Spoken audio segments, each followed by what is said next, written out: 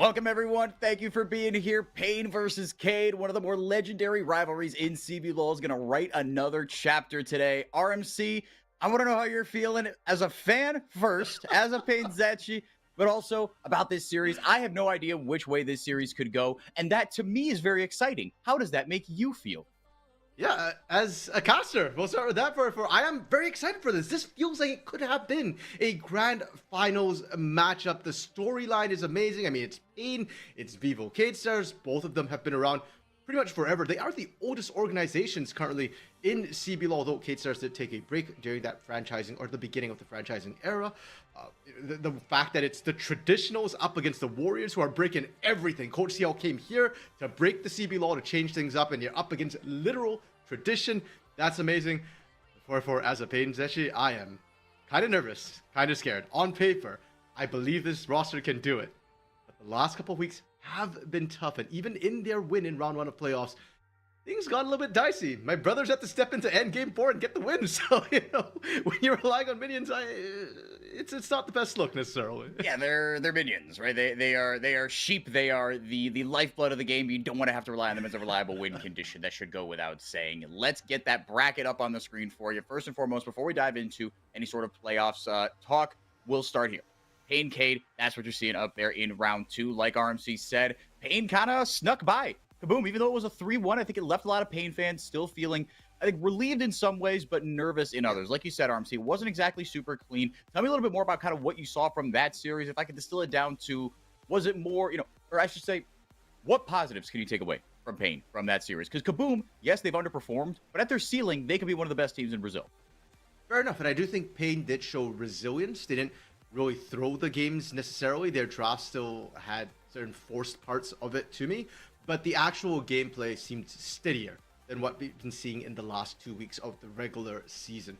On top of that, Pain is a playoff team, and we saw that. Even within the series, they were scaling up. They were actively fixing problems games to game, and I do think the best-of-5 format does fit this team. They are mental incredibly well. Experience definitely shows. So hopefully today, it will be game 5 for them in the playoffs. Hopefully they keep building on what they had in the last week through their 4 games.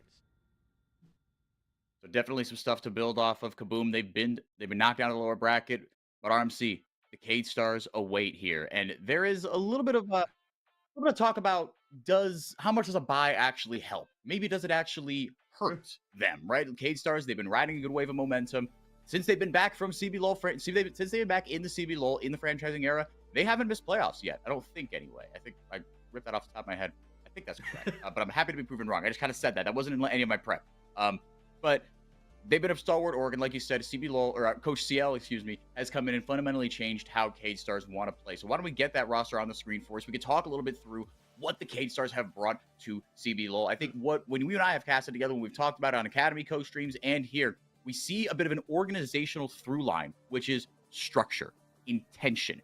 And those two things may not seem like a lot, but especially when that runs through your academy setup and the professional setup, when you brought in a whole bunch of disparate pieces, none of these guys have played together before. You're using an all English-speaking team, implementing a lot of moving parts, RMC, and having the through line be intention, consistency, structure in everything they do. There are certain rules that you must follow.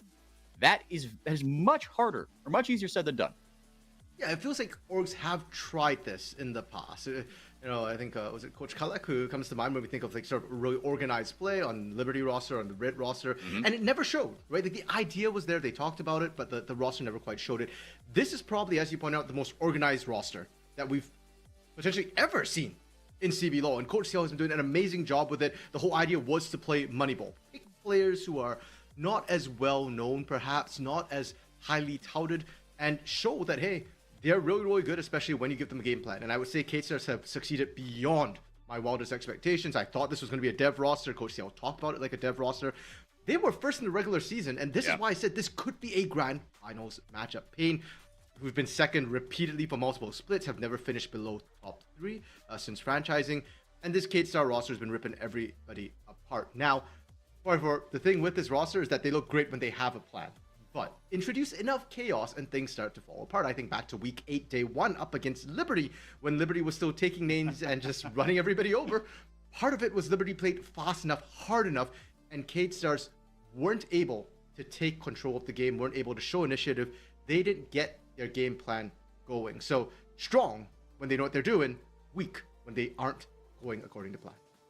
Liberty, the chaos engine, in my opinion, a big bummer that we are not seeing them in playoffs, but that's not to take away from Los Grandes. I talked about the Los Grandes fans I had in my DMs earlier in the split. They came back later in the split. They said, told you. You didn't think Los Grandes would make playoffs, did you? How foolish do you feel now? Don't expose our DMs like that, man. Hey, I try to be transparent. I put my opinions on the internet, come hell or high water. It is part of the gig, unfortunately. And look, Los Grandes, they've been worthy challengers here in the playoffs, even though they got 3-0'd with pretty much no ceremony.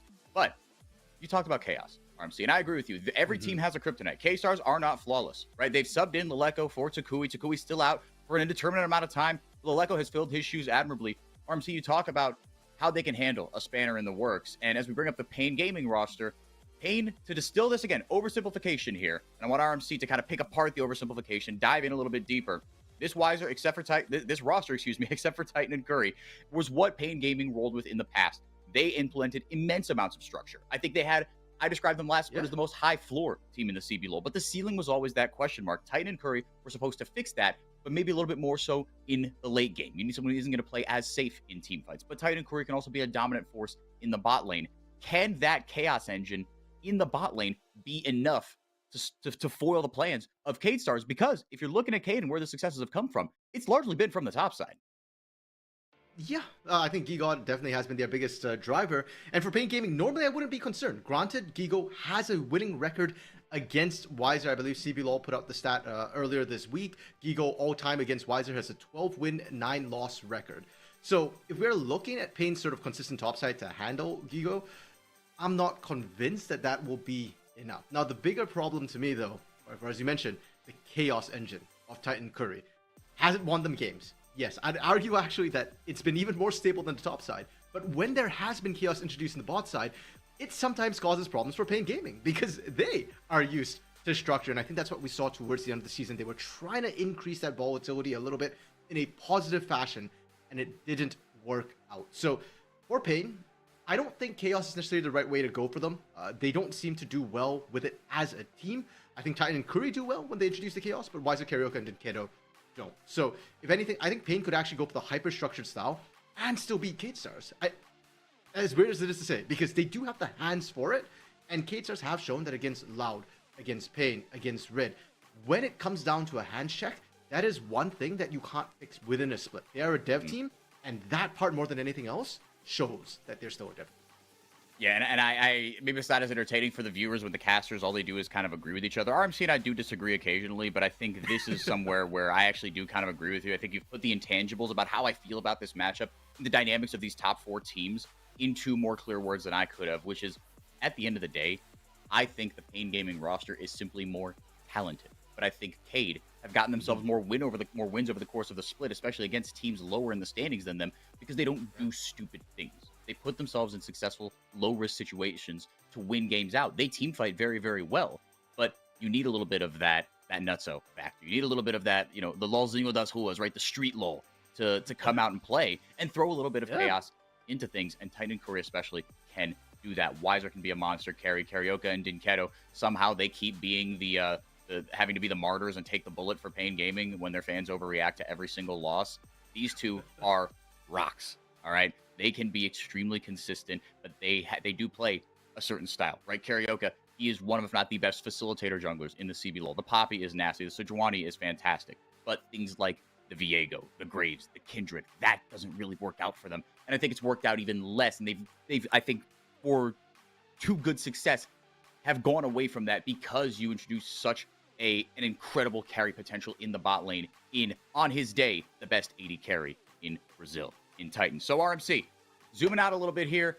I'm not gonna ask a prediction because I think it's a little tried, or maybe we'll do that towards the end. I mean, do you see how do you see the series playing out? I guess, right? Like, how do you see where the attention is paid for Pain? Because you talk about taking a hyper structured style and letting the hands do the talking, and I think that's absolutely fair enough. How do you get there though in that late game? Because that is, I agree, where Pain Gaming can really shine. Well, I think if we just look at the names on the team 4v4, let's start with the players and how these teams like to play. We mentioned Cade is very structured, they're very team-oriented, But the biggest carry on this roster is the top lane. It is Gigo, 8-time MVP, 13 solo kills, highest in the league, tied with makes in the regular season. We won't talk about playoffs because they haven't played yet. But for 8 stars, it has to be a top lane. Give Gigo resources and he will repay the team. I do want to say that Leko and Smiley have been very, very solid, so you can put them in carries, but they do best when Gigo is drawing the bulk of the attention. So for K stars, it's all about that top lane in the early game. And for Pain, it has to be that Chaos Engine, as you talked about. You've got Rocks on the top side. Now, Rocks are great and all that, but they're kind of hard to move. So just leave them alone. They won't move good enough. What will move is Titan and Curry in the bot side, and they will lift the entire game on their backs if they have to. So Pain, play for that bot side. Karaoke, recently we've been seeing Karaoke try and connect with Nkiddo, the Lee Sin Ari combo nonstop. Maybe stop that a little bit. Take a utility jungler, go down to the bot side. That's what's traditionally always worked for you.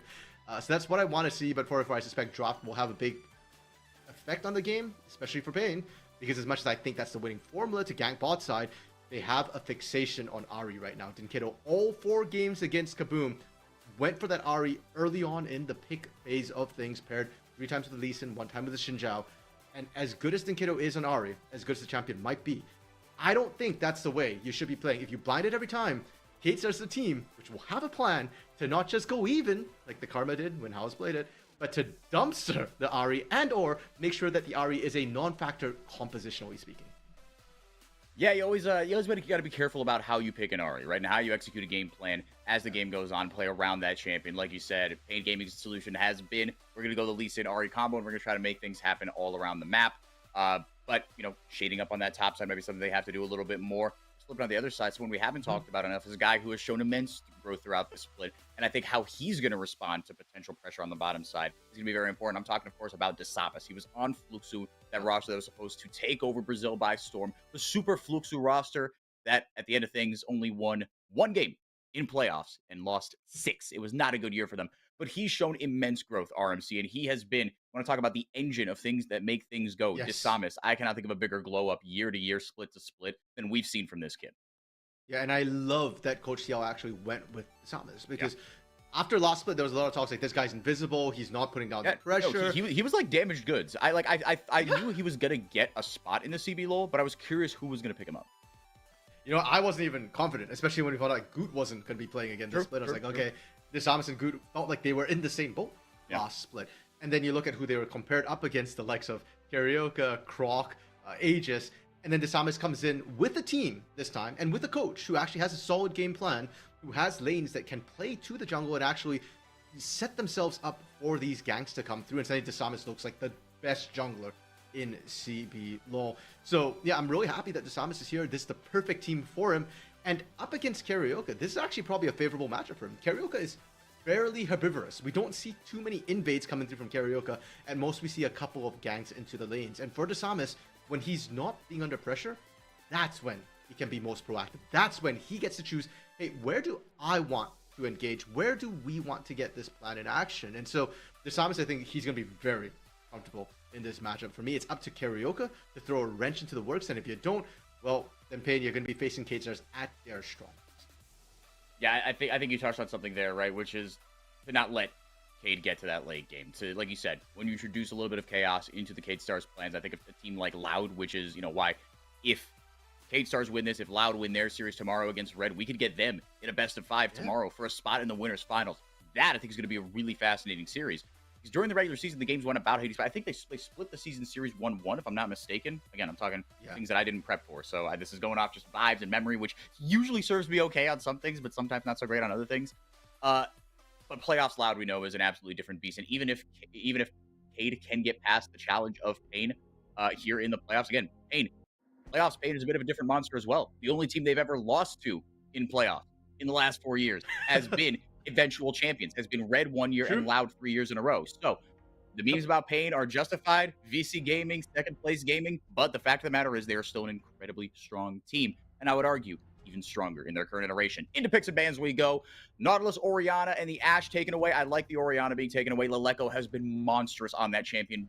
Force him into something else. If you're going to play the Ahri, which, again, it's been working for him, so I don't see Pain going away from that Ahri. Whether they should or shouldn't maybe is a different question, but I just don't see them doing that. Taking away the Orianna is a fantastic option. Taking away the Nico as well. That, to me, I did not expect. Well, I think Curry in, I think it was game 3 against KaBuM, got robbed of MVP. Titan ended up picking that one up, but I thought it was Curry's Nico who really won them the show. I think that's a good, respectful ban. I like the bans from K-Stars. These are some of the strongest picks. Now, if Titan still wants the early game, Kalista is still on the table, even though the Lucian is banned. So that is an option. Pain, though, ooh, I really like this, especially if it is for Karaoke. Rel, good flex. Both Korea and Karaoke play it well. Really safe. Keeps all your options open. And I do think right now, between these two teams, more than power picks, it's going to be about the counter picks. Well, Cade, I mean, with a guy who you absolutely want to give counter pick to in Gigo, I expect, again, we're not going to see Gigo get any sort of priority or champ select presence. My brain's not working right now until the second rotation of bans, right? Because this is such an excellent win condition that you have to play around. Leave that as deep as possible. Give yourself as much information as possible, because Pain, they're not really known for flexing things, right? They're not going to throw like a Zac in, you know, in B2, B3 and say, where's it going to go? Is it going to be Karaoke? Is it going to be Wiser? Who knows? They're not ones to really do that. Varus is being hovered here with the clock ticking down to 0. I imagine that's going to get locked in there for Smiley, but the Lucian was taken away as another response. Karma slammed here blind for Laleko. So again, maybe preempting that Ari Karma matchup that you were talking about that we got to see in game 1. I do think the Kalista would be an excellent option for Titan. He's a madman. He's someone that can perform really well with a lead. His area of caution, right, what makes me nervous about Titan in the early game isn't that he's not going to do anything with the lead. It's that he might try to do too much in the mid game. It's that he might push up a little bit too deep in the mid waves around that 12, 13 minute mark, greed for one extra plate, and get that 300 gold bounty scraped off his dome. Fair enough. And when you pick a Kalista, oftentimes the support you pick can really enable you to survive those sort of situations, right? The fact that you have added CC in your own pocket, you can burst down a lot of targets. The Kalista Renata that we're seeing being hovered right now, a very common duo, and Renata is right now probably the queen of disengage and safety. And it's also a good pairing that can go into the Varus Karma as well, though you have to play it very aggressively at that point. And I agree, I think the Karma probably is for Laleko, but I do want to keep the option of flexing it down to Pro Delta as well, because it is such a strong laning Hulk duo if you want to run that lethality Varus in the early game. No, that's a very good point, and sometimes that's how you got to do it. You got to fight fire with fire. Sam is going to hover the Xin Zhao here. What is that? Yeah. That is definitely Karma mid. I think if you're hovering the Xin Zhao there, putting Karma support is not ideal. So, yeah. Getting into the second round of bans here, we've got jungle, mid, and or jungle in the bot lane picked up here for Pain. So again, now you're going to see, I think, the focus of the draft shift over to top lane, specifically really shift over to Gigo. The amount of gravity that Gigo exerts, the amount of attention that he draws, like you said, but he is also someone, we talk about Titan on the bot side for Pain Gaming, on the top side, VKS, someone who can absolutely, like you talked about early on, is that can repay a lead. It is Gigo, 100%. And, you know, but that being said, Tristana is the first thing taken away here, so going to take that away from Dinketo or Titan, I suppose. We've seen it a little bit in the bottom lane, but I'm surprised at this one. The Tristana ban from Dinketo, man, again, maybe this is scrim data talking right now. Yeah, because it's not something Dinketo has been showing himself on recently. It is a good matchup into the Karma that you can shove very, very effectively, and Karma is a bit vulnerable to having a wave pushed into her. She can push back, but you either choose between the wave or the poke. And there's, of course, kill threat. So interesting choice that they're kind of just focusing out the mid lane to try and, or perhaps that is going to be the Karma support, and that's why they're doing this, especially if you're going to ban the Ari as well, because we already saw that Karma is a very effective counter. I do wonder if they think that, okay, or if they are expecting to pick something else in the mid lane that is vulnerable to that. I like the Pain Olaf ban, though. We talked about how strong Gigo is. Take away those champions who can literally take over the game by themselves. Yeah. I will say, though, Gigo has shown us he can play tanks and still have a huge impact. I think trying to ban him is very, very difficult. No, I'd agree. And I echo what you said about the Olaf, about the Aatrox champions that can really warp a game very, very quickly. Olaf with that CC immunity, like you said, Renata is the queen of disengage. Olaf says, I actually care very little about that. I'm just going to click on you. I'm going to go forward. You can push all your buttons on me. You can do whatever the heck you want. It's going to be very, very difficult for you to run away from me. So taking that option away here. And now that leaves things like the Gnar and the Renekton open. I would be sad to say, hey, hang on a second here. Heimerdinger. First presence in CBLOL. You saw it's been banned once, but that's about it. Pro Delta going to be on this Heimerdinger. So, but again, It's not quite the, it's a similar sort of idea. It is immense amounts of bot lane pressure. That's why this thing came up in 2022 Worlds with the presence that it did. It is here to dominate the lane. I still don't understand for why we saw Tristana and an Ahri ban though. If we were gonna pick the Heimer here, it feels like Heimer would have been great. Into either of those picks, you jump in, you're gonna get punished. But Cade Stars, they recognize they've seen the draw from Pain, and with the Kalista pickup, they're already confident that hey, Pain wants to play forward. They want to go aggressive. So what do? We pick something that it's hard to play into. You don't have a lot of wave clear on this team to clear out those turrets while you're diving in. So it's very high risk for Pain to do this. And Cade Stars have great answers. Galio being hovered, I don't like that. Into the Karma, I mean, it's doubling down, but this 4x4, this I like. We've talked about Aso. I believe back in the regular season, we are talking about Tinones picking it up because he's done it before. Lorenzo feels like a time bomb right now. Late game, he is nigh unstoppable. He gets enough health from his items. His damage just keeps increasing. And if you're short range, you have to play into that. So considering that everything else is early game on Pain Gaming, I like this late game insurance, and it means that Cade Stars, you can't just pick things for the early game. No, and Gigo's going to take that Gnar into the Renekton matchup. Again, the tale as old as time in the 2020s. This has been one of the staple top lane matchups. Whenever any one of these champions is even remotely viable, you're going to see them square up against each other. But the Aurelion Sol here for Dinketo, yeah, first time it's been picked all split long, regular season or postseason in the CBLOL. So first time we've seen it, but we've seen it in other regions, right? In the LCS, we've seen Aurelion Sol. But again, it's still that same role that since his rework, it's exactly what he is. He is a late game ticking time bomb. You've got so much early game pressure in two lanes here. So you've got a number of ways that Karaoke can go. You've got a potential three-headed monster developing here for Pain Gaming. Yeah, I really love it as well because one of the biggest problems for Aurelion Sol is how long it takes to scale up, right? He got buffed earlier in the season. He came absolutely broken, very quickly nerfed. And if anything, his early game is now significantly weaker than it was prior, but the scaling is still really, really strong. But you look over to what Cade Stars had. I like the Varus Heimer to deal with the Kalista Renata. It forces Renata to play forward, which is not what she wants to do. She's the queen of disengage, not engage. Yeah. So I like that bot lane. You had the Karma Shinjao, which is one of the strongest early game duos you can potentially get in terms of trying to shut down aggression, in terms of trying to invade.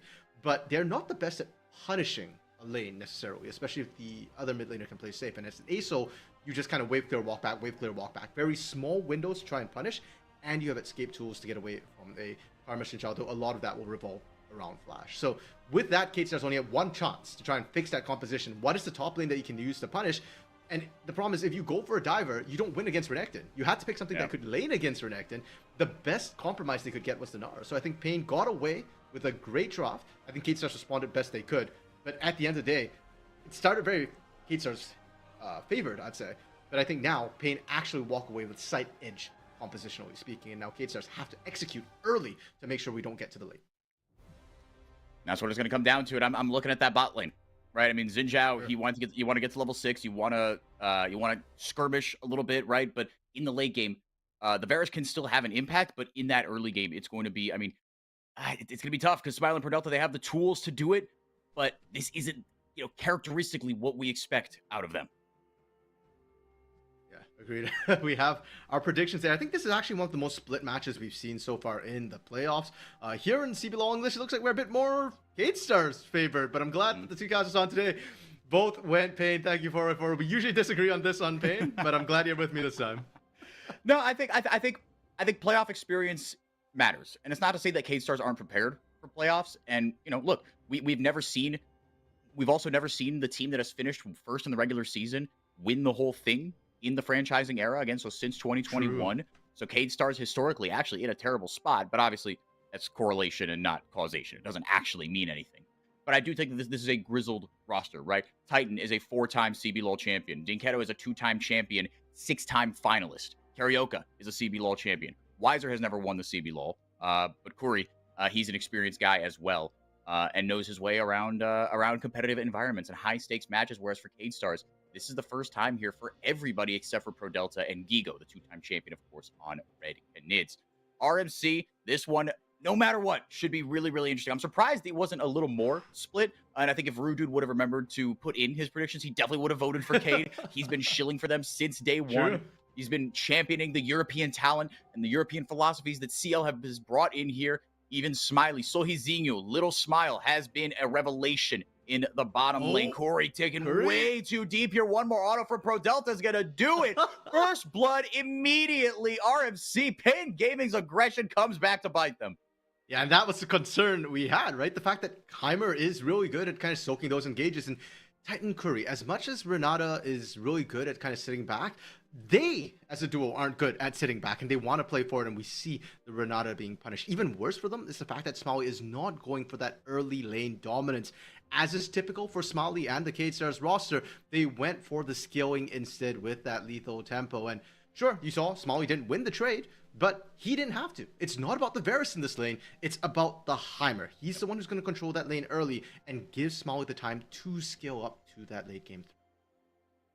And I appreciate you pointed that out. It is the lethal tempo Varus, so he's going for that late game insurance as well. And I think that's very good because the late game damage on this composition for K-Stars really does scare me, especially going into an Aurelion Soul and something you have two really capable bridges of getting you into that late game in Wiser, in Titan and Curry. So soaking up pressure, but like you said, RMC, these turrets are just such an issue to deal with the Comet as well. It's such an oppressive lane to play, and Kalista, for all her early game powers, she's a very short range AD carries. Renata, for all her incredible disengage, the cooldowns are incredibly long. There are windows to play around this.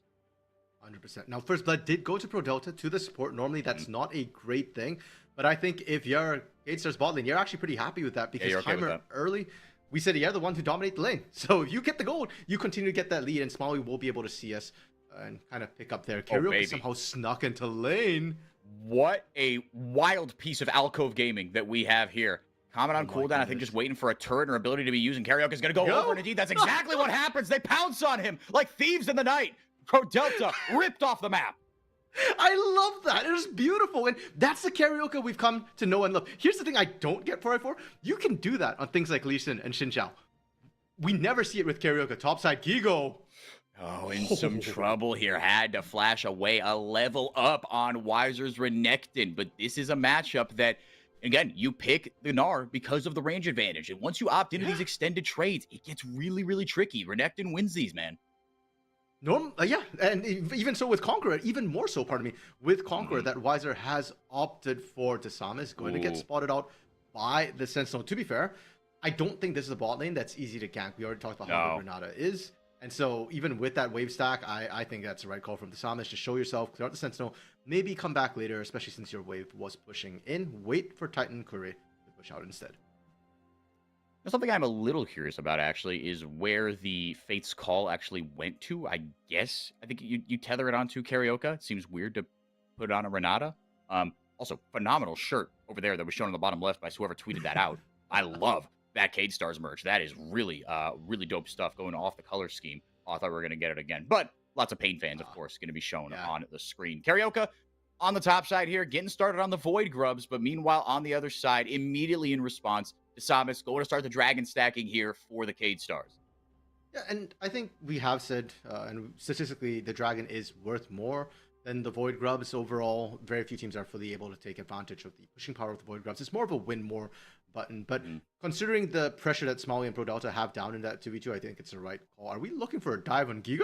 We might be looking for a dive on Gigo, especially if he's going to go away from the safety of his tower. The Dominus popped after the stun goes down from Wiser, flashing it as Leleko, not going to find his mark, but actually gets a decent amount of damage here with the tether down. One more tower shot will do it. The kill's going to go over to Gigo. It's a disaster. Karaoke gets one back, but Leleko's going to walk away with one as well. K-Stars punch back. They respond beautifully to the top dive.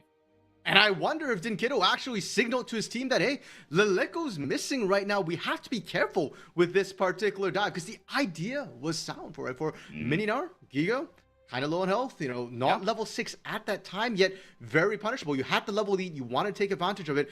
Problem was Karma, right? Early game, we talked about how incredibly strong she is. And especially under a turret, the slow, I think, was what actually ended up killing Wiser. The fact that first of all, the shield stops you from killing, and then the slow means you can't get out in time. Karaoke doubled down and said, okay, we got to get this kill. That is the right call. Because if Gigo survives, then Wiser loses lane control. If Leleko gets ahead, it's not the end of the world. You still can't kill Dinkido, and Dinkido will eventually outscale. Leleko and Karaoke are the two richest members of the team, or of the two teams, I should say, both at 2,800 gold. Everybody else running around that 22 to 2,400 gold mark. But yeah, you pointed out, RMC, I think you're absolutely correct. You had to make sure you got something from that because, yes, it went wrong. It was for something that you maybe should have accounted for, but for whatever case you didn't, and that is just kind of the situation you find yourselves in.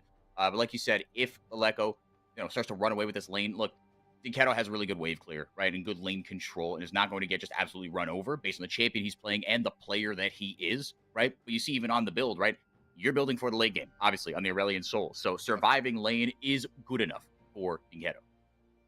Yeah, what is interesting to me is the fact that normally with the Karma Shinjao combo, that duo should be getting a lot more control over the game.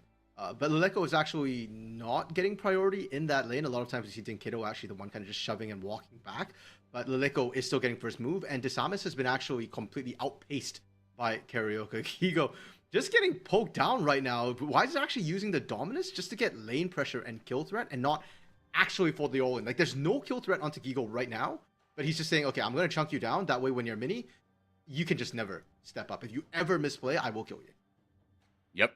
And moving down to be able to get, like you said, getting that lane control, potentially being able to move. This is something you see from Robo's Renekton quite a bit, and Robo's anything, actually, is getting early pressure to gank the lane from the other side of whichever way the jungler is coming from, maybe making you have to watch two flanks. And with only one control ward usually bought by mid laners, that can be a tougher task to cover both of your flanks. But now, using this to shadow with Dinketo, who's coming in on the pixel brush here. Gigo hopping away. The skies descend. The stun goes down. One more auto will do it. Why is not going to be able to get it? When it becomes lightning, Desamis going over there. So again, the Dominus actually coming back up here, for Wiser, but not going to pop it. Not going to opt to try to save his own life with the healing, opting to just cut bait with that one.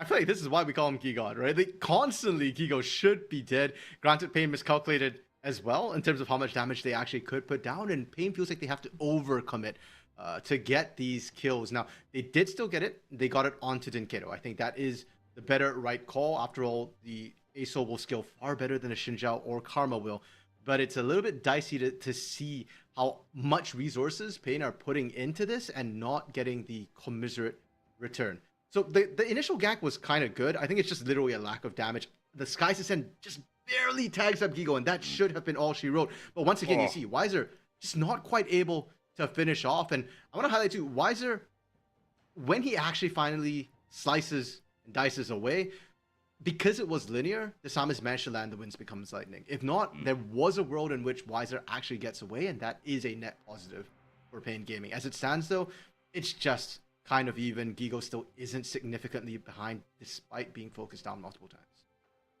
No, because they've gotten something from that, right? And the assist gold has been a little bit of extra income that Wiser has had to work with. Both kills, or 2 kills, I should say, of the 3 have gone over to Karaoke. So now you're looking for him to try to accelerate that. Speaking of ultimates being used just in trades, obviously both these ultimates, the Dominus and the Gnar, very short cooldown. Right? You've got those up on pretty much on cooldown. The Unleashed teleports have come through here at 10 minutes. Again, it's not 12 like it used to be. It's not 14 like it used to be. So could see that have an impact later in the game. But RMC, going back to something we were talking about earlier, something I brought up was, I want to see kind of how Karaoke maybe impacts this bottom lane, which he did, right? Sure. Doing that alcove gaming, like you said, you were praising him for that, and also kind of criticizing. Look, I'm happy that you're doing this, but where was this on previous champions, right? Where was this in previous games? Because you've got such a great win condition to be able to impact here in the bottom lane, but you haven't been doing it. But I talked about Desamis and how he's able to shadow and how he's been at the right place at the right time. Karaoke has been the aggressor, but Desamis has been tracking him like a hawk. Yeah, and it's kind of weird that we talk about Desamis, being the sort of engine for K-Stars, and he's not been revving. So good on him to be able to answer back on those topside dives. But at the same time, I feel like K-Stars is a little bit not playing in their comfort zone, not in their strong point. Again, right here, for that particular play, it was Wiser rotating down. It was Pain setting up for that Dragon first. And sure, they do lose the plate, so gold favors K-Stars. But for Pain fans, I think this is a good look for them. This is what they've been missing and what you've been hoping to see come through. And for K-Stars, on the other hand, I am a little bit concerned. We mentioned before, I don't think their scaling will actually be as strong as Pain's as the game goes on. Now, it will be close, with Smalley being that lethal tempo late game scaling Varus, but we haven't seen Smalley really get involved in anything just yet, whereas Dinketo, despite needing to scale, has been active on the map. To be fair, he is on an Aurelion Soul. It's a lot easier for him to maneuver around the map and get back to lane, in a timely fashion. He's got the TP as well, so he could take a few more of those liberties. But yeah, this is around that time where you want to send Smiley into the mid lane, send him into areas where you need priority, right? Where you start dumping the resources into him, especially because he's always going to be splitting that with Pro Delta. Now, Pro Delta, with that early kill, with the amount of attention that a Heimerdinger can pay back here. Oh, Titan might be in some Ooh. trouble here. W goes out, insta cleanses, Chains of Oh, Corruption, and flashes away. Laleko dances around the mantra Q, but will is it enough? eventually, like the thing, fall. But it gets Oh, bailed good out. Curry bails out his AD carry, and he pays him back gorgeously. Titan is dancing around everything that Laleko throws at him. Here comes the TP. Pain Gaming aren't done just yet. Pro Delta stepping forward, trying to get something on the Titan, but it is a sunk cost, brother. Titan lurches out of his chairs, says, "Respect me, brother. I've been in this league longer than you've been alive." Welcome home, Pro Deltas, to the home of Pain Gaming, and great TP from Weiser. Now, he will be sacking at least one plate in that top side to Gigo to make that happen, but this is why we talk about the Chaos Engine. This is why we talk about Titan Curry. Again, Titan in such a dangerous position. This is why he chose Curry, so he knows he gets that backup, and Curry has been stellar right now for this Pain roster, facing off against his predecessor in this team. Titan should be dead to rights right here, right? And the fact that Titan even steps up here is why he has to burn the cleanse. But he does it because he knows Curry is coming. And Curry, clutch as always, that last second build. The flash forward as well. The handshake doesn't land, but it wasn't necessary. If it did land, this would be a lot easier. And Laleko doing the right thing, know that, okay, I rotated this time. I'm not going to be able to bail out my Heimerdinger. Just leaves Pro Delta to his fate. Man, that right there is, I mean, that is like Sukupuru Jititan, the purest essence of Titan in the early game. Mechanics above everything. But you also talked about that trust that he has with Curry. When Pain Gaming wanted to recruit Titan, he says, "I'm not coming. Pro Delta, whatever. I'm not coming unless I get Curry back." Curry was on a brief stint on Red when Titan was on that squad, when they were struggling. He said, "I've got some synergy with this dude. He is phenomenal. I want to play with someone who trained at the T1 Academy. I want the best of the best." And that right there is what you do it for. That right there is something that we haven't always seen in CBLOL in the regular season. But when it works, it is a thing of beauty, RMC. Oh, Weiser in the 1v2 right now. Could get kited out. Well, let's see here. Smiley's certainly going to do his best. The TP coming in, gets the triple stun onto Smiley. The stun comes in from Pro Delta, and it is not enough. Weiser definitely biting off more than he could chew there. I don't think respecting the amount of damage that Pro Delta could do. No, not at all. And for Pain, that last series of events actually starts in the top side when they went for that gank onto Gigo. And once again, Laleko and Desamis were there. It feels like K-Stars is fully aware that Gigo's going to get focused. After all, he is the big carry of the team, and they are fully prepared for it. And Pain, they're trying really hard to make this work. It's not maybe the optimal play, but it was the game plan they set up. And because it's a bit telegraphed, K-Stars is answering back better. They fueled the top side dive, and they don't get the kill for the side of Pain Gaming. They will lose the turret, but it's much slower. Whereas bot side, Smalley and Pro Delta got free turret, and they got the pick by just responding to Weiser on the other side. So for Pain, I love that they're being proactive. I still think that is the better game plan, but I do think Kate Stars have done very well to receive the aggression from Pain. I just need to start seeing Kate Stars answer it as well. Well, the aggression does continue here for Pain Gaming. Just Smiley caught in a solo lane on the side. Yeah, not going to be long for this world is that Varus. But making something happen in the mid lane, finally taking down to that mid-tier 1, actually taking a tower advantage on the other side here. You see the numbers coming up here in this game between the two AD carries. Look, Smiley, he has been, for all the praise that K-Stars have gotten, and for all the progress that Smiley has made, especially toward the back half of the split, he has kind of been singled out at times as the weak point. He, you know, for all the high-level League of Legends that the K-Stars have been playing, he's someone who has been criticized more often than not for not living up to the rest of the teammates' potential. Yeah, and I'm personally not sure that that's fair criticism of Smalley. I think Smalley plays a more, shall we say, Western European and or North American style where he's not as lane dominant. He's more about the team fighting, and I think he's done well in that role as a late game team fight machine. So for Smalley, I'm not quite as worried as long as he's not ceding too much of the early game pressure. And he has died twice, which is a little bit concerning. But I think he can still come back. And we might see it here in this team fight for because both teams are posturing for this dragon. As I say that, though, Pain actually walks away a little bit, and dragons aren't the tankiest things on the map. K-Stars could potentially burn this. Yeah, K doing a good job ripping through it so far here. They didn't have any of that prio in the bottom lane, but they send Weiser in with the TP. Oh, But this is pretty linear here. Going to be swiped away, actually, by Carioca.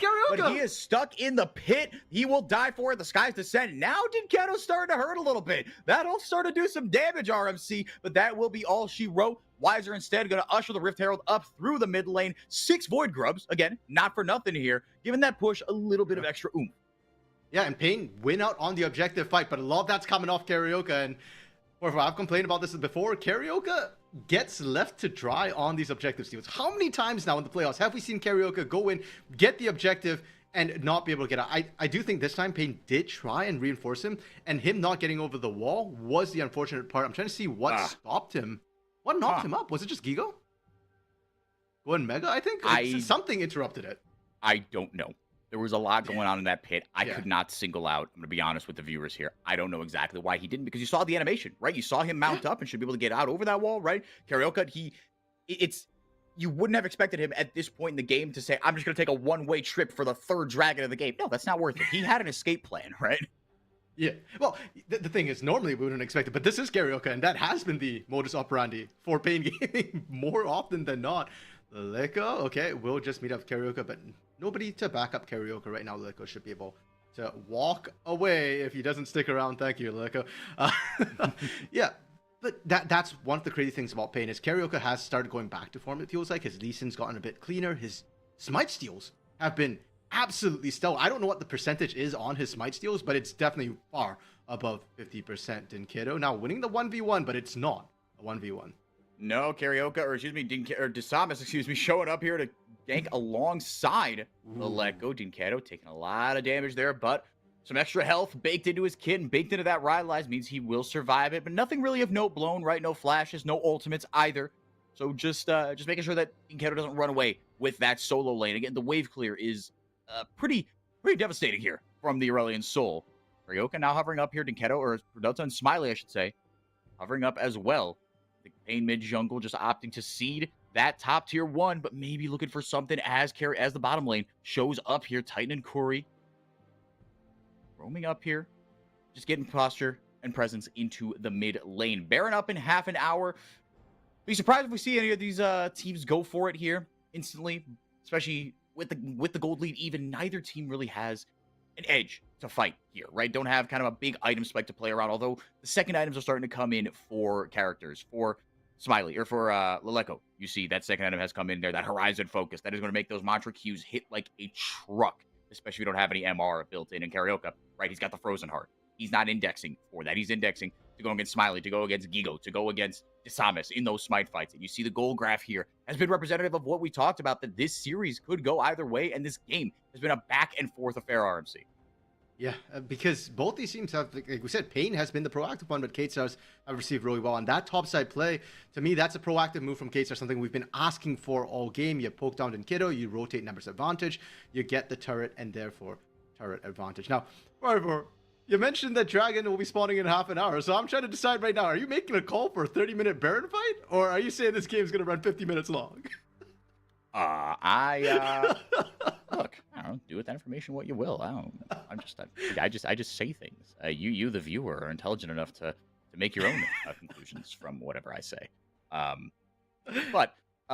think, just playing around item spikes was kind of the point I was trying to make there. And different parts of the map have found different spikes here at different times. And you see, again, neither team is really jonesing to fight right now. You're just kind of checking off your bucket list. You're checking off your League of Legends fundamentals, just making sure that you have decent vision. You see a couple of deep stealth wards there. Finally going to catch out to Samus and Leleko, try to clear that out and establish their own vision around the Baron.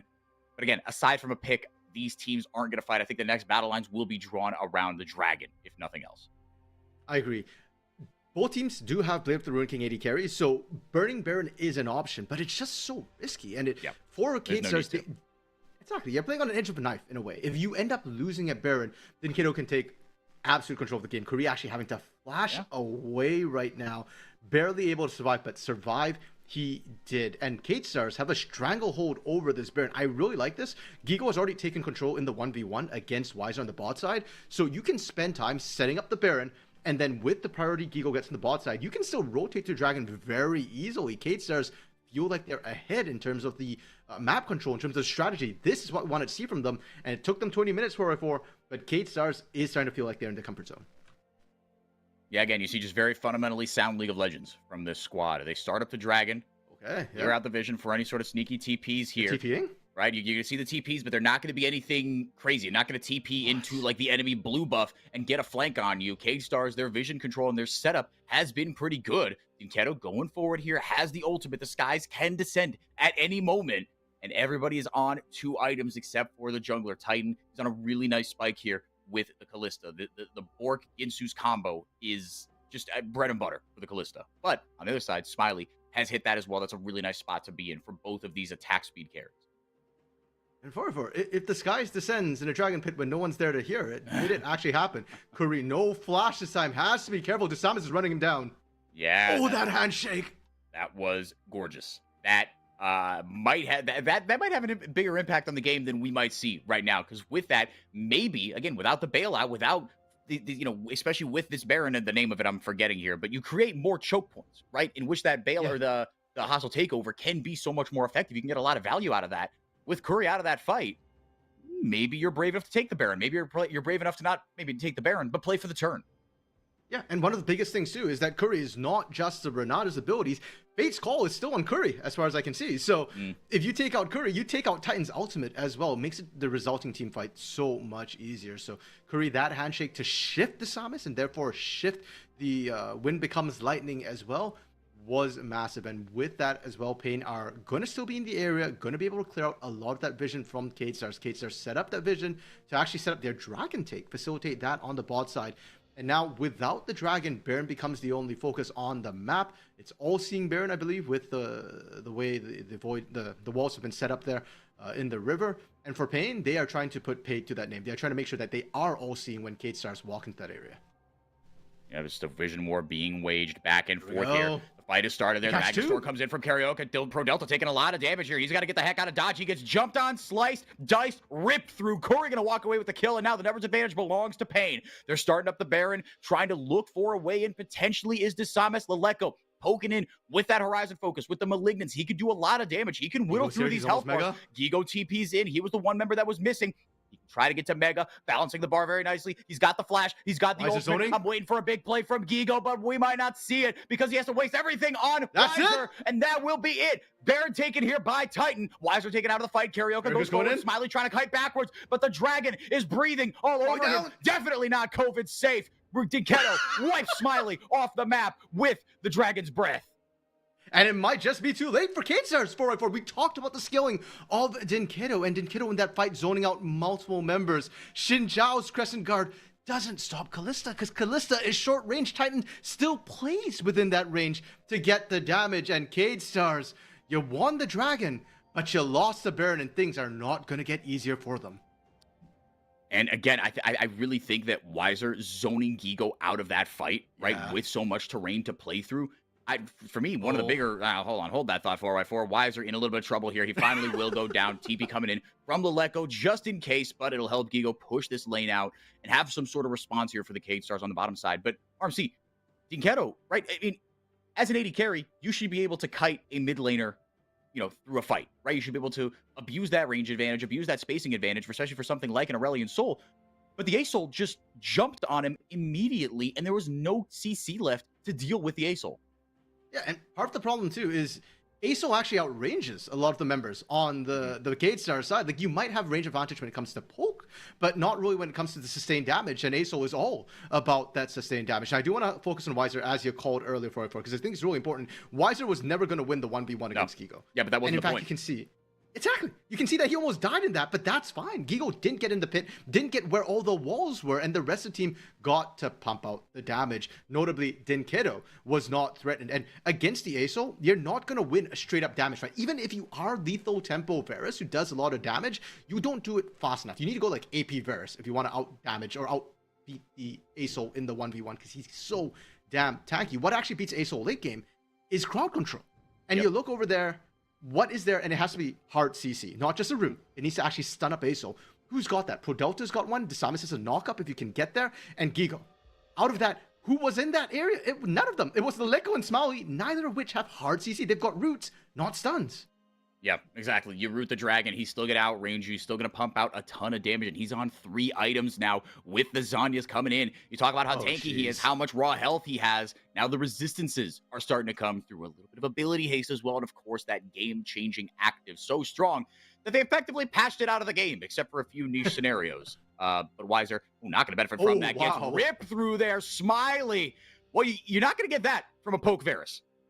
True. But that is Chains of Corruption down, and I think Pain are going to be willing to try and take this 4v5. It's all about Gigo once again. Oh, Can he big get them? stun from Pro Delta. Kiriko steals! This guy's going over, and Kurioka into the backline gets the steal, and again, looks like he'll pay for it with his life, but now that puts Pain Gaming on Soul Point.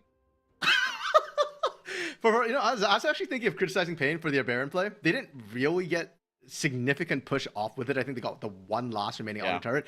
Not ideal. But they get the dragon, so I can't complain anymore. And once again, it is Karioka being the hero making this happen. And now K-Stars are looking to push up, but we said this before. Pain have great wave clear. Look at Dinkedo just being a turret, standing there right now. Sure, you're poking him, but he'll clear that damn wave. And with how close it is to his base, he will get the reset, and he will be there no matter what for the next wave. Yeah, really nice and easy to defend. And again, just it's a lot of health to chew through, right? And Leleko, he's going to start doing even more damage. Now he's got that Crypt Bloom as well. So with that Horizon focus and with the Malignants, it's all about those mantra Qs and how much of an advantage can you take going into these fights, right? And leaving just fewer health bars to chew through, fewer ticks of health to chew through. But again, we need to see that straight up 5v5. We need to see Gigo have an impact on this Gnar. He's been not ineffective. That's really selling him short. But again, you see what he can do in these team fights. But that's the problem that's always had with Gnar is it's a very telegraphed playstyle. It's a very telegraphed ultimate. Yeah, and you can see as well, the Sky's Descent from Dinkedo is doing such a great job stopping that engage coming through. I want to highlight too, Gigo might look tanky with that health bar. He's actually not. Look at what he built, right? He built Trinity Force, Terminus. He just completed the Thorn Mill. Prior to this, he was sitting on the Bramble Vest. So Gigo actually isn't that tanky, and he has no magic resistance. So when he runs into the likes of Dinkedo, he will get run down. And that's why we're not seeing Dinkedo be the primary engage for this team. He's actually secondary engage right now. His biggest value is in doing what we just saw, finding picks onto Wiser, winning out the split push. And that was a choice K-Stars made. I don't know if it's the right choice, but right now it certainly doesn't feel like it when they're losing these team fights, when they can't even win 5v4. Samus opts to go forward here. They go around the E from the Aurelion Soul. Smiley trying to get away into this one, trying to find an angle in Leleko, looking for his own angle to throw those mantra Qs over the wall. Takes a quarter of the health out of Dinkedo and Wiser. Titan got to be careful with how much he steps forward here. Samus still has the flash, still has the ultimate, has a couple of abilities in his pocket. Gigo zoning Karioka out of this fight. Pain Gaming split up here. They don't want to get caught before they have a chance to fight for the objective. That Baron coming up in 40 seconds. And watch for Gigo when he goes mini. That's the trigger for Pain to engage. Pain wins if they can engage, but if they don't, they will get poked out. The Samus win becomes lightning. Doesn't find anybody. Is he in trouble now? Oh, he might have bitten off more than he could chew. Pain Gaming doing a great job of pouncing on the enemy jungler, and he has to blow the Crescent Guard. The ultimate is down for Xin Zhao. Titan on about 2/3 health. Same with Karioka, but he goes in. Where's the backup? The Skies do descend around him. Simon has to flash backwards. The tether goes out, trying to buy space. K-Stars running away. They get the knockup and the CC down onto Gigo. Another fight where the Gnar is completely ineffective. Karioka gets taken down, but Pain have Cade on the run. The stopwatch buys so much time for Dinkedo, and now K-Stars have to run away. Smiley is going to get taken down by the tail of the all-seeing Baron. You can run, you can hide, but Baron Nashor has been here longer than you have. He will find you. He will hunt you down. But Pain, not out of the woods just yet. The health bars are low. Desamas and Pro Delta looking for a last-minute miracle. Pro Delta does so much damage. The bailout is out. He gets it. Dinkedo! Curry What's Samus? to magic bailouts, saving the carries at different points in the game. Pain Gaming surviving by the skin of their teeth. You give these boys an inch, they're going to take a mile.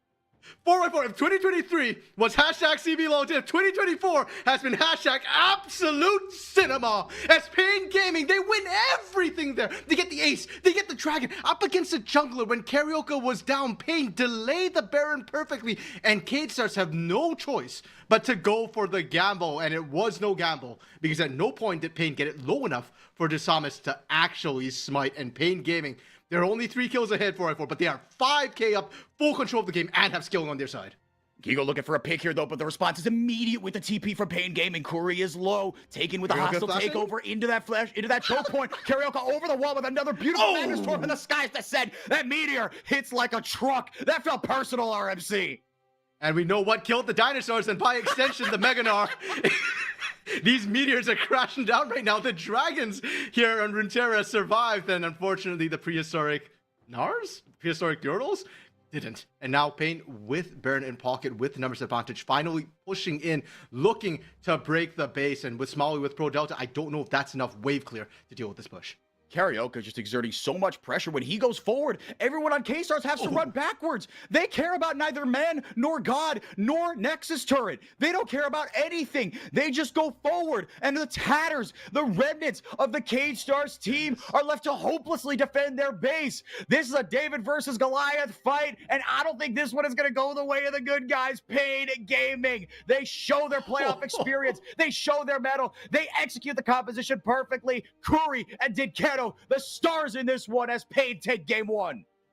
I've been crying for weeks now to stop playing that Ari, and look, it's just that simple. Didketo picks something not named Ari and looks like an absolute star on this A. So early this split, I had said, and when Leleco came in, that okay, maybe you can take advantage of Leleco. He's not the most lane dominant mid laner. And we kind of forgot about that because Leleco was doing such a good job holding the lane, and people kept trying to play these sort of lane aggressive picks into him. But we saw it this game.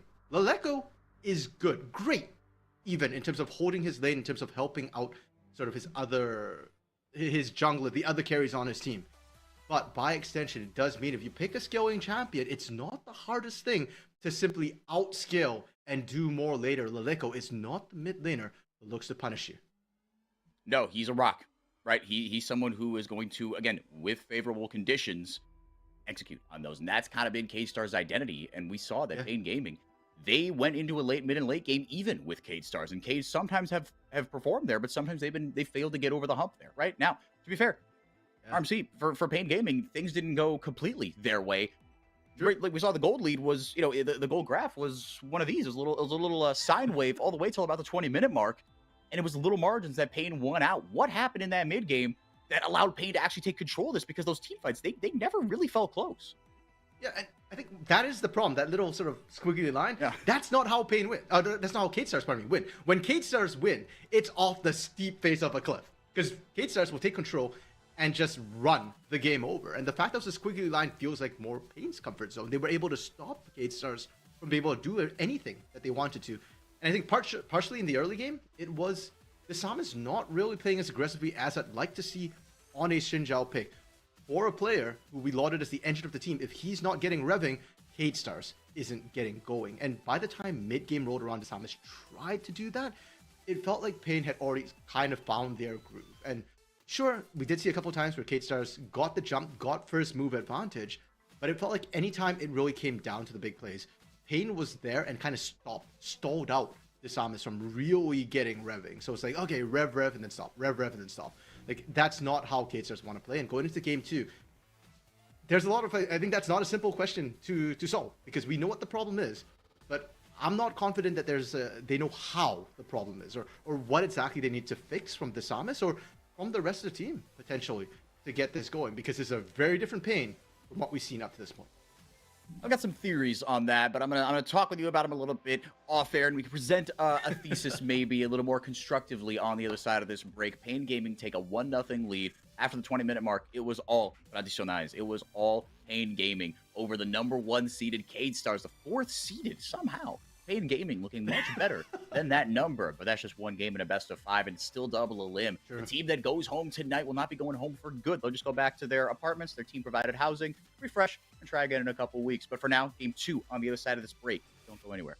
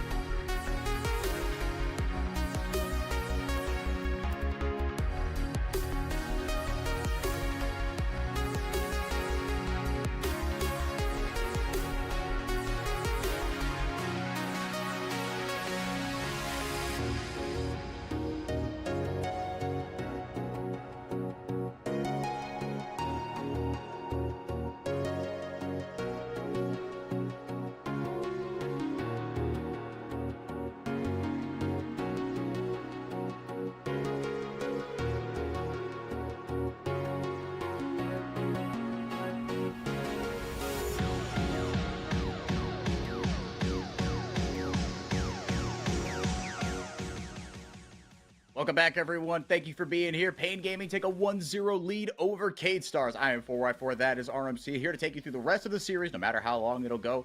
And RMC, I don't know if it's just I don't know if it's the clubismo, I don't know if it's the fandom talking, but I'm not even that inclined to disagree with you. Pain look like they have flipped a switch. And look, here's kind of the overgeneralizations here. This could be a 3-0 from Pain. Cade looked like they've hit their ceiling. These were some remarks that were thrown out by somebody behind the scenes on our broadcast. But if that was to be the case, give me the arguments for and against that. Why don't we start there? Okay, let's go for it. So yes, I was very excited after the first one. I'll acknowledge maybe I'm a little bit too hyped on that. After all, I am a Pain session at the end of the day. Yeah, I think this was beautiful from Pain. This was exactly what we were hoping for when we picked up Titan and Curry. The fact that you have a very stable top side. Wise didn't win his lane, but he did everything right in team fights, didn't kiddo his kills. Karaoke on a utility jungler, winning every single smite fight. This is the dream, right? And Titan Curry hopping off on that Kalista Renata. Curry clutch as all hell with those bailouts, the handshakes, and Titan getting to do whatever the hell it is he wants to do because nobody can stop him.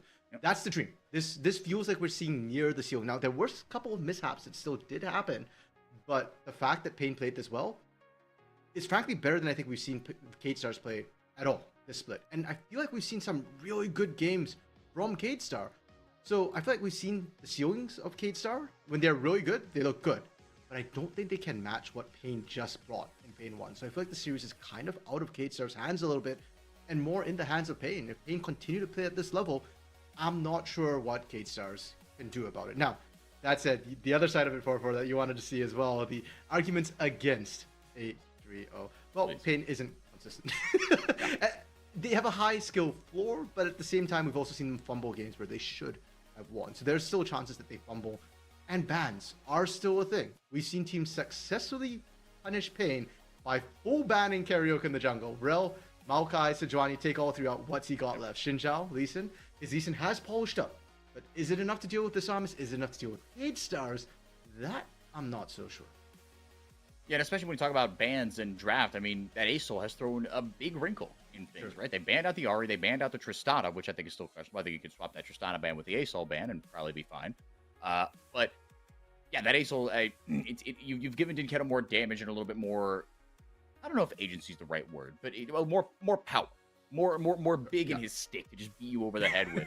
And something else I wanted to see a little bit, and we were talking about this off air some, is that it feels like after 20 minutes, K-Stars weren't able to play their comp the way they wanted to. That composition has no reliable engage. They want to play backwards a little bit. And every time you saw Samus wasn't able to get a flash knockup or a flash, a crescent guard or something like that, he was punished pretty much immediately. And Karaoke with the flash engages, Lindbrod gave him MVPs all across the board. So I think that's a fair shout. He played very, very well. The sides have switched. Cade Stars, being the losers of game one, they have opted for blue side, and they are not going to mess around with that ASOL anymore. Yeah, I love the ASOL ban to come through, but 440, it did have to ban Ashe as well. And that, I was going to say, it does leave all the jungle picks open for Karaoke. His signature Maokai, I don't think he's lost a game on it yet this split. I do need to double check that, but yeah, he's certainly been a menace on that champion. Curry, potentially, could be a Dinketo flex as well. Dinketo does play the Nico as well. The Nico going to be slammed here as well. I think Pain are more than happy with this, and we look at what the first pick was for Cade Stars. Varus, you could have gotten that red side. I don't think the blue side B1 was the power pick here. And if not that, then what are you picking it for? Like, what sort of other prio champs are you looking at? Well, the Rel, I guess. But even then, I mean, Pain doesn't seem to, I mean, like you said, they value the Rel clearly, and Karaoke looks good on it, but Maokai's just too free. It's press R, get objective. And the Maokai with the Nico as well. Karaoke and Dinketo have been playing together for years. This is a combo that you get. It's hard to miss a Maokai ultimate, whether you use it offensively or defensively. And you throw the Pop Blossom on top of it. Good golly, Miss Molly. That is really tough to deal with. Tristana will go in the mid lane in all likelihood. Again, there's a small possibility Gigo busted out in the top. In fact, it wouldn't stun. But I don't know if CL. I don't know if they cooked that hard in the scrims this past week. The Rumble taken away. Yeah, I mean, yeah, they're calling us bluff. They're saying, look, we think Gigo's going to get something a little bit better. So they're gonna have to blind Gigo, kind of no matter what, unless Pain decide to go with something on our. Yeah, and there's also now space for Dinketo to look to counterpick that Tristana in the mid lane as well. She's got a lot of early pressure, but she's not invincible. And Ari is still on the table. If that is your answer into the Tristana, I think that's very valuable. Kate starts actually banning the Hui, which just surprised me a little bit. I think Hui can do a lot of damage to Tristana later, but in the laning phase with the right jungler, Tristana can certainly punish. By the way, I did check the stats. Kyriako is 100% win rate on Maokai. Not only that, he's 100% on Rel. His KDA for Rel is 5.2. Wow. Maokai is 11.6. He is double that. That Maokai is twice as dangerous as the Rel we just saw last game. Those are some stats. Those are some numbers. That is very impressive. So okay, Karaoke undefeated on this champion. I do think, again, you do have the possibility of busting out a mid laner here, right? You could throw the Maokai support, you could throw the Nico support, but and actually, honestly, with a Kalista Nico, I don't hate that. I really don't hate the Nico support. And like you said, Curry has played it as recently as literally last weekend, so he has done it before. Gnar going to be taken away there from Wiser. They don't want him on a signature champion of his, although the Wiser Gnar hasn't quite been the stuff of legends in the last couple splits. He still clearly knows his way around that champion. But RMC, another story of game one here that I think is going to be told, that has a chance to be remedied in this second round of bans, is Gigo. In the late game, he was a bit of a nothing burger, and I don't even put so much of that on him. I credit Wiser with that. Just creating all that space around objectives on the Renekton. Yeah, to be fair, I mean, Gigo had a lot of pressure the 1v1s. So it's not like, yeah, he was a nothing burger, but at least he had the french fries down. You know, like there was something to it, just not the main meal. And this game, looking to actually pick up the Renekton blind. Keep in mind, it is being blinded. So Gigo needs something that doesn't have terrible matchups. And when you've got double marksman, you really just need a meat shield in front of you. So I don't hate this Renekton pickup. If anything, I'm more curious as to what we might see Wiser opt into. Because Jax is still on the table, and that's a trade or sort of a handshake we've seen through plenty so far in the CBLOL. I do think it's a skill matchup, and if this is old Wiser, I would have trusted it. But current Wiser into current Gigo, I don't know if you want a handshake or you just want to pick a straight-up tank, which can look to engage. I'm gonna go with the Heimerdinger again in support. RMC, you're not loving it here, but okay. Here's the thing. Look, the Heimerdinger, I didn't think it was bad. I thought it was fine. True. That's fair. Yep. Look, it did well in lane and in the team fights. Again, I don't put that down to the Heimerdinger. I put that down to, like, I don't know, like, maybe the criticism is, okay, you shouldn't have picked Heimerdinger. You should have picked Engage. You should have picked Nautilus, Leona, something like that. But yes. I think like that I can accept as a criticism. But to say the Heimerdinger in and of itself was a terrible pick, I'm sorry. Like, you didn't watch the early game. That's fair. Sorry. 100%. I fully agree with you. And I know some people in Twitch chat were saying that the Heimer pick was a kind of auto lose. I thought where they picked it last game was a good spot for the Heimerdinger. The idea of that composition was to soak the Engage. So, before you mentioned off screen in the green room during the break that you really didn't like the lack of Engage. And and you say it now again, I fully agree with you. That's my problem with the Heimer. I don't think the Heimer is a bad pick. Yeah, that's fine. I agree with that. Yeah. It's good into Nico. Nico, Kalista want to play into you. It's going to be hard. We saw what happened last game when you messed up the Engage. If you're in the turrets, you eat a lot of damage trying to get any sort of damage onto the Varus, onto the Heimer. You've got hard CC. With that. Yeah. Hulk is really, really good as well from that duo. So sneaky amount of damage. Yeah, it's a great combo in the 2v2. My problem is still compositionally. Like you call it, there's Nautilus, there's Leona.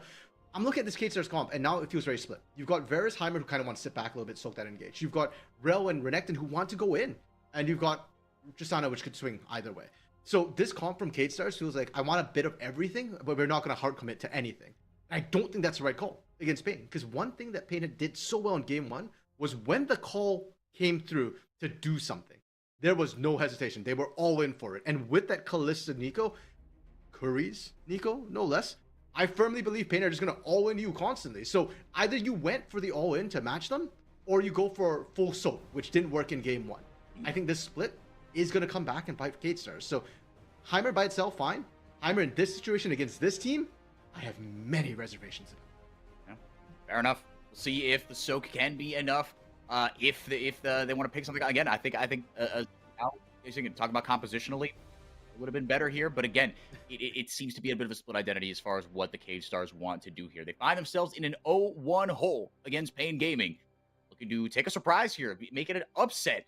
But RMC right now doesn't look like an upset, and from what we talked about the whole split and expectations coming into the split, Pain Gaming, they've had their wobbles where Cade Stars haven't. But again, these names are known commodities in the CBLOL. And even look, again, Cade Stars being in first place, there's an interesting phenomenon that happens in sports as well. And I think Cade Stars, they might might be suffering from this is that if you overperform, which I think it could be said that, look, K-Stars winning the regular season, that's an overperformance. No Sure. one Yep. expected that, except for maybe Rude. Rude. No one expected that because not a slight on the players, just it's going to take a lot of time to gel and you're using a mixed language roster, right? That comes with a lot of growing pains. And CL coming in and trying to implement a whole new philosophy, kind of rip the structure up top down. It is very difficult to do over the course of a split. But now with this overperformance, your expectations have changed. And I would say maybe unfairly. So now when you don't meet these expectations that weren't the case initially, the split could be viewed as a failure. And I think if Cade fall here to Pain, and even if they fall in the next series against a strong opponent, this split should not be viewed as a failure for Cade.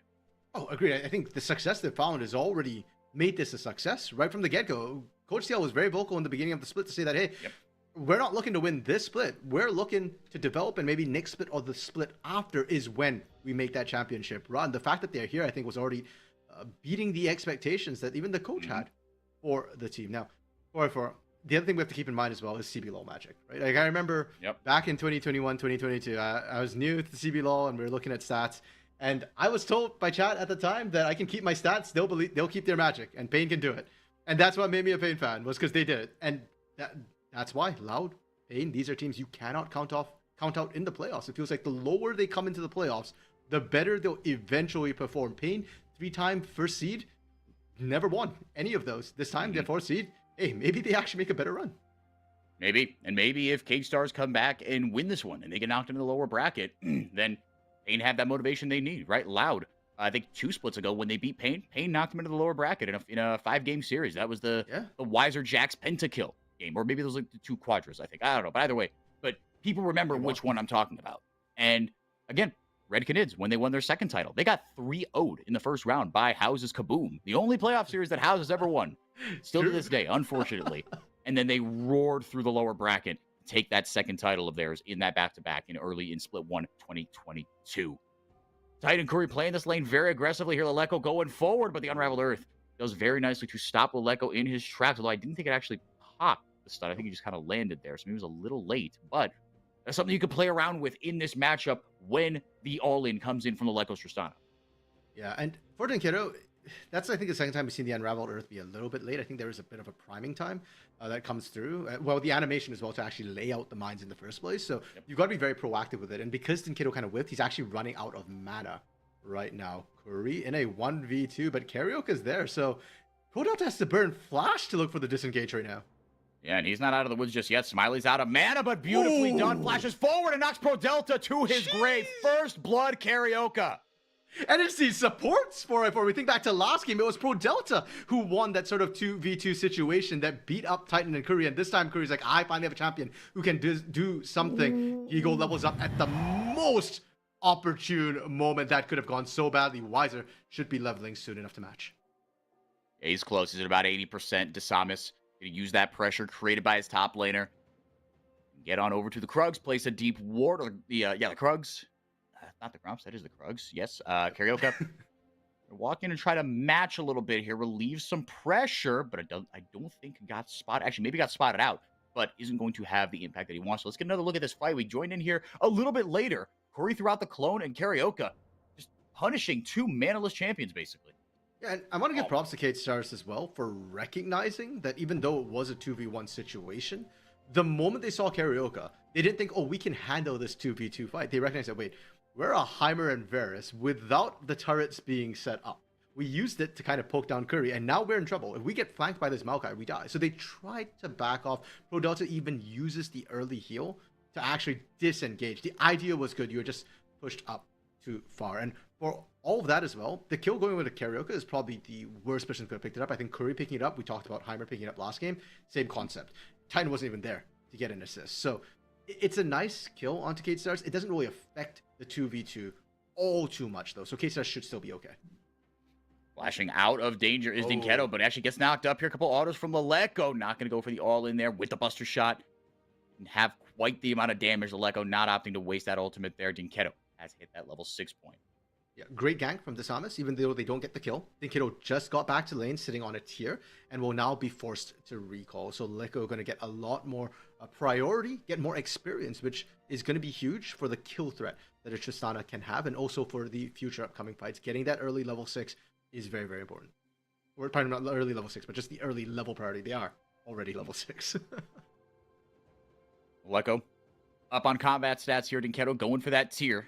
And the flashless Dinketo here, right? I mean, Talia's got disengaged, but it's not always the most reliable. Got to be careful about how he plays out the rest of this lane. The vision he's going to place around it. Leleko shoving and roaming, hopping over the wall. Weiser is not level 6 just yet, but is able to get the counter strike down. No tower aggro pulled here. Everyone and their mother showing up here. Desamis going forward. Karioka as well. Neither jungler has level 6, but Gigo goes forward there with a very nice ultimate. Gets the damage down as well, but the tower providing just enough safety for Leleko. Not going to be able to finish it off. RMC. Pain survived the dive.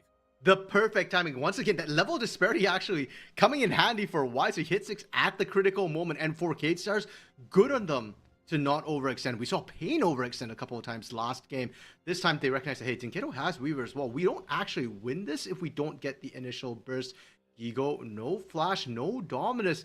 Will have to back off as well, and Desamis didn't. So Desamis gets one of the grubs, so it might pay for his life if he remains greedy. And as alluded to, he will not. Instead, the Grubbies will bounce on back. And Dinketo, and Karioka, excuse me, with Dinketo walking by. Karioka will take the other two. Dragon up as well. Again, not able to be answered back immediately by Desamis. Had to scuttle on out of there. Curry waiting in the wings potentially. Or something here. Smiley. And run down by Titan. More autos and a red. Titan taking no prisoners here. He's up 2 levels on Smiley. Oh, that's a bit fake. Smiley's about to hit 5. Fair enough. But still, it is massive that Titan is up ahead and fueling himself right now. That's up what 20 we absolutely CS. love to see. Yeah, and more importantly, you set up for a potential dive to come through as well. Smiley?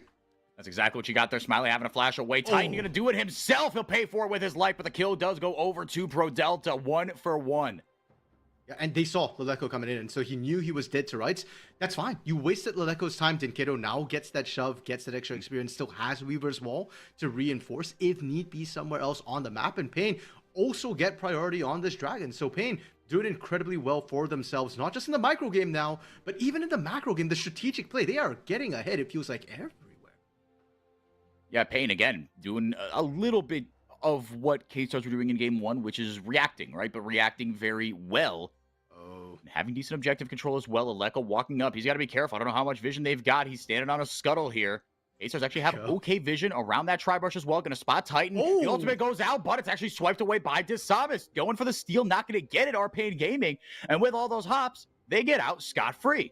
Okay, that's kind of huge. That's the first time Karioka has lost a smite fight today. That is massive for K-Stars. But getting a replay of sort of the Weiser dives. You see Weiser hitting 6 here, and that Grandmaster's might becomes massive because of the sort of improved defensive stats you have. Karioka actually stops the knock-up as well. So a lot of the initial burst damage gets interrupted. And the moment it goes south like that, they just have to disengage. The threat of Dinketo is just too damn good. Now, Small here as well. Great flash to buy space, buy time. But I think Leko actually got supported by the clone before it vanished. And that's why we saw Titan just hard commit to that. Curry saying, hey, I'm going to peace out. We trade the 1-for-1, but we win out just in terms of tempo. Smalley will miss that wave. And Leko, sure, maybe you get the wave, but you miss out mid anyways. A 30 CS lead here for Titan. Jeez. Yeah, that is tough, man. Titan just imposing his will on this bottom lane. Dinketo throws out the Unraveled Earth. Curry, no Dominus. Gonna come up here. He's got the flash. He's got the ultimate as well. Waiting for that wave to crash, but Desamis waiting in the wings, looking for the back gate. Both ultimates go down. The Magna Storm and the Pop Blossom. Weiser coming in over the top, and Pain Gaming get the jump. Desamis flashes almost into certain death. He's on the right side of the map, and Daka takes someone down with him. Double kill goes over to Curry, but Pain take control of the top lane. Titan in a little bit of a scary spot here. If Pro Delta can maybe land some hard CC, they've got a shot here, but the health bar seems too big, RMC. There's nothing they can do. Yeah, and unfortunately for that dive as well, that turret from Pro Delta was very, very risky. You saw how quickly the aggro switched over to Pro Delta. This dive doesn't work. Heimer is not an aggressive champion. Again, that was the criticism we had, right? It's a perfectly fine pick to survive and soak the pressure, but that's not the case right now. You're trying to play aggro, and right here, Curry gets the double kill and fully deserves it. The way they set up that bush ambush, the bush trap, bush ambush, yeah. The Sam is flashing away because where else are you going to flash to, right? Like, no matter where you go, you're dead to rights. I'd almost rather have seen Samus not flash, and we go right back to Gigo. Right back to Gigo, who's getting bullied here. Dinketo and Wise are coming up immediately from their recalls. And Gigo down to 0-2 now. Pain Gaming starting to run away with this one, RMC. Yeah, and contrast that to game one, where we saw Gigo get ganked multiple times, and K-Stars were always there to respond. The Lekko roaming up from it. The Samus waiting in a bush somewhere. Every time Pain tried to make a play, Gigo was covered. And I think it speaks a lot to how the second game has gone. Because Titan's starting to take off bot side, because Curry moved earlier, K-Stars can't spend the resources to cover Gigo as much anymore. And that's why we're seeing Gigo go down. He was winning in the 1v1, by the way. He was up almost 20 CS. Not the case anymore. And with the kills as well, and the assists, Weiser's actually up gold in that 1v1 situation. Ooh, Leleko's got to be careful here. Good seismic shove. He's going to bust her shot. Karaoke away. Dinketo still free firing from the backline. Throwing out. Curry! Curry goes forward with the Power Blossom flash. Locks up Leleko. He's going to get hit by a couple of boulders. Going to rocket jump back. Somehow will survive. It's a 3v3 meanwhile in the mid lane. Samus doesn't have a way in. Doesn't have the flash. Doesn't have the magnet storm. And I think that's all that she wrote. I actually can't believe Leleko ended up getting out there. And they still found a kill onto Karaoke as well. That's a little bit painful for Pain Gaming when the setup looks so damn good. But K-Stars, the big question we have for them is, can they match hands? At least so far, 4x4, this game, they're having a much better time of it, trying to just go 1v1. Gigo, though, maybe not having quite as much fun. He is still pressuring up. He is still, again, somehow up with ACS. He is catching up. But he does have to be careful. Weiser didn't even pop out yet. And that does do a pretty burst of damage and helps with the subsequent trade as well. Gives you just, it's that old-fashioned League of Legends ult. Press button, get a little bit stronger. The fights just feel a little bit better. It's just a steroid. But like you said, just give you a little bit of upfront damage as well. Let's take another look here. Leleko looked like he was dead to rights, but using the Tristana's mobility very, very well. Dinketo not able to finish the job off, but Curry, man, oh man, getting Leleko at the edge of the Pop Blossom there. Yeah, and it feels like Curry right now is feeling like the MVP in this game too. Wherever he is, they get kills, they get action, and not Buster Shot, Rocket Jump has got to be one of the weirdest mobility spells in the game. Because I agree, I thought Leleko was kind of dead to rights. The CC chain should have gone through, but somehow it buffered in the weirdest way, so that the CC chain wasn't as long as it otherwise might have been. And Leleko was down to one auto. Like, if anybody autoed him, or maybe two autos, he'd be dead. If it was a mage hitting him, if it was Dinketo hitting him. So it was just really, really clutch that Leleko gets away. And despite the fact that Leleko gets away, Dinketo still got assist, Dinketo still got priority, and Dinketo still has a bit of a gold lead. Not significant. 126 is next to nothing. But you can see he is still topping the charts, and Leleko is only 5th. And that's the thing, RMC. It does feel like Pain Gaming are really in control of this one, but K-Stars got the first dragon. K-Stars have 5 grubs, and K-Stars are only down less than 1,500 gold. A lot of the gold, 300 of it, right, is coming from just turret plates. And Gigo, he's gotten 3. Leleko's got 1. The bottom lane has 1 too. So it's not like K-Stars are getting run out of the building here. Again, it's going to come down to these skirmishes. Dinketo, we haven't really seen like a gigantically impactful Weaver's Wall just yet, but we have seen some really good seismic shoves to Samus taken out of the fight. Now responding with the Nature's Grasp, going forward here. Karaoke going in there with the Twisted Advance, going to lock up to Samus and delete him, but Leleko's still free firing. He's getting hit by the dragon, though. Pain Gaming have their sights set otherwise. Buster shots Karaoke over the wall. Smiley getting easy pickings for him, but he gets jumped on. He gets lit up. He gets rent. Karaoke somehow lives, and Titan gets a triple kill out of it. What on earth?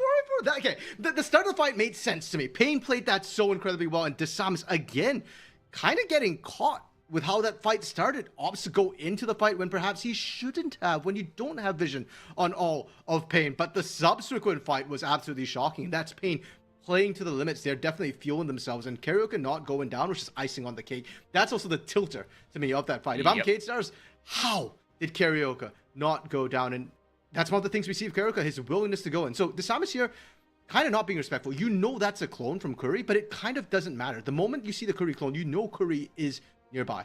Nothing to highlight, Chains of Corruption missed. So K-Stars didn't actually have their teamfight tools available for this fight. Everybody on the top side is not the team fighter. The moment Chains of Corruption went down, they had nothing. And unfortunately, Samus, who had the Magnet Storm, was on the bottom side away from everyone else. And from here on, you saw Karaoke goes in, gets the Maokai passive. That's the heal that actually kept him alive right there. Whether he lives or dies, it's kind of irrelevant. except for the mental damage it does to Kate Stars that despite everything we did, we didn't even get a single kill out of the fight. Yeah, Leleco win the gold graph.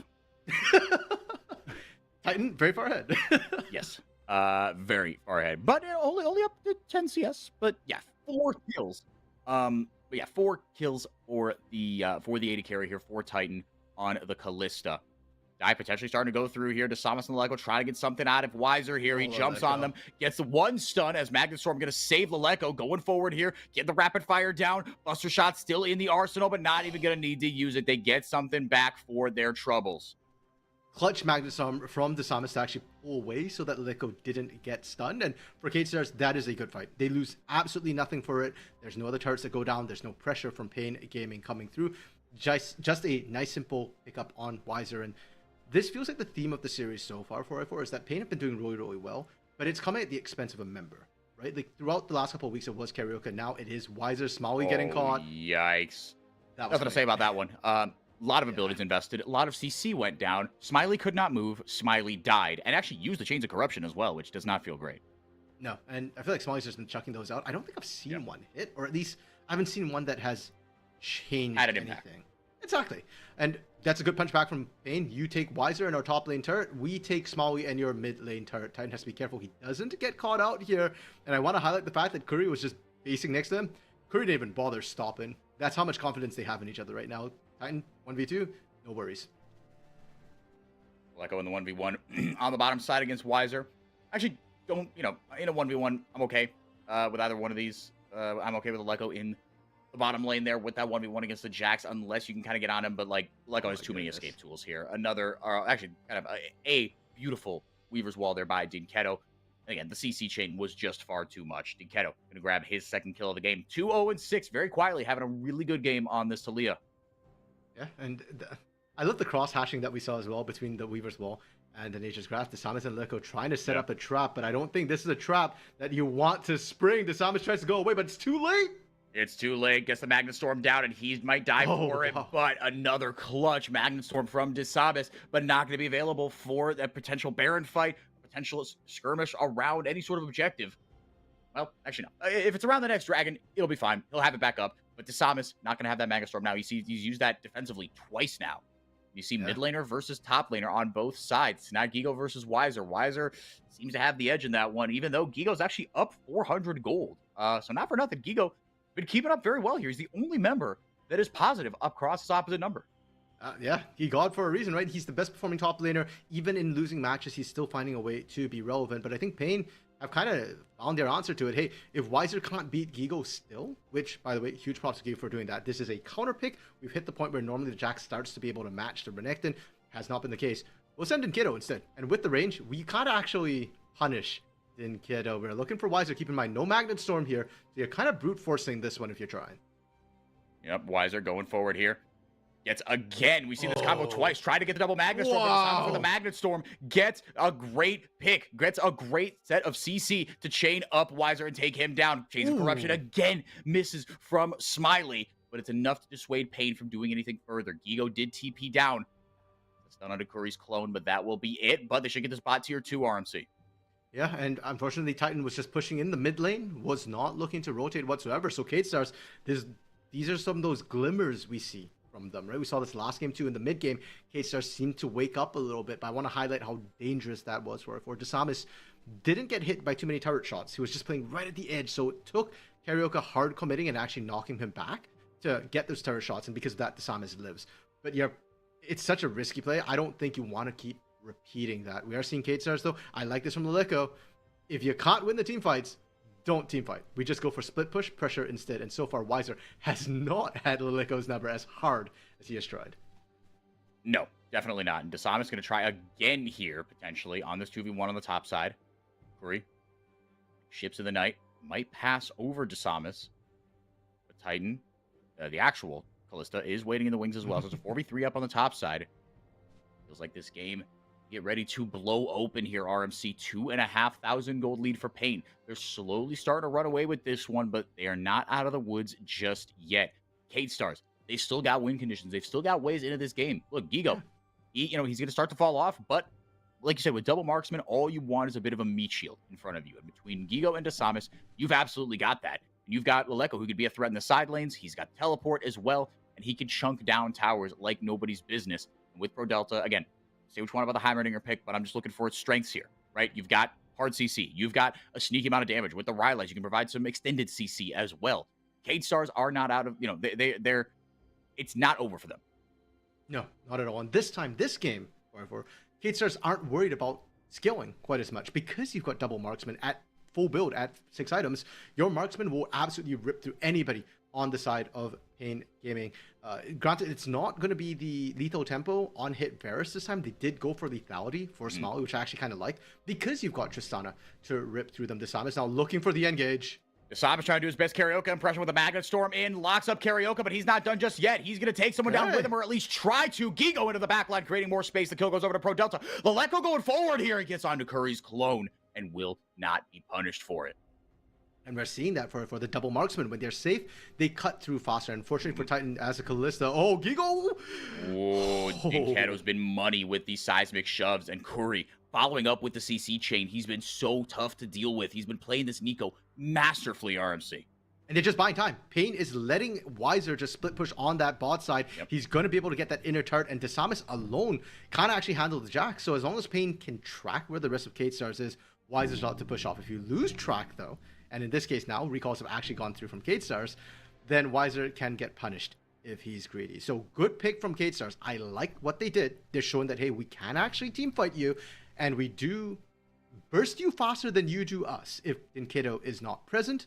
But Pain, they're patient, they're calm, they're steady. They recognize that, hey, you made a play topside. Well, we have Wiser bot. We're just going to keep making this push. And it does feel like this game has become a tete-a-tete with macro play and strategies and turrets more than actual team fights. Yeah, I mean, the team fights have been interesting to see how they play out. Like you said, the double marksman, that's something to watch out for. But the picks, right, the 2v1s, that's been kind of how the game has been played up until now. But I mean, the team fights are an eventuality, right? It's a when, not an if. True. Looks like the next one will be around the Baron. Curry's got to be a little careful here. He's going to send a clone out. No one really with dominant vision around this Baron just yet, but I think that will be where, well, I say that.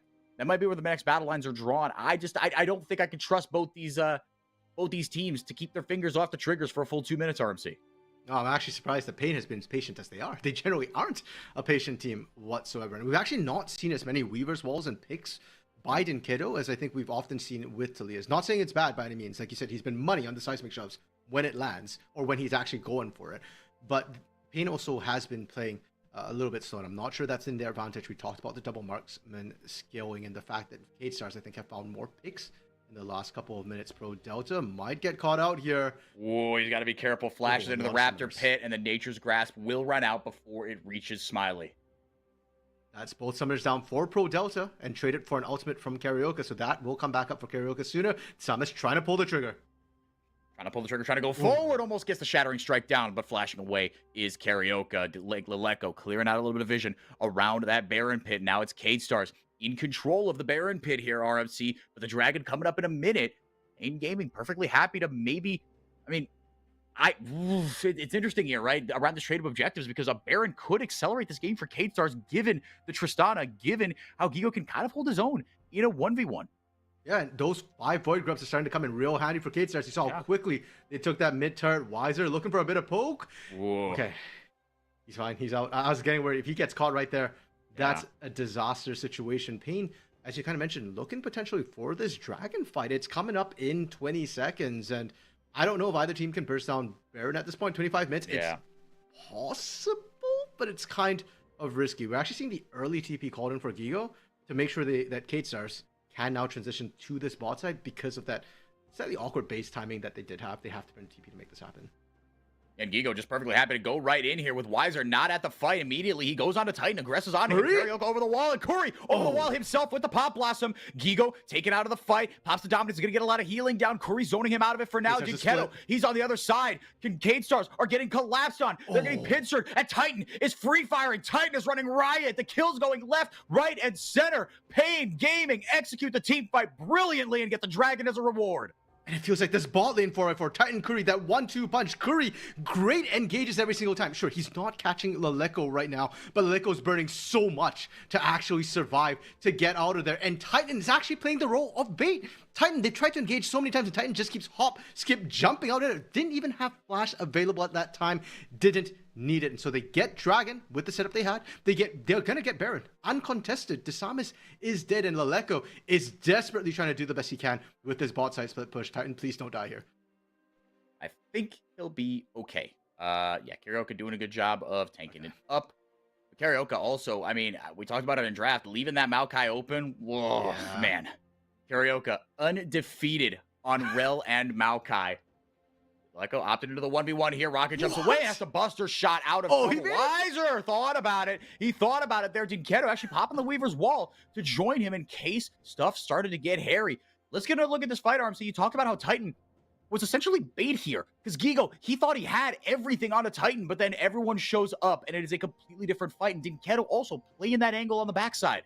Yeah, and you can see even here, Desamis is just hyperextending for Titan. He does not peel for his backline. And once again, this Heimer pick is not working out. Because it's Heimer, you don't actually have the greatest peel. You've got Rylai's.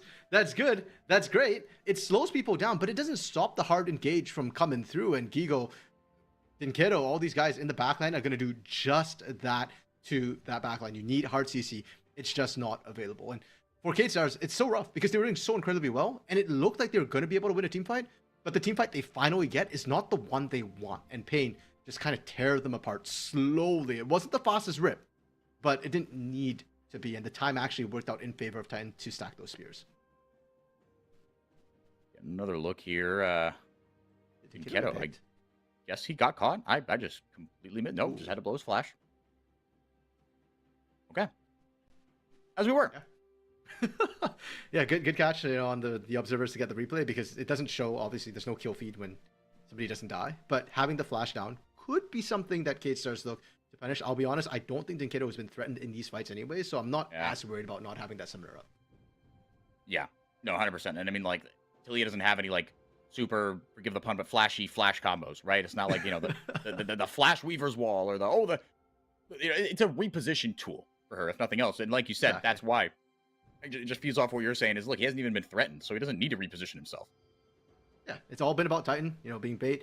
Heck, I'd even pick Curry as a higher priority target to need to be able to burst out. Karaoke using the nature's grasp. Oh my goodness, seismic shove again. Money from Dinketo. He gets stopwatch. He might go down for it with his life. Karaoke trying to peel for Pain, trying to peel for the rest of the Curry squad. But Curry goes in with the huge pop blossom.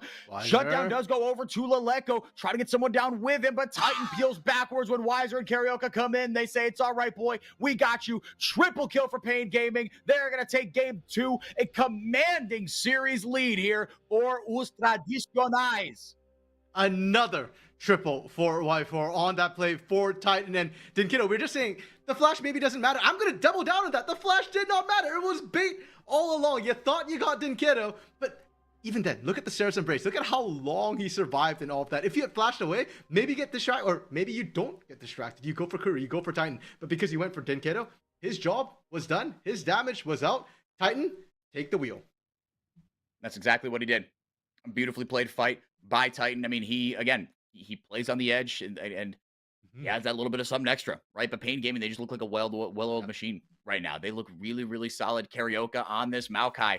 Like you said, it makes sense why you just kind of just turbo ban him in the jungle. That might be the way to go, because you see Karaoke, look, when he doesn't have his best games, he might look a little bit invisible, and I think that's fair enough. But you cannot accuse him of the same thing when he has his on games. He is the straw that stirs the drink for this team. He allows everyone else to be the best versions of themselves, right? Dinketo had a great game. Weiser had a solid game, but none of that happens without Karaoke. And those Nature's Grass, the way they create so much space, right? That with the Pop Blossom on top it's unplayable. Yeah, and I actually love the fact that we didn't see that many Nature's Grasp into Pop Blossom combos that came through from Pain, because they actually extended the threat.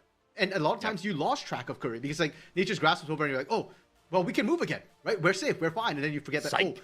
Yep, nope, Curry's still right there. And just when you're looking for that re-engage, hey, we survived it, we can go in. No, you can't, because that was just the first punch. The follow-up is about to arrive. And for Pain, right now, yes, karaoke might be the straw that stirs the drink, but the drink is good in and of itself. Doesn't need to be stirred.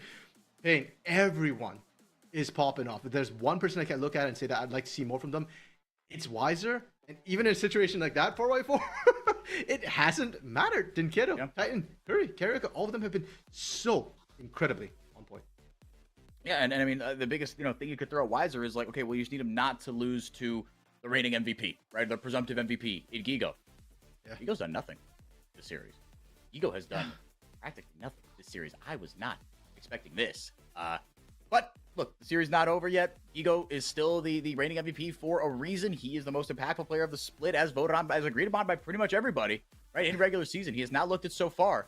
But K-Stars, look, it's still double a limb. So I think at this point, just scrap everything. Try to get a win. Try to get the wins back one at a time here. Avoid the embarrassment. You come back next week and do it again. Right now, they're down to 2-0. They've got their backs against the wall against Pain Gaming. Don't go anywhere. We'll see how it goes in Game 3. Don't go anywhere.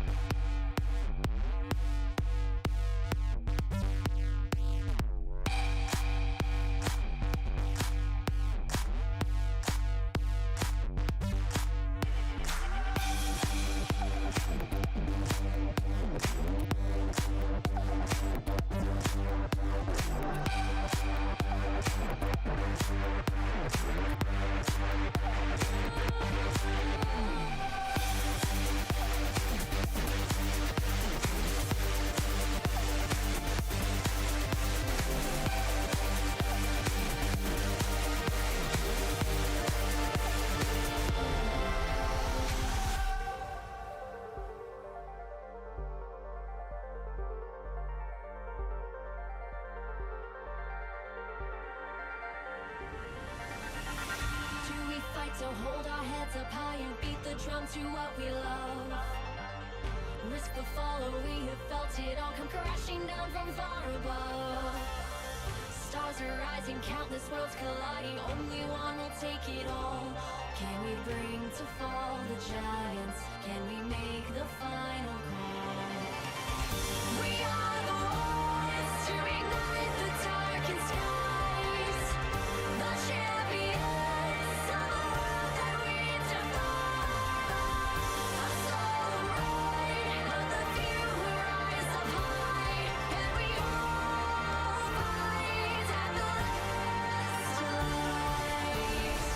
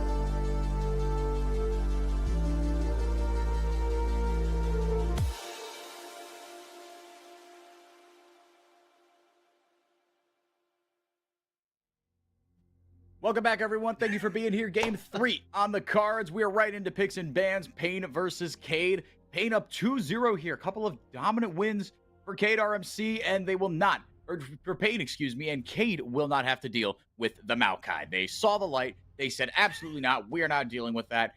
But again, Pain Gaming's still undefeated on the Rel when Karaoke plays it. So the Rel and the Maokai still open for him. His engages have been really, really good. Curry won MVP in Game 2 with the Pop Blossoms over the top. Like you said, it wasn't about the exact combo of the Nature's Grass Pop Blossom. It was layering one after the other, right? Spacing out and staggering that CC that really won those team fights for him. Wow, Okay. this is interesting. So, first of all, Cade out for the red side. I think that's the right choice. I think counter pick was better and more important than sort of the early picks, especially with the weird Varus power they had. But Pain opt to ban the Varus. And so, Haters are kind of answering with that Kalista, but it feels like it's a little bit too little too late. Now, it does open things up because I think Smiley would benefit from picking something that just scales harder, plays safer. Think Jinx, think Aphelios. That's what I think Smiley needs to go on to. The Varus, either way, just felt really, really, really risky and didn't pan out. You were not long range enough to be safe, and you had no mobility either. Slamming the Rumble. Immediately, Leleco going to be back on the Tristana. Tristana just 1-5 in CBLOL across the playoffs and regular split. Leleco looked fine on it, I guess. Dinketo gonna opt into that Hui, though. And again, playing kind of range for range in this early matchup here. Again, doesn't have the all-in, but in the late game, he's going to be a demon on this Hui.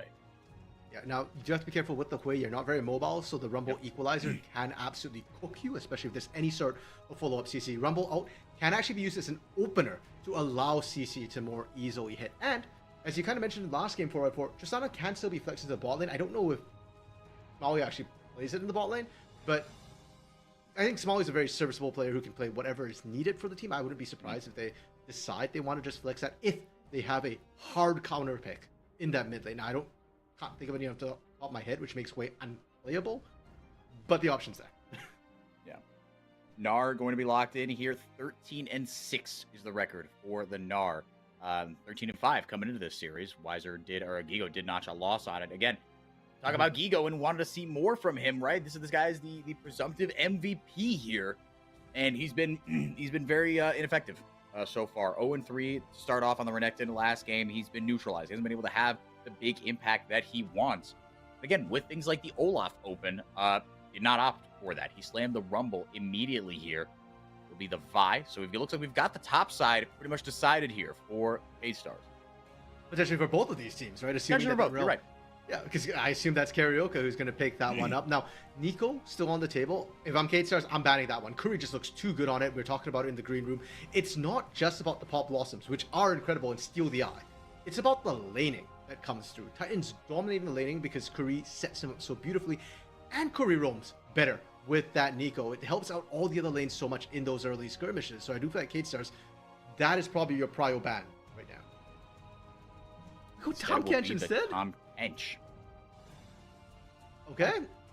Yeah, I guess the set of Tom Kench is still open. I got wow, that's surprising to me. But look, you still got scaling options. You know, on the other side. Kaisa not going to be picked here going to be banned away here by Pain.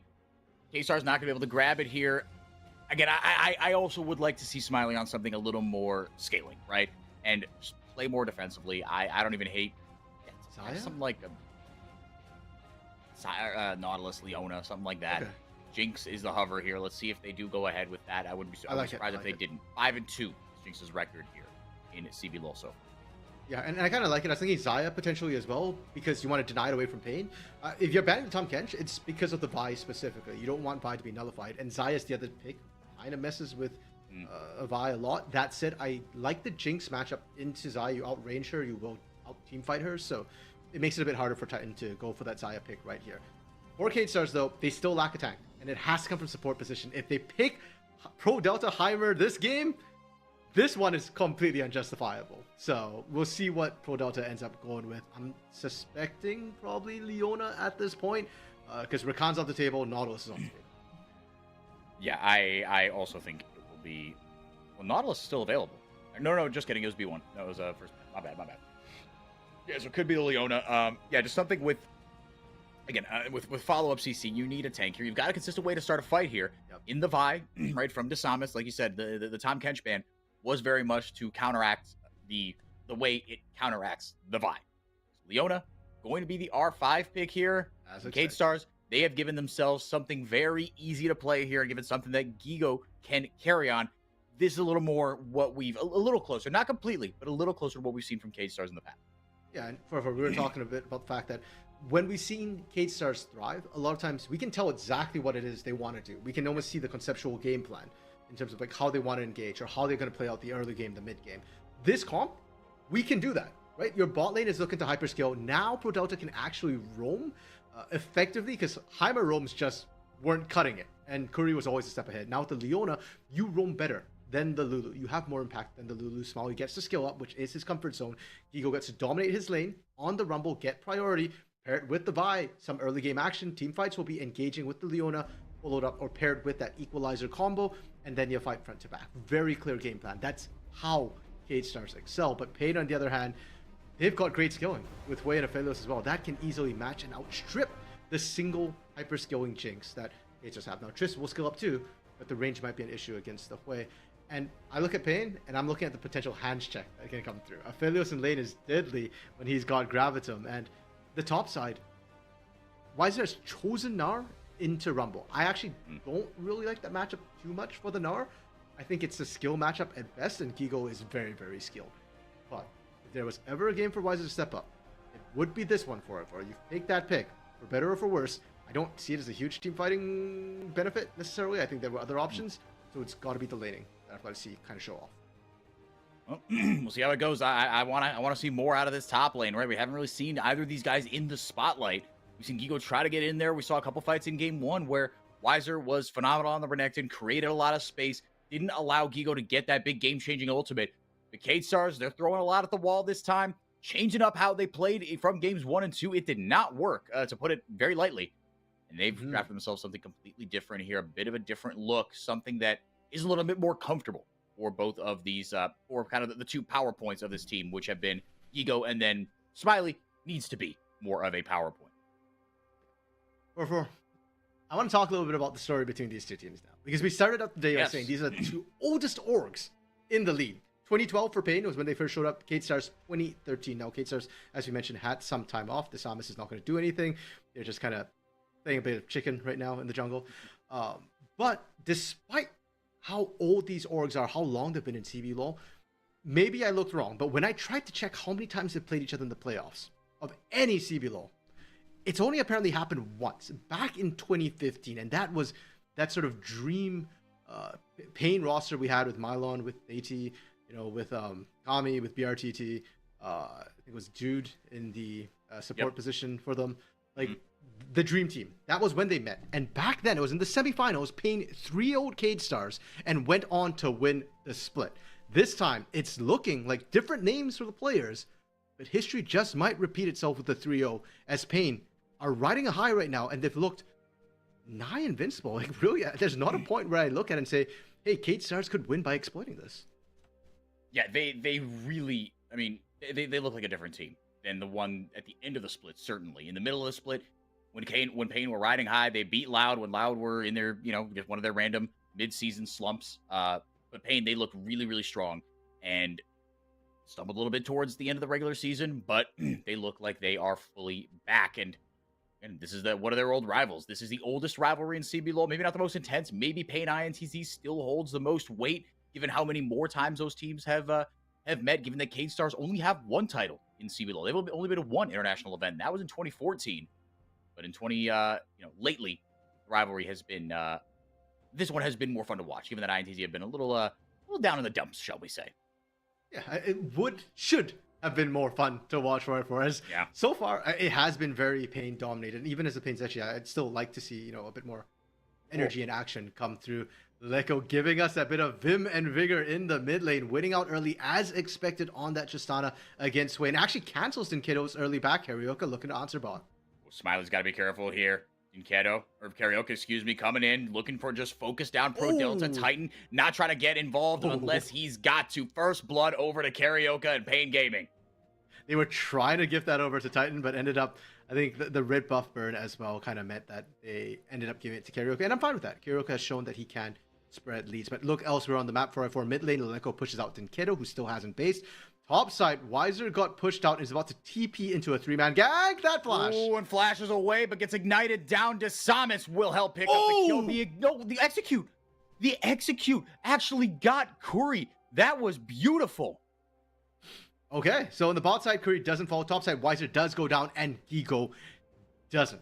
Right, for one thing that has happened throughout the series is Pain has been giving resources to top side and shutting down Gigo. K-Stars was always late to the play. This game, K-Stars have changed the game plan. We talked about Rumble having a good matchup, being a strong lane bully, and they're able to max it. Curry was kind of just solo here. So he's just opting to execute, to pull the wave so that more of the wave goes down to that turret. They're trying to deny Smalley as much resources as possible. At level 3, when you die, the death timer is so short, it's basically a base anyway. So it was very weird and disjointed when we didn't see what happened, but with the replay, it's actually a really solid strategic choice from Pain. Very minor, wow. But hey, small advantages do add up.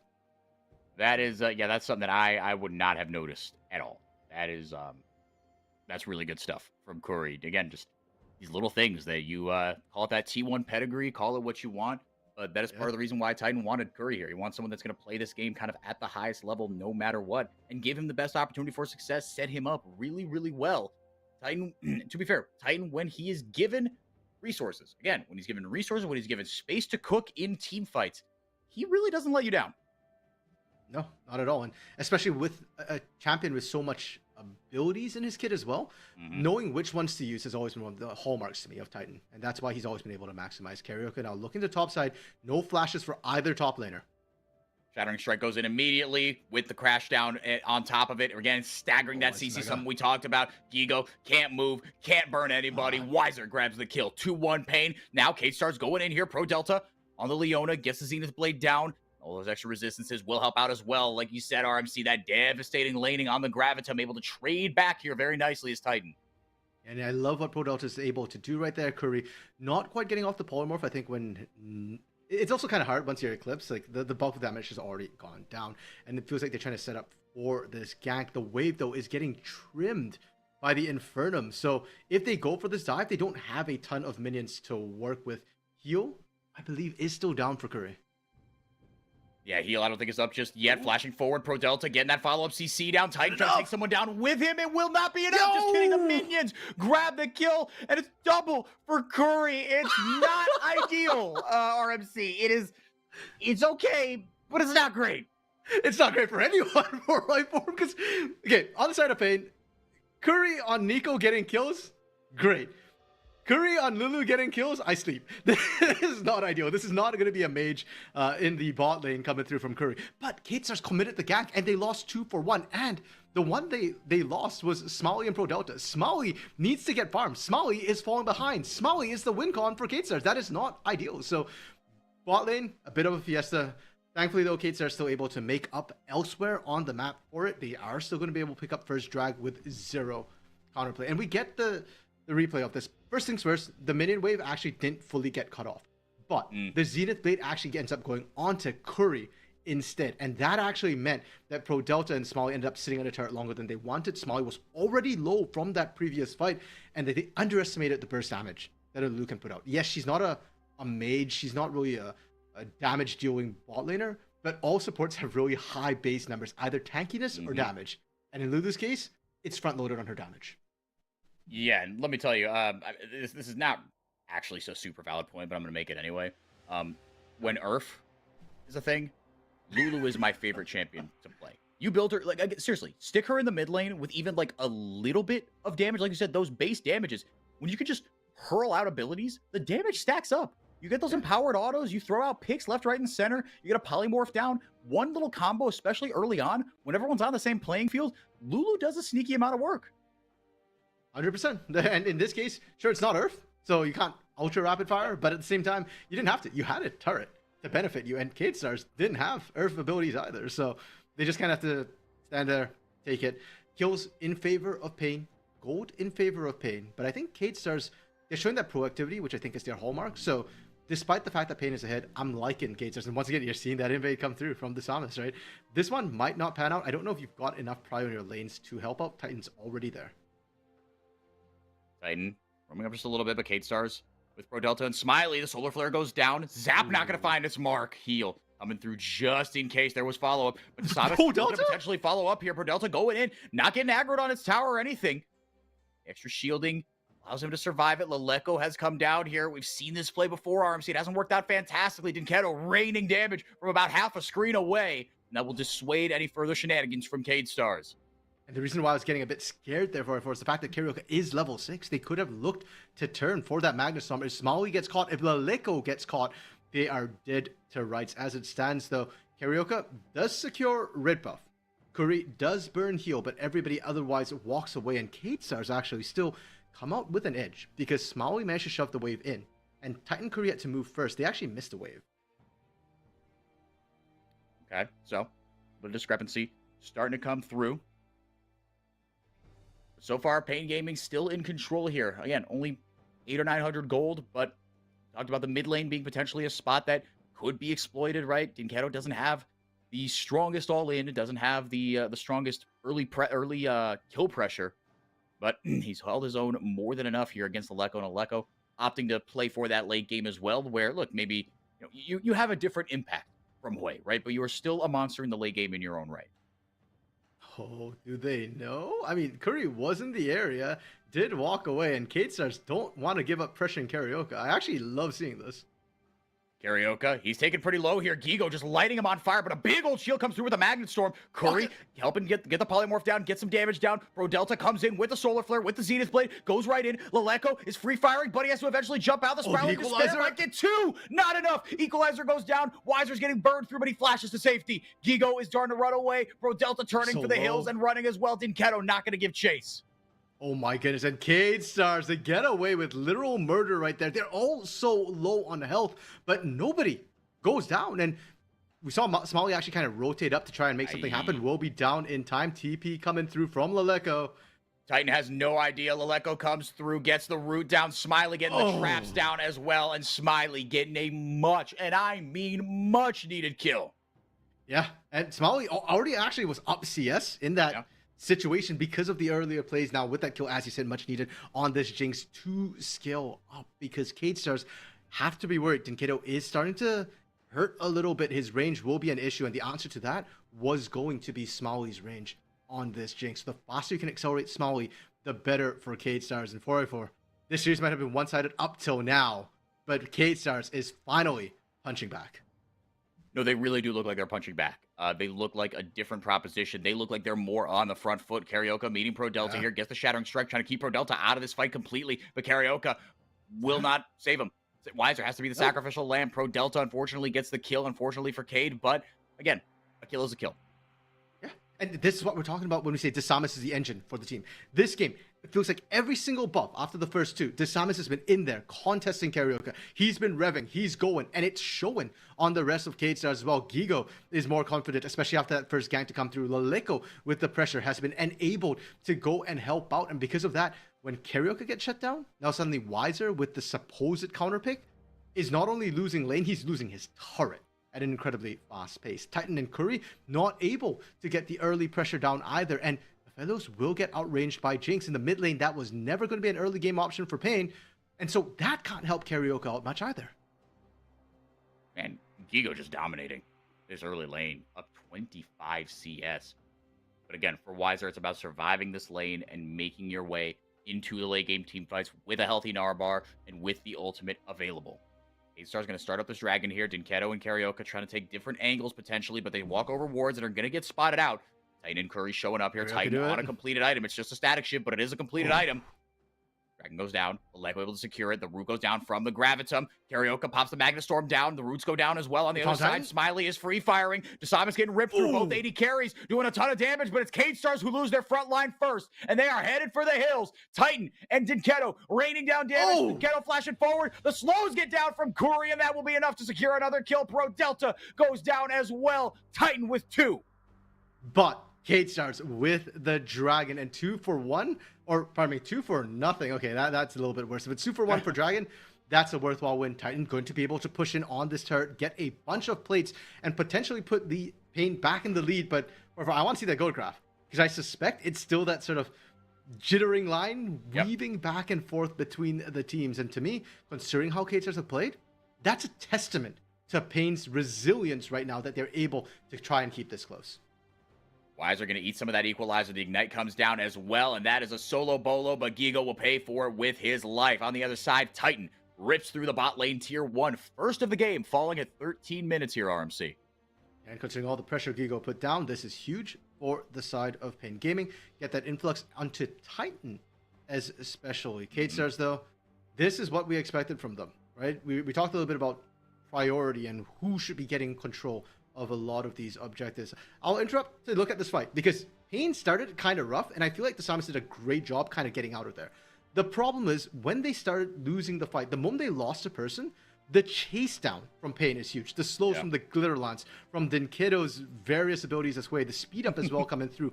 And Gravitum was up and available. Not the best gun for the fight, but he got the Infernum, he got the big Moonlight Visual with the Infernum, and from then on out, the Gravitum was the cleanup gun they needed to be able to keep chasing. Smiley trying to answer back the turret. Didn't get it now, but should be able to get it on this next push. With the range advantage, they have been getting shoved for KStars bot lane side. Looking for something a little bit more here. Excuse me. Pain trying to set up a little bit of a death brush. Pro Delta trying to kind of do the same thing himself. Who's trapped in here with who? Carioca aggresses forward. But now with Samus showing up here, level 9. Looking for the engage here. Carioca goes into the back line, and Corey will go down. Shut down on the support. That's the kind of game it's been. But Smiley goes down as well, and that's huge. Keto has shown up here, but the fight is split for Pain Gaming. Their two carries are on opposite sides of the fight, and they're both at a numbers disadvantage. Samus just ripping through Carioca, punching him to death. Metal fists or a metal horse? What do you want? Well, you want CC. That'll be enough to dissuade anything for, well, to buy him some time. But on the other side, Pain responding in kind. Gigo looks like he should go down here. He doesn't have flash. Wiser throws a house at him, and it will not be enough. The equalizer actually coming down here, and Titan, bit of an overchase here from Pain. Samus goes in, and Titan goes down. And how? KStars! It felt like the fight happened at the same time, but it took so long for Pain to hunt Gigo, and that's why he's the MVP. Wiser now, Mini in trouble. Rocket comes across, will barely miss. If that landed, KStars hard commit, and Pain, rebuffed once again on the top side. KStars up 1,500 gold. A big pick onto Titan, and Gigo finally making an impact on this series. RMC. KStars looking like, again, we talked about it, in this third game, finally looking like the team that was promised. Let's get a look at this fight. This was kind of all over the place here. Pro Delta started it off, and Carioca just got all the CC down onto Smiley.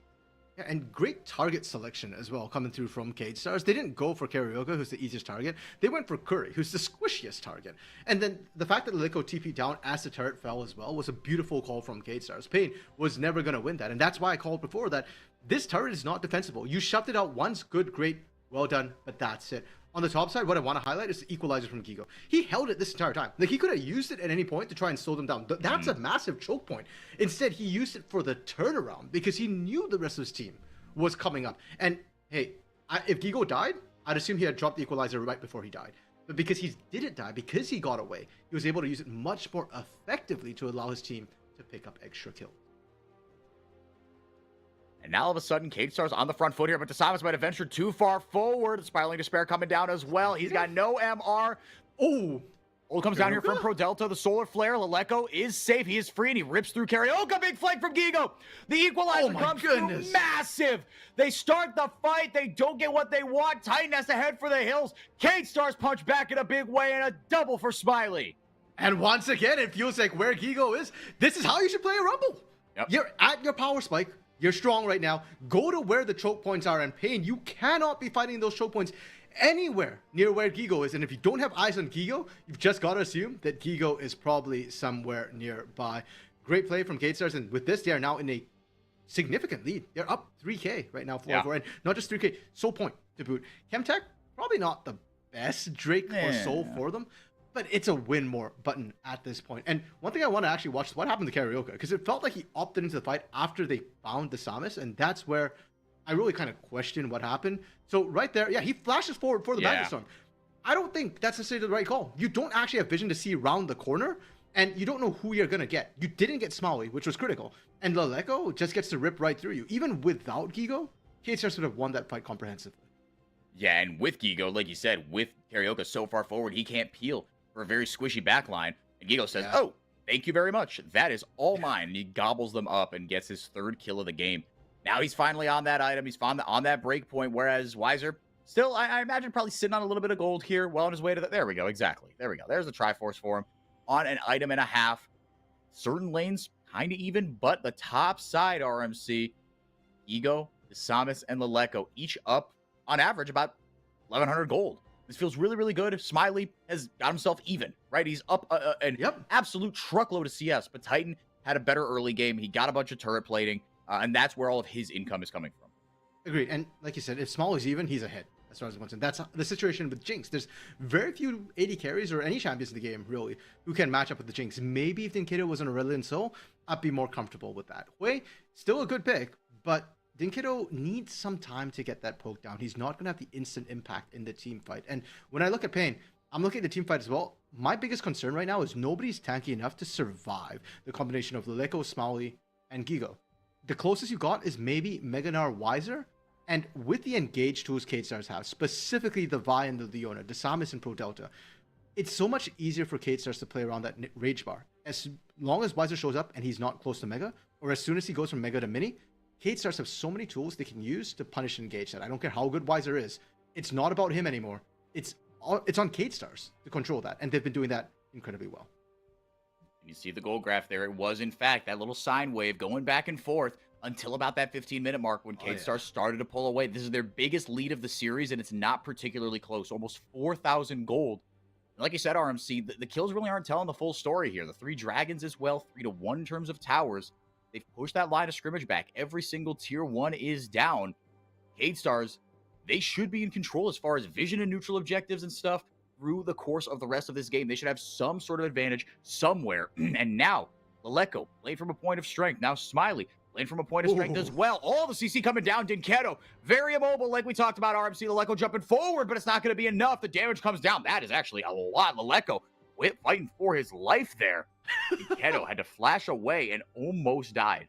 And that was through Sarah's Embrace as well, for in case you didn't catch that. Because I didn't see the shield come up, because the sheer burst damage that came down from the Samus and Laleko was massive. And that does tell us Dinkedo, until he picks up the Zhonya's, is not really safe to side lane, or heck, to even try and lane against Laleko, because you are incredibly diveable. Now, it does buy space, though, for Pain to clear out the vision around this Baron. This is probably the first time, I feel like, since about the 12-minute mark where we've seen Pain get control over the neutral objective. K-Stars have done a great job strangling out vision, and I expect them to do the same. They are still stronger, so temporary vision from Pain.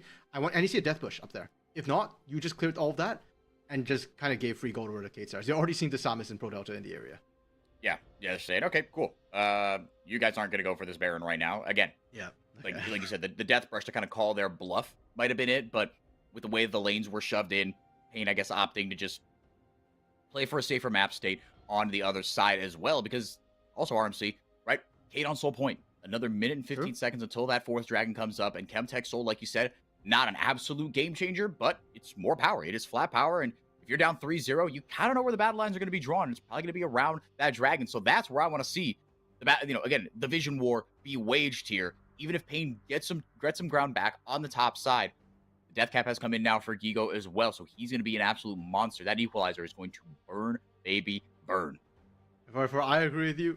VKS agrees with you. They're starting to set up around this dragon objective. And one thing we should talk about for the K-Stars composition, because they're so far ahead at this point, because they had such a good control over the early objectives, they have options. They can actually cut through and burn Baron with the double marksman on their team, with Leandries on Gigo. They can absolutely melt through that dragon in such a way that Pain can't really contest. But they also win the team fights right now. So they can look to engage the 5v5s, and they've got split push option with Laleko. It feels like they can do anything they want, and Pain don't have the tools they need to fight back.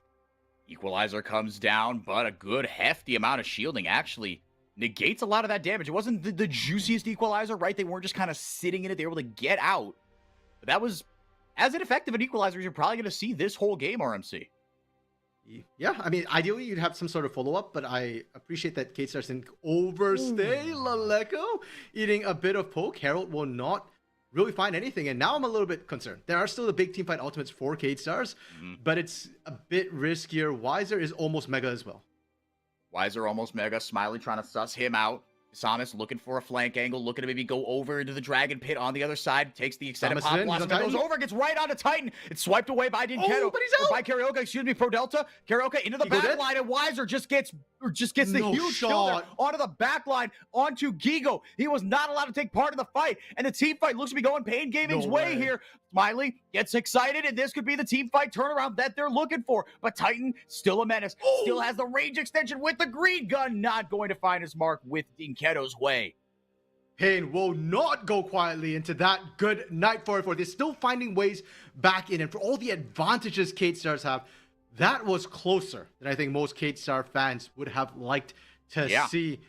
That said, the double marksman, Laleko and Smiley, able to kite their way through that fight, and that is critical. The double threat does make it very hard for Pain to play this out. So the first thing we want to watch is Karaoke smite steals once again, and Titan somehow survives the initial engage from the Samus, and this leaves Kate Stars very exposed. Without the equalizer, Gigo is not the threat on side lane you want to be, and that allows Wiser to get into the back. But the kiting from Smiley, from Laleko. Laleko, because he's the more mobile threat, steps up and soaks so much of their attention, doesn't go down, and once that happens, well, Pain have to play linearly. They can only focus on one side or the other at a time, whereas with double marksman, Kate Stars can threaten from multiple angles, so Kate Stars still able to come ahead with more wins, though they didn't get the dragon there.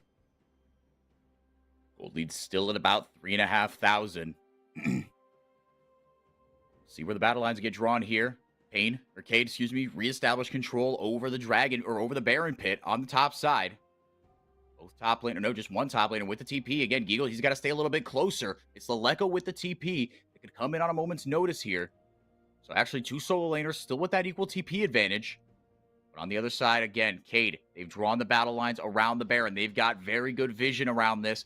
Laleko and Wiser might be the last ones of the party once the TPs do come out. Titan, he's got that LDR now. He's on 3 items, actually ahead of Smiley in terms of the item curve. So in terms of the raw damage that he's going to output. But Cade Stars have multiple sources of damage, and they've got Gigo to provide yet a third. They're starting up the Dragon. Scryer, or the Far Side Alteration. There we go, the Blue Wards. They go in, and now the double TP's coming in. Pro Delta looking for a pick on the Leona. He's frontlining Gigo, trying to stay out of the Dragon Pit. Karaoke going over, gets Buster Shot right back. Smiley gets the free damage. There goes the Equalizer coming down. Titan gets the Wild Growth down, and it's not enough. Wiser can't get in there with the Megadar either. He's just getting ripped through by Smiley. Meanwhile, on the other side, Karaoke getting CC down. Dinketo is completely free, but he goes through his rotation of spells and is out of bullets in his magical gun. For Kate Stars, a risky call right there. And you saw, if Pain is in the area 4v4, they can rain hell down on Kate Stars while they try and take this. Not to mention the debuffs, but great turn from Kate Stars. That was the right call, and I love seeing the synergy between Samus and Gigo. That instant catch on Titan does mean there's no sustained damage, and because of that, sure, they got distracted from Baron, but they found Titan. That means they get to re-engage. They found Karaoke. There's no Smite Steal. Kate Stars still able to win that one out. By the way, Karaoke, again, is such a huge threat. I love what he's able to do, but Titan going down, Dinketo gets one spell rotation off, gets one kill, gets a second spell rotation off later, but not quite enough to really kill anybody there. Pro Delta and Laleko both get really low. And you contrast that to sustained damage we talked about between Smiley and Laleko. Sustained damage will win you that fight, as long as it can actually go off. And two threats just means Pain, well, you've got to one-shot one of them to start the fight. If both of them are alive, Kate Stars just have damage overload. Yeah, again, you got damage coming from 3 sources. Laleko, a deathless game on this Tristana on 3 items. Navori, LDR, Kraken Slayer. Whoa, that is tough. That is a lot of damage to chew through. And again, you see just kind of, Wiser and Karaoke on one side of the fight. Well, actually, Wiser, he just couldn't get the Meganar up in time. He was still mini. He was on kind of, you saw Pain fighting in kind of a fork right on 2 sides of that wall up there on the top side. But Titan was left pretty much alone, right? If your only peel is the Wild Growth onto into Smiley's damage, into Gigo's Equalizer, you are not long for this world, brother. But the idea was there from Pain, because Wiser, again, if he had been Mega just a second sooner, he Ooh. might have gone forward here. Karaoke goes forward with the Magnet Storm, and the Spiraling Despair comes down on top. It's the Wild Growth as well, but it's not enough. Dinketo able to grab the kill onto Smiley, but traded right back as Leleco grabs it onto Karaoke. Gigo and Weiser in the 1v1. Weiser is mini, and he fries. I don't know how Yordle tastes, but I think it tastes like chicken. I'll ask Gigo after this game. He gets lit up by Titan. He goes forward, but he gets knocked down. He's assist there from Desamis. He's doing it. 1v1s him. Gets the autos down. Polymorph down as well. Dinketo in the 1v1 with the mid laner. Triple kill for Titan, but did he find it? He gets the double. Dinketo blew the Spiraling Despair. One do it. Shut down for Pain Gaming. They get the ace in a scrap out of nowhere, RMC. Not quite the Chaos Engine we expected for I4, but it works at the end of the day. And Titan, when it matters, clutches up, goes in aggressively with the way red-white, finds those kills. Pings are coming down onto this dragon right now, but Dinketo wants to get this turret first. I like the call. It does mean you might give up the soul, but we said before, Chemtech soul, probably not the most important thing. Karaoke, gonna be there. Dinketo, he could get there and safely because Leleco doesn't have TP. He is a little bit low. Rocket doesn't take him out. I think that's is that a Seeker's Arm Guard diff right there? I'm gonna call it for that. Yeah, sure. We'll go with that. You can't tell us it wasn't. All right. Dinketo still has TP. So as Kate Stars walk into this right now, Dinketo had to reset. He will still be there for the fight. The big question for me is the rest of Pain.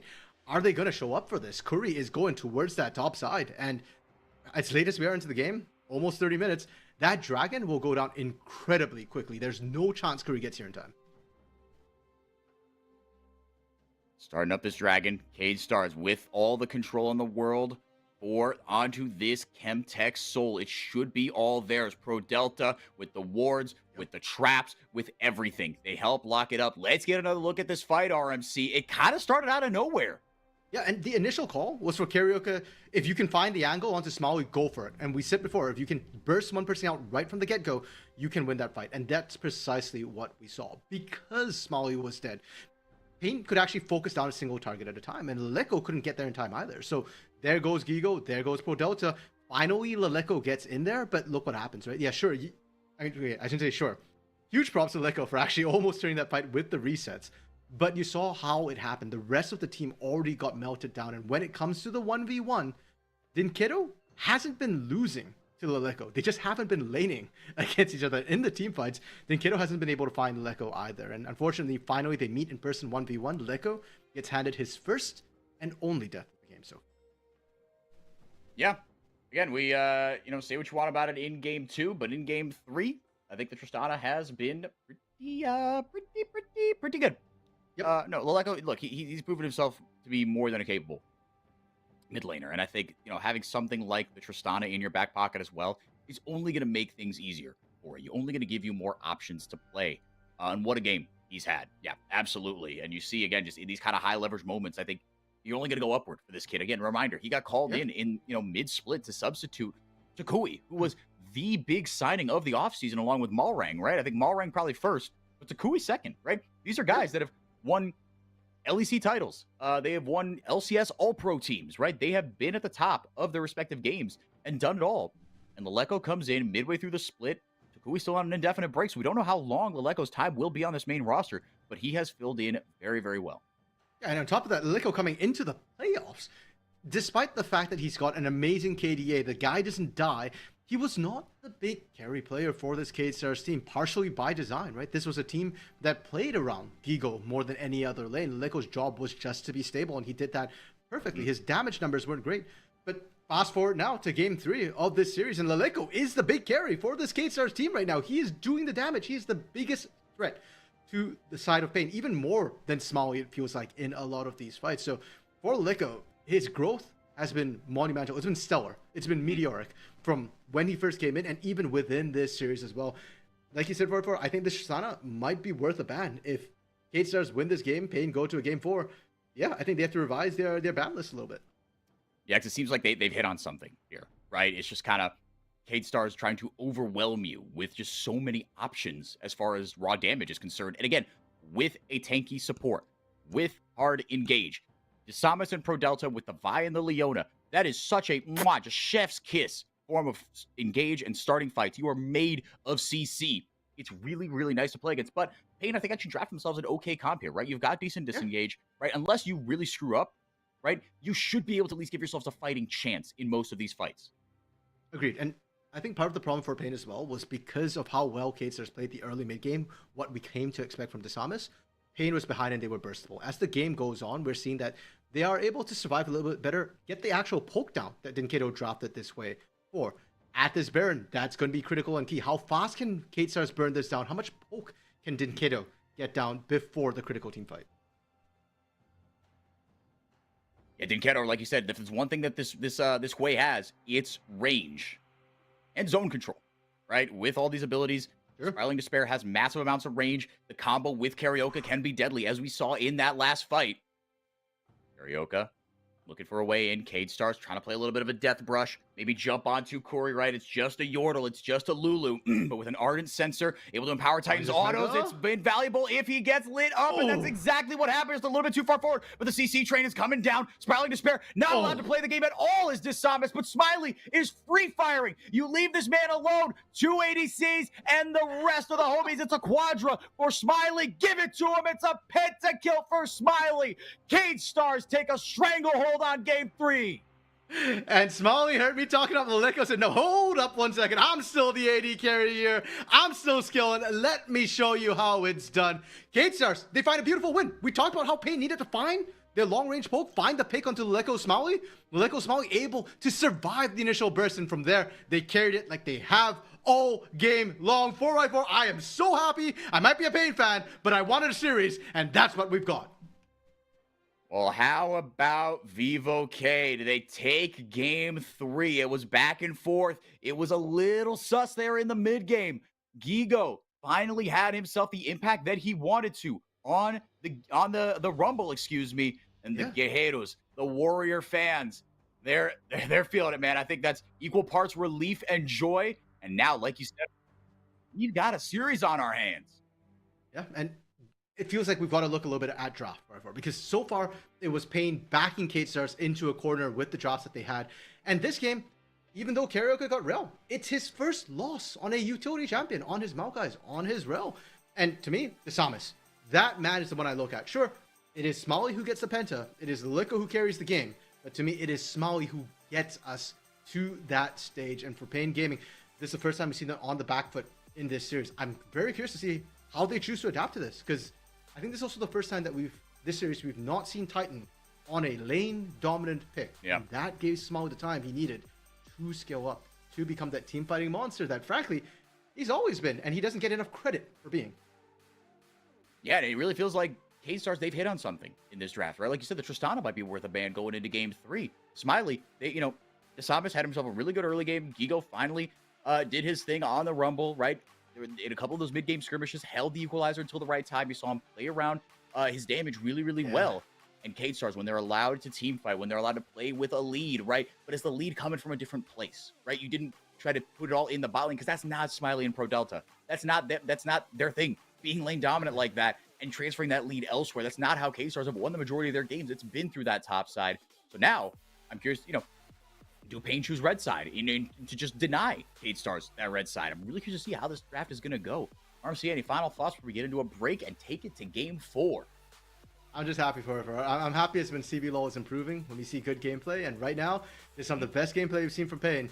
And K-Stars is rapidly catching up. So I cannot wait to see if Pain can also answer the same questions they posed K-Stars earlier today. Let's see. Don't go anywhere. We'll be right back with game 4 in the upper bracket. Pain Gaming up 2-1 still after K-Stars take a game 3 win. We'll be right back.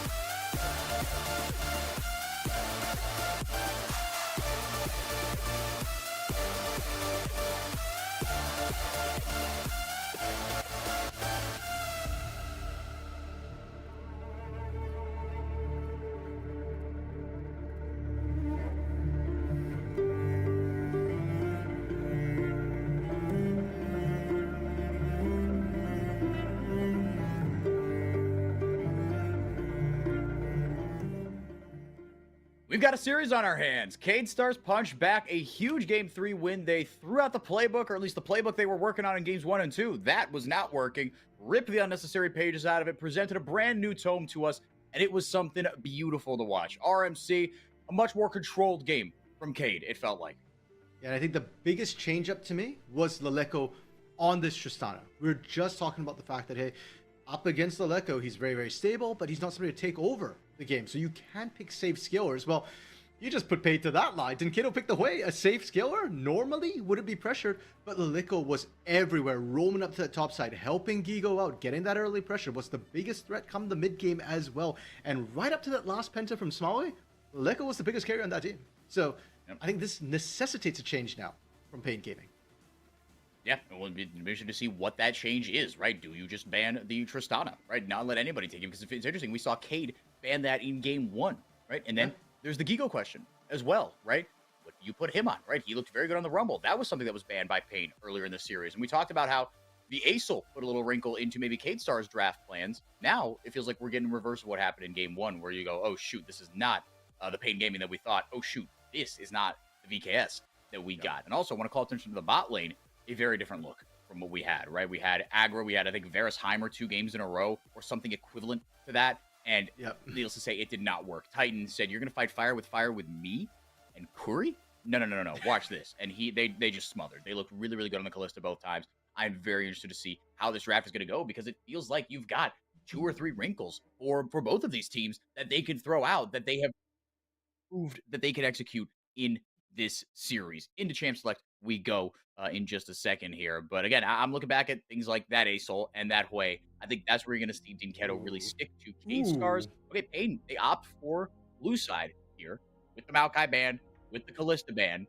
So again, Acel on the table, the Rel on the table, and Titan is going to go for that Varus.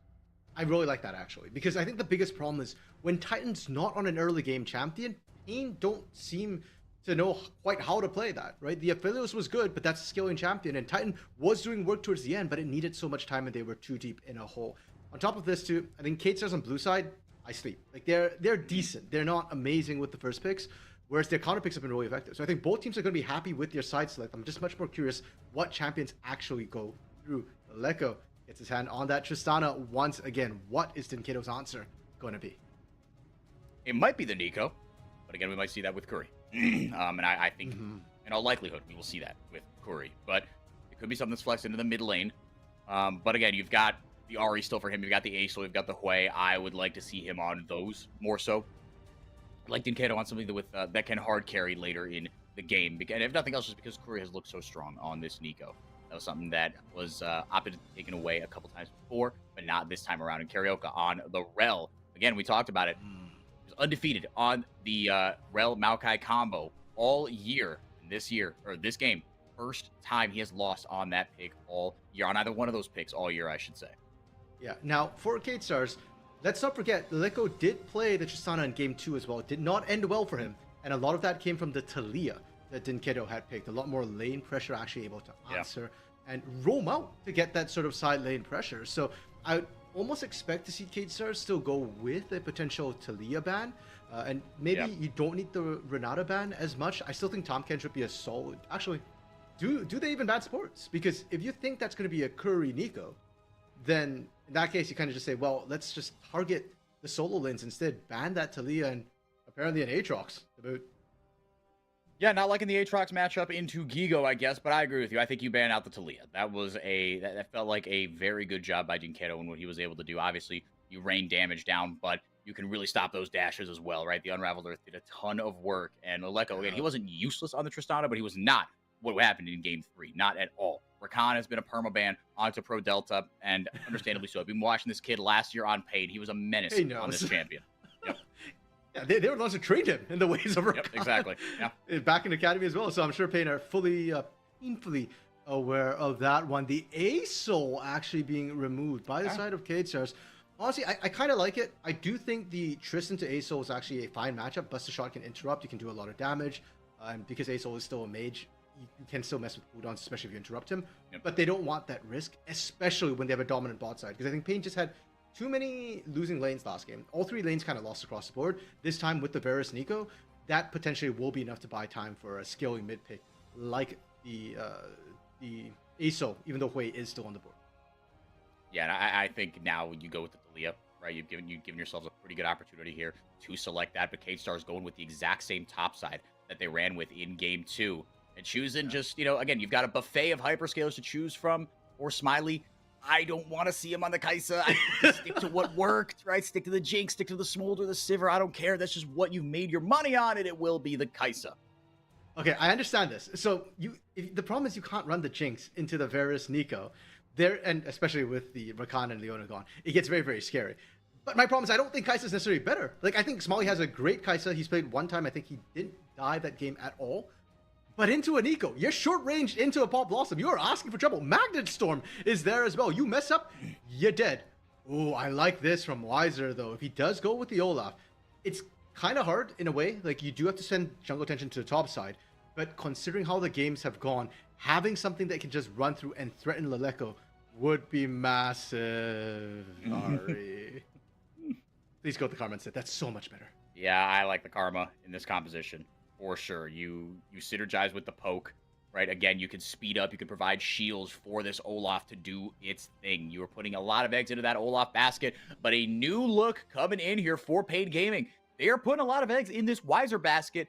And again, I think we're going to see, look, leave Titan and Curry alone. They can handle themselves, right? I trust them to be A-okay. Now, Smiley and Pro Delta, they've got themselves a little more early game focused champions again this time around. If it is in fact the Kai'Sa Renata, if it's the Kai'Sa Bard.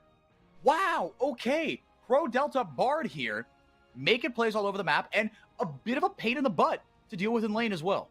Yep, Pro Delta's done it before. It's not the first Bard he's ever pulled out in competitive. And it's always fun to watch him with the Bard as well. Back on Pain, he was not allowed to do this, but during the split, he did get to do it with Smiley once, and he has a lot of pressure. Now, the interesting thing about Bard, which is worrying me a little bit, is I'm looking at the Pain roster, and who are you trying to use Fate's Call on, or what are you trying to do with this Bard necessarily? The stuns are kind of okay, but I thought the Renata would have done much better into the Nico. You can handshake her away potentially, you can bail somebody out, and if it works, hey, you've tanked the entire burst damage that comes through from this Nico, potentially from the Karma as well. She is rather bursty as far as her damage profile goes. Whereas the Bard, like, okay, you move around a lot, you roam around a lot, but we've seen before when Pro Delta leaves Smiley alone, bad things happen to Smiley. So good for Pro Delta, good for K-Stars, not so bueno for Kai'Sa.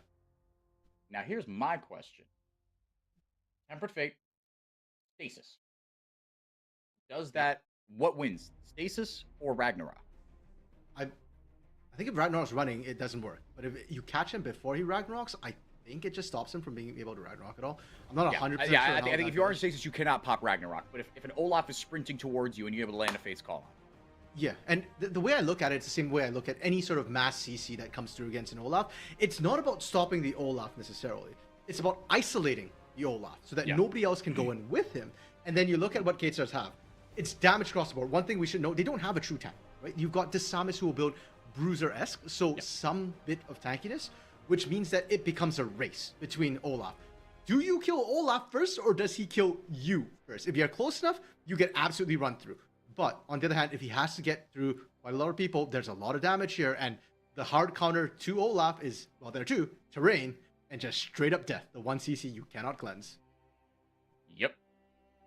I'm curious to see, but I agree with you that Rose, our producer at our ear, reminding us of Revive. I completely showing your age there, Rose. Forgot about that. Yeah, that is wild. I did play for a bit there at a time. My League of Legends education was season 2 through 4, and then I skipped seasons 5 through 8, essentially. In undergrad, I didn't really play much, and then once I graduated, well, look at me now. Boy.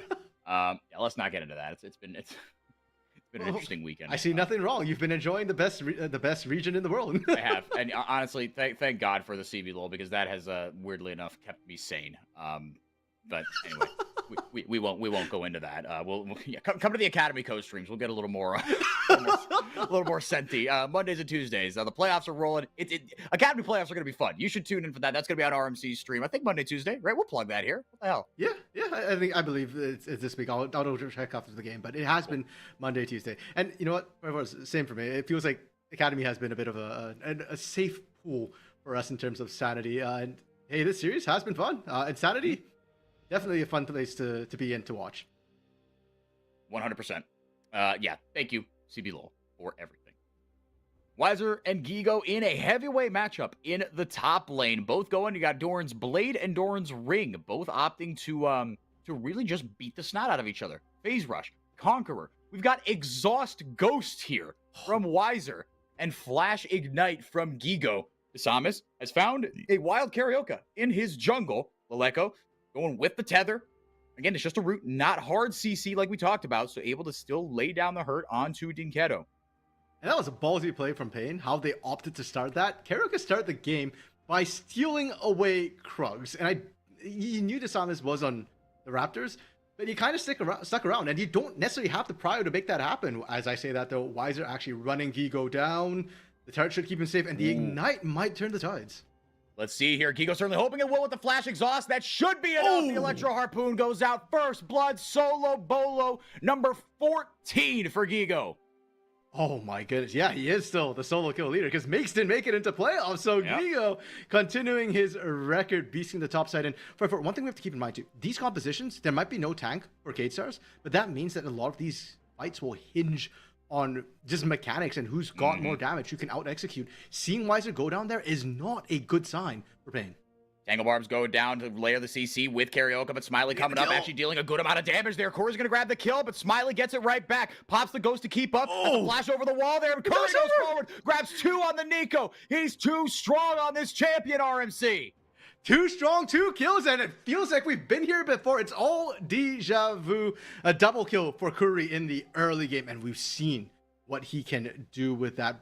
Pain's bot lane answering back for what K-Star's top lane managed to achieve. And this is a cold play from Pain. The fact that Titan Curry are pushed up, Karaoke is going to engage this knowing full well that he's probably going to die because Rel isn't that tanky in the early game, but it's okay. He managed to bait all of K-Stars into this fight, and hey, you're committed to that. Flash is blown. Doesn't matter. We just keep getting these kills rolling.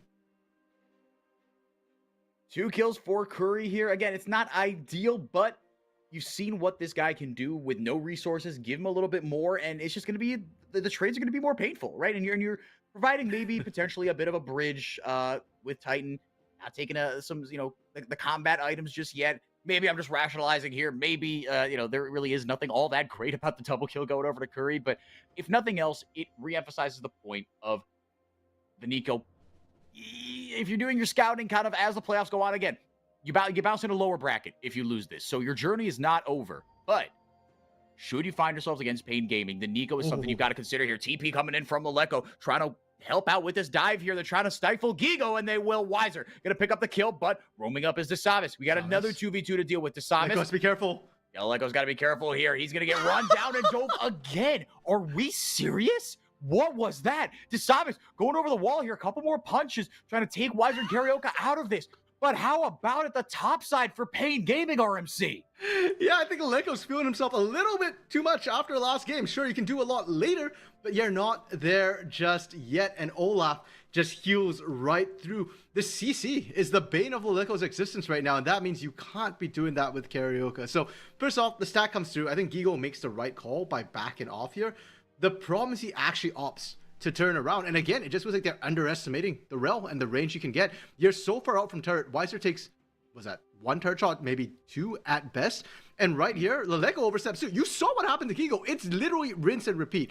Now, this part was dicey, and I really respect what Karaoke did here. They knew that Desamis was coming, and so Karaoke was shading with his body the entire time to make sure Weiser doesn't get tagged. And that lets both of them get out safely. Dinketo walks over ward here. Meanwhile, on the bottom side, and Desamis again shadowing. Wherever he goes, Dinketo on the Karma this time around. Ian Laleko roam down just a little bit here. Dinketo opted to stick around just a little bit longer, but Smiley and Pro Delta will be able to get away. But again, more turret plating going over to Titan. No. This is a tale as old as time. They're Dinketo not able to get the tether. Rocket jump away from Laleko. Not gonna lie, I was terrified for the Laleko. If Karaoke landed CC, I think Leko's just dead to rights once again there. And for we need to focus on the bot side a little bit because Titan and Curry are abusing Smiley and Pro Delta. We come down to this bot lane, and it's a threat anytime anybody moves down here because they're diveable. Because Smiley and Pro Delta are always low on health. Now Titan should be okay here, I think. He's got... Well, let's see. Desamis is going to take a magical journey as well. The W almost lands there. Titan will go down. Desamis with the kill. And Titan burns Ghost. I think if you wanted to run, burn Ghost earlier and get away. Didn't actually have Flash available, so the fact that Desamis is able to kind of follow through that magical journey and they get a magical reward, Laleko, just going to eat a bit of poke right now. And despite the fact that Titan dies, Pain's actually the one starting up the dragon. Yeah, Karaoke just perfectly content to do it with the safety of the Scuttle Crab. Like you said, despite the prio that was achieved on the bottom side, he says, okay, that's fair enough. He sees that they backed off just a little bit here, doesn't spot them on the minions, knows that they didn't really do much and stick around for plates, didn't have a wave in a nice spot afterwards, so they opt to leave, and Karaoke says, all right, thank you very much, unopposed. He's gonna look at this. It has to be said, RMC, bit of a greedy recall there from Titan. It was, and even right here for Titan, I just feel like you just keep running. Like, what? Yeah. If you turn back, here's the thing. Bart slows you if he doesn't touch a second object, whether it be a wall, a champion, a minion, something like that. I think you actually could have just kept running and you'd have been hit by the slow. Desamis might have to burn Flash to actually kill you. But the moment you turn around, you're just dead to rights at that point because Desamis will arrive. And granted, Titan didn't know that, but you're just taking an unnecessary risk. If there was no follow-up, you'd have survived the slow either way. So K-Stars get a little something back here. 1,000 gold up are Pain Gaming. It's coming in the form of the bottom lane and in the jungle. Desamis actually down quite a bit here to Karaoke. This is what? I mean, 15, that's 4 camps, effectively. Now, CC Immunity comes in through the Ragnarok, but it might not matter here. The exhaust come down onto Laleko. Flashing away is Gigo. He will survive. Smiley getting taken low and finally goes down on the other side. Response immediate from Pain Gaming. It's a 1-for-1. And these two are not the same. Pain just wins in the 2v2. That means Dinketo still gets shoved in the mid lane. Karaoke still gets to invade, gets to threaten a potential dive onto Pro Delta. Topside, they committed multiple members. The Laleko had to move, the Samus had to move. And I'd even argue that if Wiser had actually exhausted Gigo, I think you can answer back 1-for-1. Went for Laleko instead, and because of that, Gigo, again, ekes out with fractions of health. Feels like we're seeing a lot of things repeat this particular game 4x4 that we've seen happen earlier in this series already. Now, we're going to also do a little bit more Ragnarok trivia, I guess. If Ragnarok is already up and exhaust goes down, it does not matter, correct? Actually, you're right. Yeah. It just goes all CC, so... Now, if the exhaust is already down and Ragnarok is popped, does it cleanse it? Yeah. Okay. Yeah, Ragnarok just cleanses everything when you pop it. But the thing is, the exhaust is being taken by Wiser. There's no exhaust on the side of K-Stars. True. True. Yeah. Yeah, so it literally doesn't matter. All right. Fair enough. You see the fight here, the Chains of Corruption landing, right? This Varus-Nico combo. I mean, Nico in general, right? The ultimate is huge, but the Tangle Barbs, man, the fact that it goes through minions, the range on this silly ability. Yeah, and because it's Curry, that's why we're talking about the fact that it wasn't just about the Pop Blossoms. It's about the laning. The way he's landing the Tangle Barbs, the root, which guarantees the additional pop of damage on his Q as well, and the way he's been poking down, and that's why Smiley and Brookdale have been struggling. Desamis walks into this one and feels pretty comfortable. Desamis found a sweet treat in the forest with a huge pop block from Curry. Right back with the Magnet Storm is Desamis. There's a flash hitter with the Karaoke, excuse me. Fate's call goes out, and Titan is left alone, but he says, I don't care. My homies are going to come back, and we're going to tear you to shreds. Killing spree for Curry. Tether almost lands on a Smiley. He has to burn the flash. Laleko with a big buster shot to get himself to safety. Pro Delta, did you forget which jersey you wear? You're not paying anymore. The Fate Skull actually, not Fate Skull, pardon me, the Bard Ultimate actually ends up saving Tempered Pain Gaming. It bought so much time. Tempered Fate, thank you, yeah. The Temper Fate actually ends up saving Pain in that play. It buys so much time for Titan to actually catch up, get there, get the poke down, and you're going to see it right here. First of all, the Samus going into this, you know you have prio because of the way mid lane has been going as well. Leko will move first, so that's a good call. The problem is this, you are going into Curry, and that was why the Nico pick was so incredibly dangerous. You get the kill onto Karaoke, you should have just kept chasing instead of trying to set up the Tempered Fate. Gigo, no flash. Gigo, no flash, many problems. Yeah, going back to the Bardold here, as ProDelta actually might not be long for this world. If he can get the magical journey off, maybe the Leko can bail him out. Actually, Leko might be able to bail him out no matter what. But the threat of the Leko is enough. Tempered Fate is the most wild ultimate in the game, still, to this day. I mean, the amount of variance, the amount of harm and good you could do on this champion. Ask any of my friends. I told you, I've been playing, on and off for about 10, 12 years, League of Legends. I've been playing with the same group of guys for about a little over a decade. As soon as Bard came out, our friendship dynamic was changed forever. Only when they're in a good mood / like when it's my birthday or like I play my dudes for playing like ranked flex. I have to put in like 2 or 3 good games on like Leona or Nautilus or Rakan. And I'm like, I'm busting out the Bard. And they're like, all right, Hank, there you go. Everyone's in a good mood. And then we stop playing. Invariably. It all goes pear-shaped. Yeah, I agree with you. To loop back around, that Tempered Fate, I think, yeah, you chase, and then if you really think you have it, right? If you have ults up, summoners up, Tempered Fate the tower, right? That's where you use it, I think. If you want to chase and think, maybe without the tower here, we could dive this. All right, thank you very much. I'm going to ult the tower, and then we go. Yeah, or potentially to stop a sort of pincer or a collapse coming through just by stopping one side, turning and focusing on the other. The problem is, and this is why I hesitated with the Bard pick when we saw it, it was R5, right? And I was just like, why are we doing this right here? Because on Pain, if they do look for a collapse, the collapse is coming in with Wiser on the other side. And it just feels like what we said, any sort of mass AoE spell against an Olaf, we are just trying to isolate the Olaf. Lots of other picks could have done the same. Pain now just walking up to the dragon like they own it, and they frankly do. K-Stars just walked away. K-Stars walked away. Gigo trying to walk away from this one, but with the Ragnarok popped, Wiser still giving chase here. Exhaust comes down, Flash goes down as well. Gigo, Wiser going to try to auto him to death. He might go down, but he's going to take Gigo down with him. But he will fail. Gigo turns it around and smolders the Viking to death. Wiser is not having a good series right now. That's what, the third time I think we've seen Wiser almost find Gigo and not quite be able to pull it off. And especially as an Olaf, that really stings. You're designed to be that champion 1v1, just run anybody down and get the kill. Now, it was a choice to go under turret. And wrong choice. Yeah, exactly. Like the matchup is one thing, and how telegraphed these matchups are and aren't is valid to bring up. But like you said, a decision was made there. Yeah, and perhaps regretted intensely by Wiser. We'll have to see if that actually comes back to bite him. At least in the 1v1, I don't think it'll change things too much. Yes, he'll have to play a bit more carefully. Yes, he didn't take over. But I'm much more concerned about what happens in the team fights because Wiser needs to be ahead enough to actually survive the damage. Like we talked about, K-Star's damage in every single role, pretty much.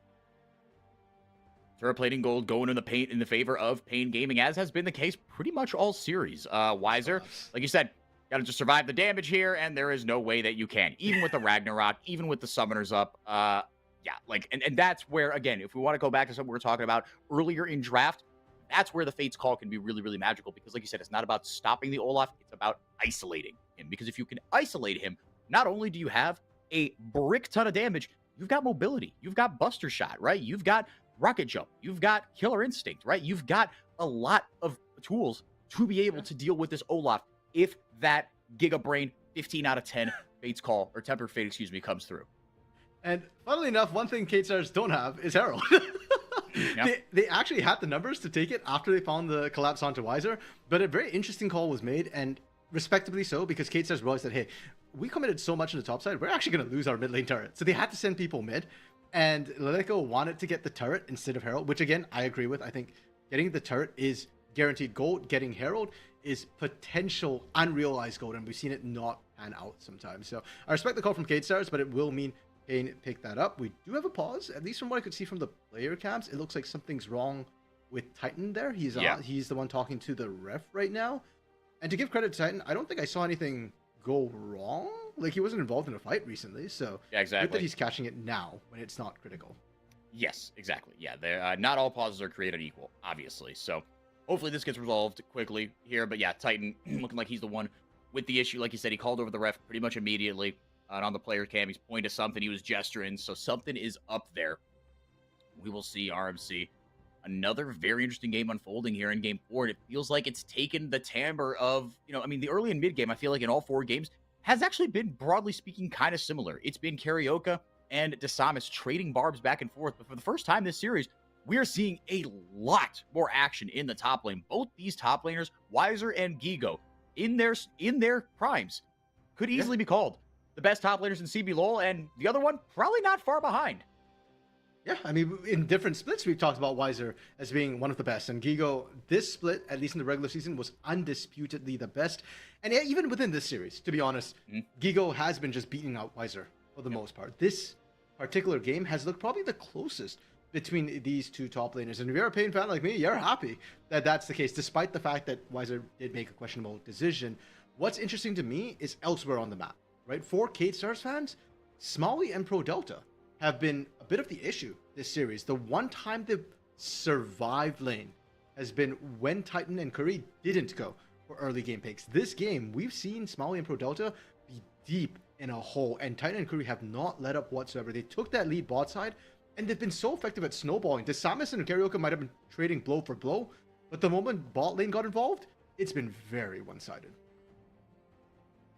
Yeah, it's interesting to see the evolutions of these teams in game, in series, and this is what I mean by playoffs. Playoff experience matters, right? That's why I favored Pain Gaming here, because K-Stars, right? They've shown kind of one style, and if it works all the time, that's great. But you could always counter a style. There's always something. And Pain Gaming, they're some wily old vets, man. They know what they're doing. They have been here once, twice, 3 times. And if you're a Pain fan, you've probably been here too many times without coming out the other side with a trophy. And K-Stars simply haven't. Not with this roster, not with this coaching setup. So again, resetting and really redefining those expectations. If you're a K-Stars fan, with the panic starting to set in here, but I really do think that this best of 5, whether K-Stars come back and win this or not, they're going to learn a lot from this. We're seeing, even just in this series, a lot of really encouraging evolution from K-Stars. So if nothing else, that is something really positive that I'm seeing here, right? After game 2, they got slaughtered in games 1 and 2 the same way. Is Pro Delta playing windowed? I think he was. I actually not think we skimmed past, and I didn't pay attention until you said it, and I was like, wait, yeah, I think he might be. That's good lord. Hey, at least for production purposes, window's usually better. Though I don't know. I feel like you could run windowless. Everyone else does it. True. I do want to go back to what you're kind of talking about with this case. Yeah, sorry, that really rattled me. What is it about the window that scares you for? I've just never seen, like, I didn't know people actually played windowed, right? Like TFT, that's one thing to play windowed. League of Legends?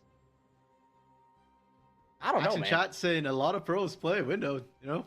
That's insane. Okay. To be fair. Actually, let me add an addendum. Maybe windowed scares me because I have 2 monitors. And so if I'm like, if I'm like with my mouse, like, pushing, like kind of, flinging to the side to move the camera, right? And if it's windowed and for some reason my PC is like, oh, you wanted to go to your other monitor? And then I die because of it, that scares the dickens out of me, right? But if you're just on one monitor, I guess windowed is fine. That's fair. Yeah, I can see that. Actually, now that I think about it, usually when you see pros in their gaming stations, it's always one window, so... Because I guess exactly, that's what right. You don't have another monitor. There's no kind of worry for that. Yeah, fair enough. Where were we before that? Oh, yes, we were talking about a bit about... evolution of K-Stars. Yes, and evolution to me of the playoff bracket as well. I love the fact that every team now has a second shot. It is double elim, because there are some teams that do take a bit of time to scale up. Notably, Pain actually among those teams. Loud, another team that does that. And K-Stars could very well be a style of team that wants more games to improve. And actually, we were talking a bit before about the fact that skipping the first round might actually be a detriment to some of these teams, given how quickly K-Stars improved since game 1, which was overwhelmingly Pain favored. I'm inclined to think that K-Stars is a team that grows the more games they get as well. Yeah, and again, they're a well-coached team. That was never in doubt.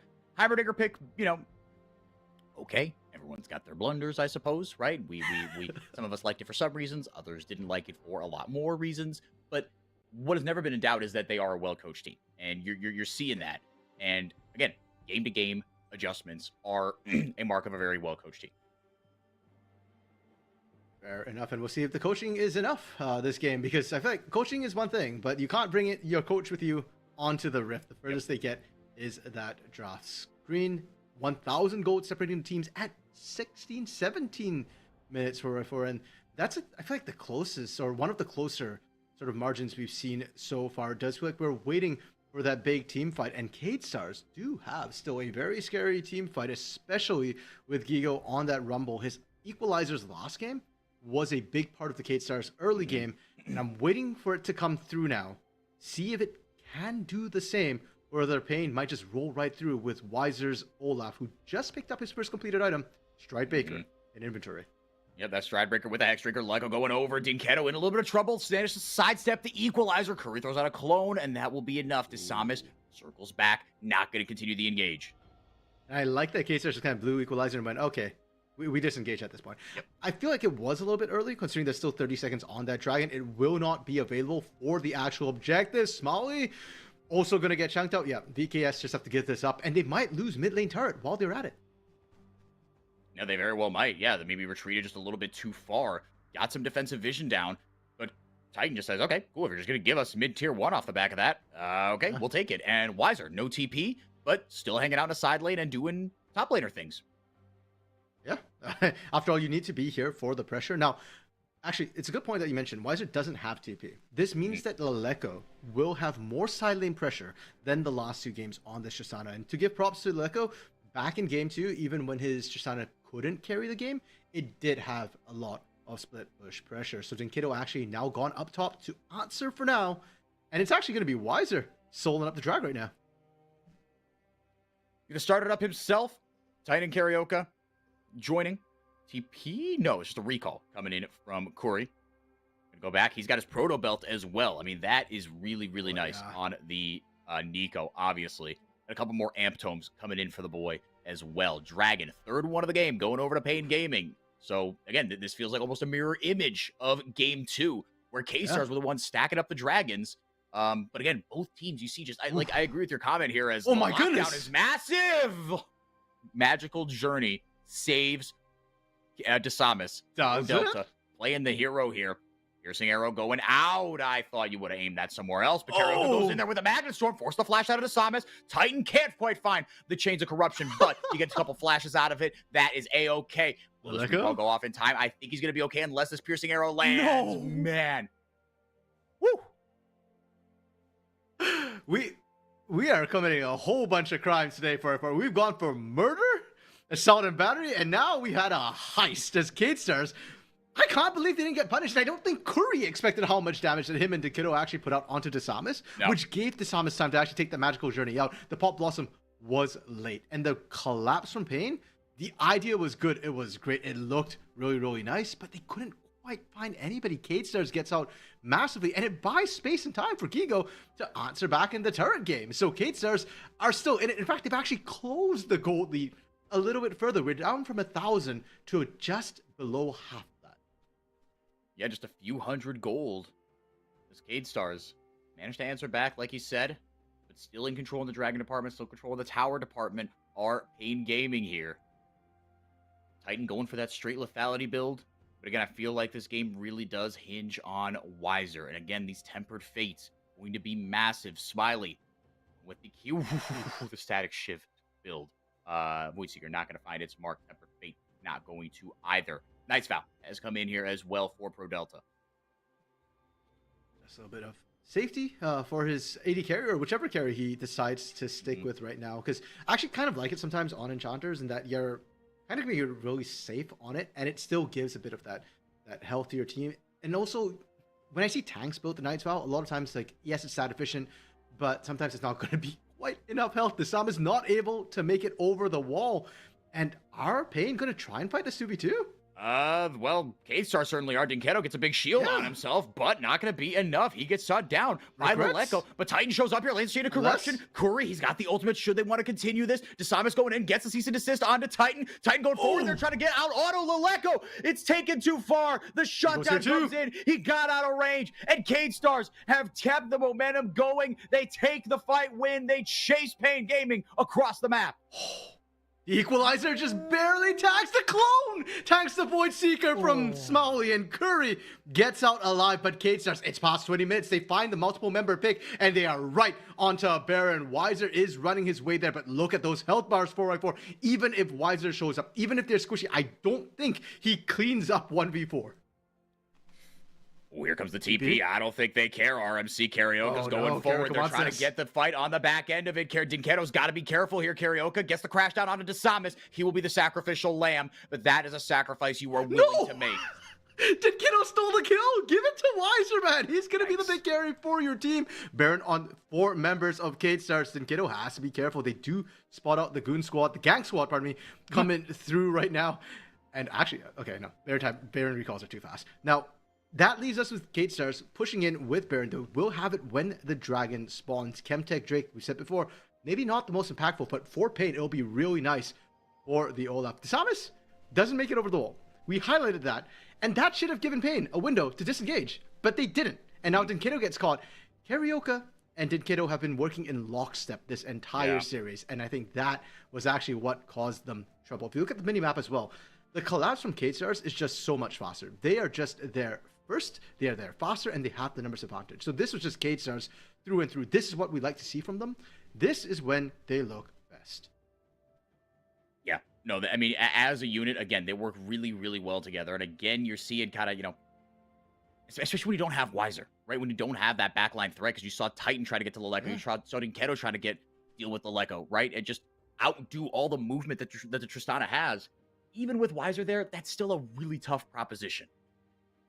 Yeah, at least Weiser, though, can clean up. And one thing we should highlight is Titan is running lethality. So it's all about the poke right now. You don't want to be engaged upon. And stepping up, either you get the kill, or I don't think you get to step up at all. Because there is no consistent damage to come out from Titan. There's no safety here. There's no on hit. And the other item I'm kind of waiting to see from Titan is whether we see an Edge of Night, or ideally, I think a GA would be better right now. Because that way, a lot of the front-loaded burst gets dealt with. Pro Delta, I heard that whistle, is kind of low, and KaBuM, they are losing this poke war. Desamis finds it out of the pit corner with the Pop Blossom. Can it be enough? Karaoke's taking low. Dinketo trying to get the tether down here. Fate's call, not going to find anybody. Tempered Fate doesn't find anybody. The Bardo finds 0. And Pain headed to the 4 wins. They are strewn across Summoner's Rift. KaBuM fight back. They hold strong. They resist the collapse from Pain. Desamis starts it off. The rest of the gang cleans it up. And they go from 1,000 gold down to now 2,000 gold up. When things were looking even, they show otherwise. And I cannot wait for the replay for this, though. Yeah. KaBuM, they get the dragon, they get the wipe, and they still have a little bit of a Baron. I'm curious to see if they can actually push in and take any of these turrets while this replay goes on. So poke is good, but they get on Titan right away. And we've seen this before. This is why Desamis's Vi is so dangerous. And it's comboing so well with Gigo. The moment Titan goes down like that, the problem is, how does the rest of this fight play out? Weiser goes in, but it was supposed to be Weiser Dinketo to make things happen. Where was the kiddo? He already left. And so Weiser, sure, you do a lot of damage. You threaten a lot of these squishies, but the damage overload is just too much. You only found the 1 kill, and that was it.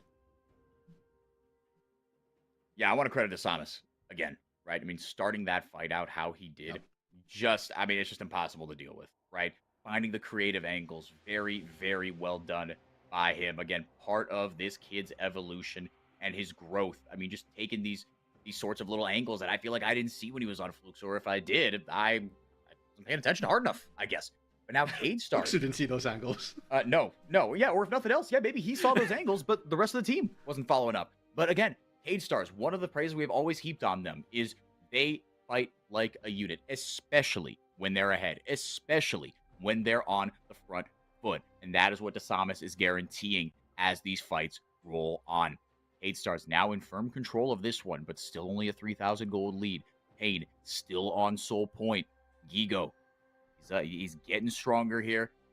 Items coming through for everybody. Leleko's got 3 items, 5, 1, and 4. Another really good game from him on the Tristana. And RMC, honestly, I'm worried about Pain Gaming here. It just feels like the team fight hasn't been able to be executed. I don't hate the lethality from Titan, right? Like you said, it's a lot of poke from him. And Dinketo's got the Horizon focus, the Malignance as well. That should be an integral part of setting up for these fights that we're just not seeing. Fully agree. And because, unfortunately for Pain, there's a go button in KaBuM, so you never really get to sit back and just get that poke down. The other big problem is, look at the level difference for I4.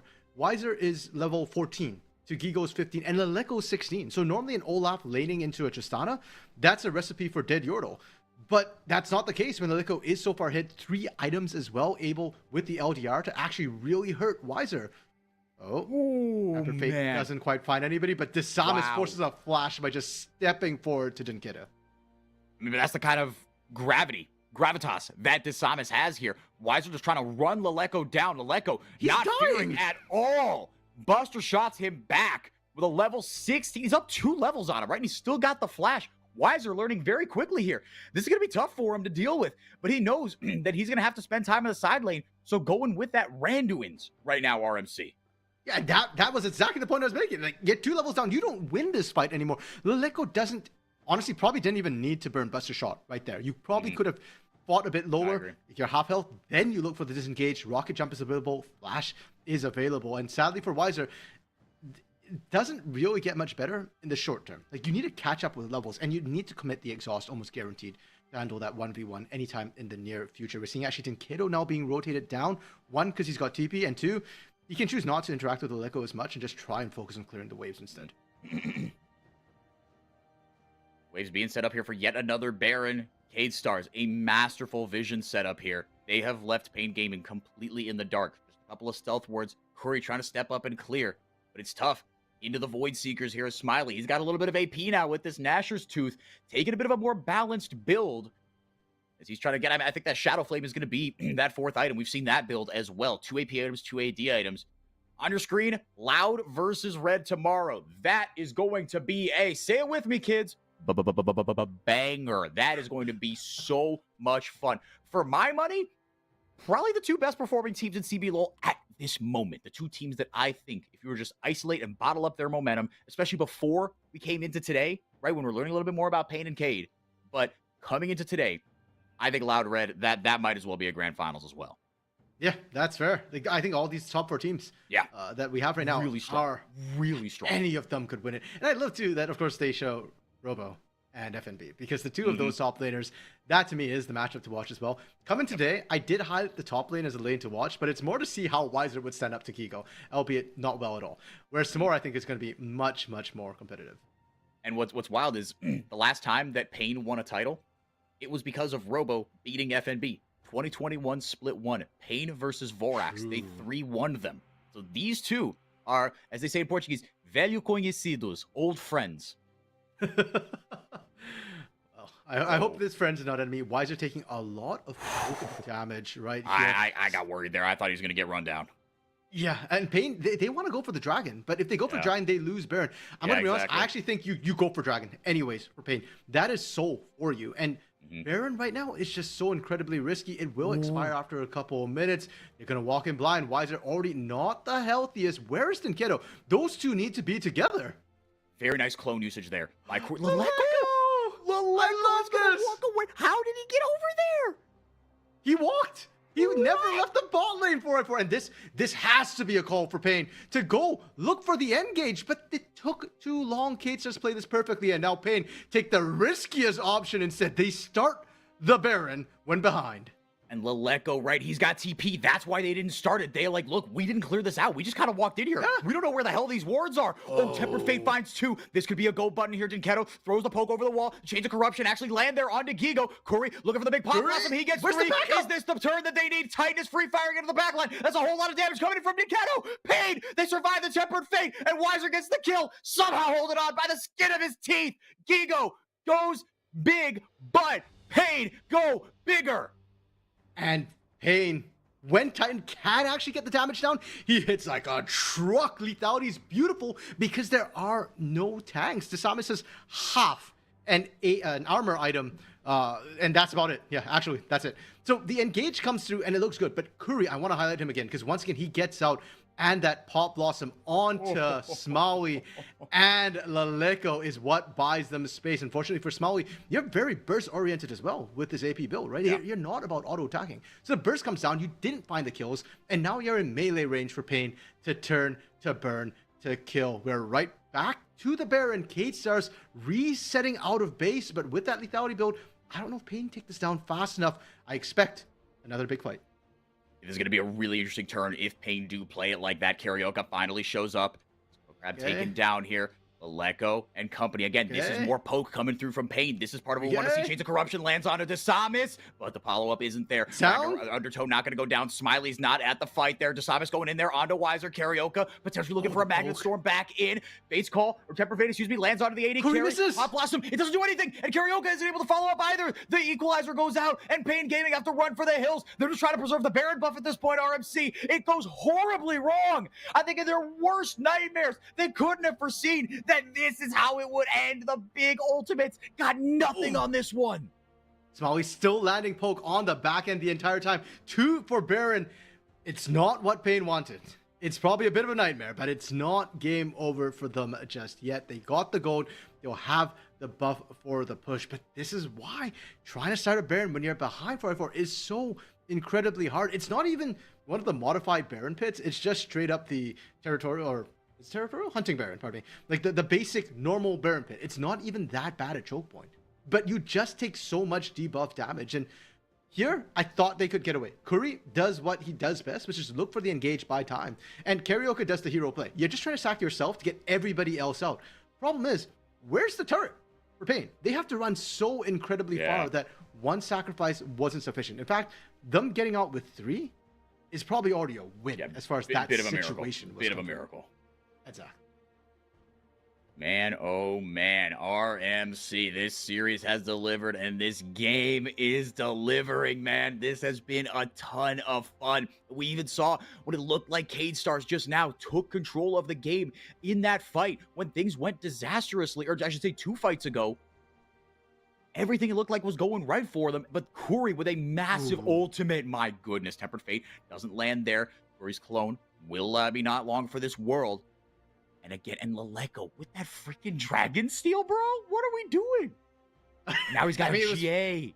Yeah, it was free for Leleko, though. He knew where everybody was, and Leleko is so incredibly far ahead of the game right now. He's been getting all these turrets, all these plates. Leleko, is he getting caught? No, not really. Nope, it's Tristana, baby. All that. Yeah. Now, the big thing to keep in mind, though, is if Leleko goes down, GA does have that stasis time where it takes to come back up. And while that happens, Smalley and Gigo will be heavily isolated and targetable. Leleko has to hop away. Titan is starting to become Titan. For better or for worse, these are the moments where Titan shines. Yep.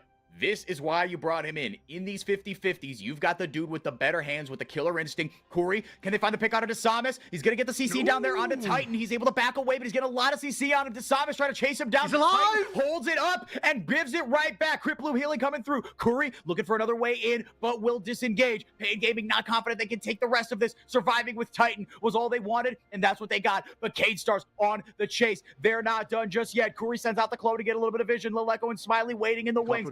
CC going down. Tangle Barbs, beautiful. Onto Pro Delta. If he lands 1 Q, they're clumped up here. They couldn't be a stun enough. But the hit damage coming in as well from those Void Seekers with that AP, softening them up a little bit. But it will not be enough. RMC, this game is on a knife's edge. It is, and Cade Stars are the ones it's seemingly holding the knife to Pain's neck, and the edge is pressed up right against their jugular. Cade Stars with that push, they get turrets to their name, and they get to fall back on this dragon. Again, Chemtech, you're just stacking these drakes in your favor more and more and more, and the skilling seems to be favoring Cade Stars, right? This is a lethality verse. It doesn't skill incredibly well. Weiser, despite the fact that he's starting to catch up in levels, he's starting to catch up a little bit in items, has not had impact in any of these fights. Even in that particular fight, he arrives late. He can't get in there. He can't threaten anybody. And it feels like Pain are playing a 4v5. Most of the time, they never quite have the full team available, ready to pull the trigger. No objectives to fight for right now, so just looking for picks. See how it goes. Pain down 5,000 gold, about a half item. We're almost at that point where the gold lead doesn't matter, but we're not quite there yet. I think it's going to be a couple more fights here, but RMC, you mentioned those stacking Chemtech Dragons. A little bit of extra damage, a little bit of extra tenacity on these margins, on these fine margins that it feels like this game is being decided on. This could be what tips the scales. Vision war just being waged here. Let's get another look at this fight coming through here. Curry, very well done. Get it onto Desamis, but the unstoppable comes through just before. Yeah, I think that's the biggest problem right now, especially with all the tenacity it's stacking. it's not just the damage that Curry brings to the fight, it's also his lockdown and the ability to hold people in that area. We are now out of the replay because Baron Pit is being fought over. Vision and control, not the Baron itself. But for Curry, you kind of got to let the Samus through at this point. You are not playing an Enchanter. You're not playing a defensive support. Your job is to play offense, to catch the Lecco, to catch Smalley, to catch Pro Delta. Titan is on his own. If anything, it's got to be Dinkedo shielding Titan, keeping him alive from that initial engage to Samus deep in enemy territory. Yay. There's a chance for a pick. He's got to be careful here, but he knows he's got everyone backing him up. Now, all of a sudden, things split up. Okay. Corey goes forward here. Gets the CC down, but the Tempered Fate is fantastic. It buys Smiley some time, but isn't enough. A lot of shielding coming through. Karaoke in there with the Magnet Storm. Into the backline goes to Samus, trying to get onto Dinkedo and Titan, but they kite backward very nicely. Karaoke low, going forward with all the CC. With CC less, I should say, with the Ragnarok. Going forward. Weiser not able to get anyone in. Gigo rips through Karaoke. Leleco is low. He's got that GA, so it might not matter. He's out with a shred of health. It doesn't matter. Anyway, Titan gets the shield ripped through from the Electro Harpoon. One man goes down, and it's Karaoke, and at the worst possible time because the Baron is up, RMC.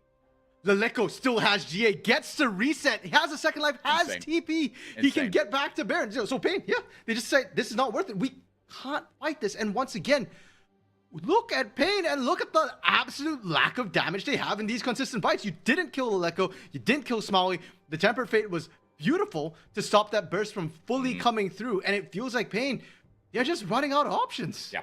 Yeah, it's starting to look desperate right now. And I want to come back to something you said, which it's not necessarily about the Baron, right? And this fight is not how we kind of expected it to go. And I like the initiative there from Curry, right? He saw that it was a split up fight. Fantastic. God, I love these observers. They're so good.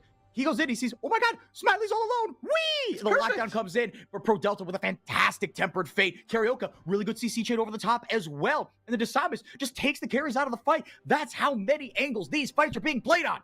Yeah, and the lack of threats, unfortunately, for Pain is starting to show, right? You saw how Vi and Rumble just hold their ultimates till you see Titan. They don't have to use it defensively. They're not worried about you being able to kill them because the damage is so front-loaded from Pain. Dinkedo and Curry, if they do damage, it's burst damage. And Weiser, he finally gets into the fight. He finally gets into the back line. And I'm still not seeing the health bars drop from K-Stars. It feels like it's too little, too late. Weiser didn't have problems. He kind of got outscaled by these carries at this point. And sure, you almost got Leleco, but you didn't. And almost doesn't count in League of Legends. Yep. And now he's got a Bloodthirster, so he's been kiting away very well, right? And again, with all the mobility, that is all that Tristana's going to do. And now you got the GA as well, and the LDR to rip through things. You've got a little bit of armor coming through from the GA as well. This is just such a rough build to play into if you're trying as an Olaf to chase down this Tristana. But RMC, going back to, again, I want to get that point down about the vision. And we might not get another fight like that if K-Stars have their way. Tempered Fate almost lands onto Weiser. But a way you got to come at this for Pain Gaming. I feel like, look, you've got immense poke. Karaoke, what are we doing, my friend? He gets caught out. He goes a little too far forward. The equalizer comes down, prevents any hope of escape for Pain Gaming. They're low, but they're willing to fight here. Pro Delta steps up a little too far forward. DeSavis almost finds Weiser. The CC down there could have been enough. One man down to get it's Karaoke, just a little too far forward.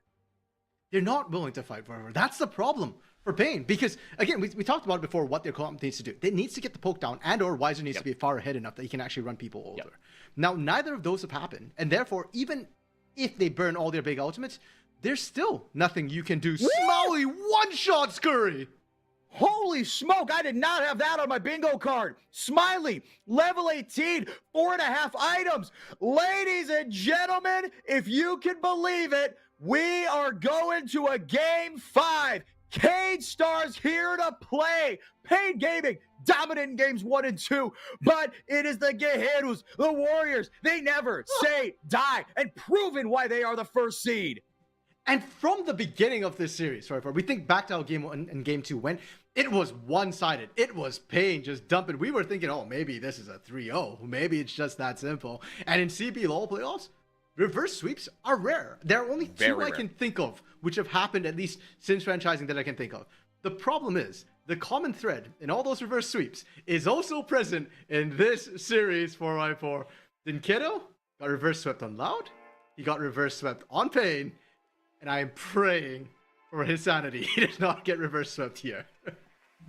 Oh, yeah. And if nothing else, just for Twitter, because the discourse is going to be insufferable if Pain get reverse swept. It is going to be horrible. I'm going to stay off Twitter the rest of the day. I'm going to watch LCS in peace. I'm going to go get sushi with my wife. I'm going to stay off the internet and get reverse swept. I'm going to stay off the internet regardless. I want to do that. But anyway, RMC. This one was a banger. This was a ton of fun. And we saw a lot of looks being shown from both these sides. But like you said, I think you encapsulated it perfectly. As the game went on, you saw the lack of damage from Pain, and they looked lost. They looked desperate. They're like, will this work? No. Will this work? Shit. Will this work? Oh my God, we are in danger. Yep. And I think a lot of it has to do with the risk they took this game. They tried to give Wiser the carry. You put Dinkido on a karma, by the way, when Dinkido has been a big part of the team's success on carries, on things like the ASO. Even on the Hui game, when they lost, Dinkido's Hui still did a ton of damage. Instead, you put him in karma trying to enable Wiser. I think at this point, if you're playing gaming, you recognize that Wiser is just not going to beat Ego today.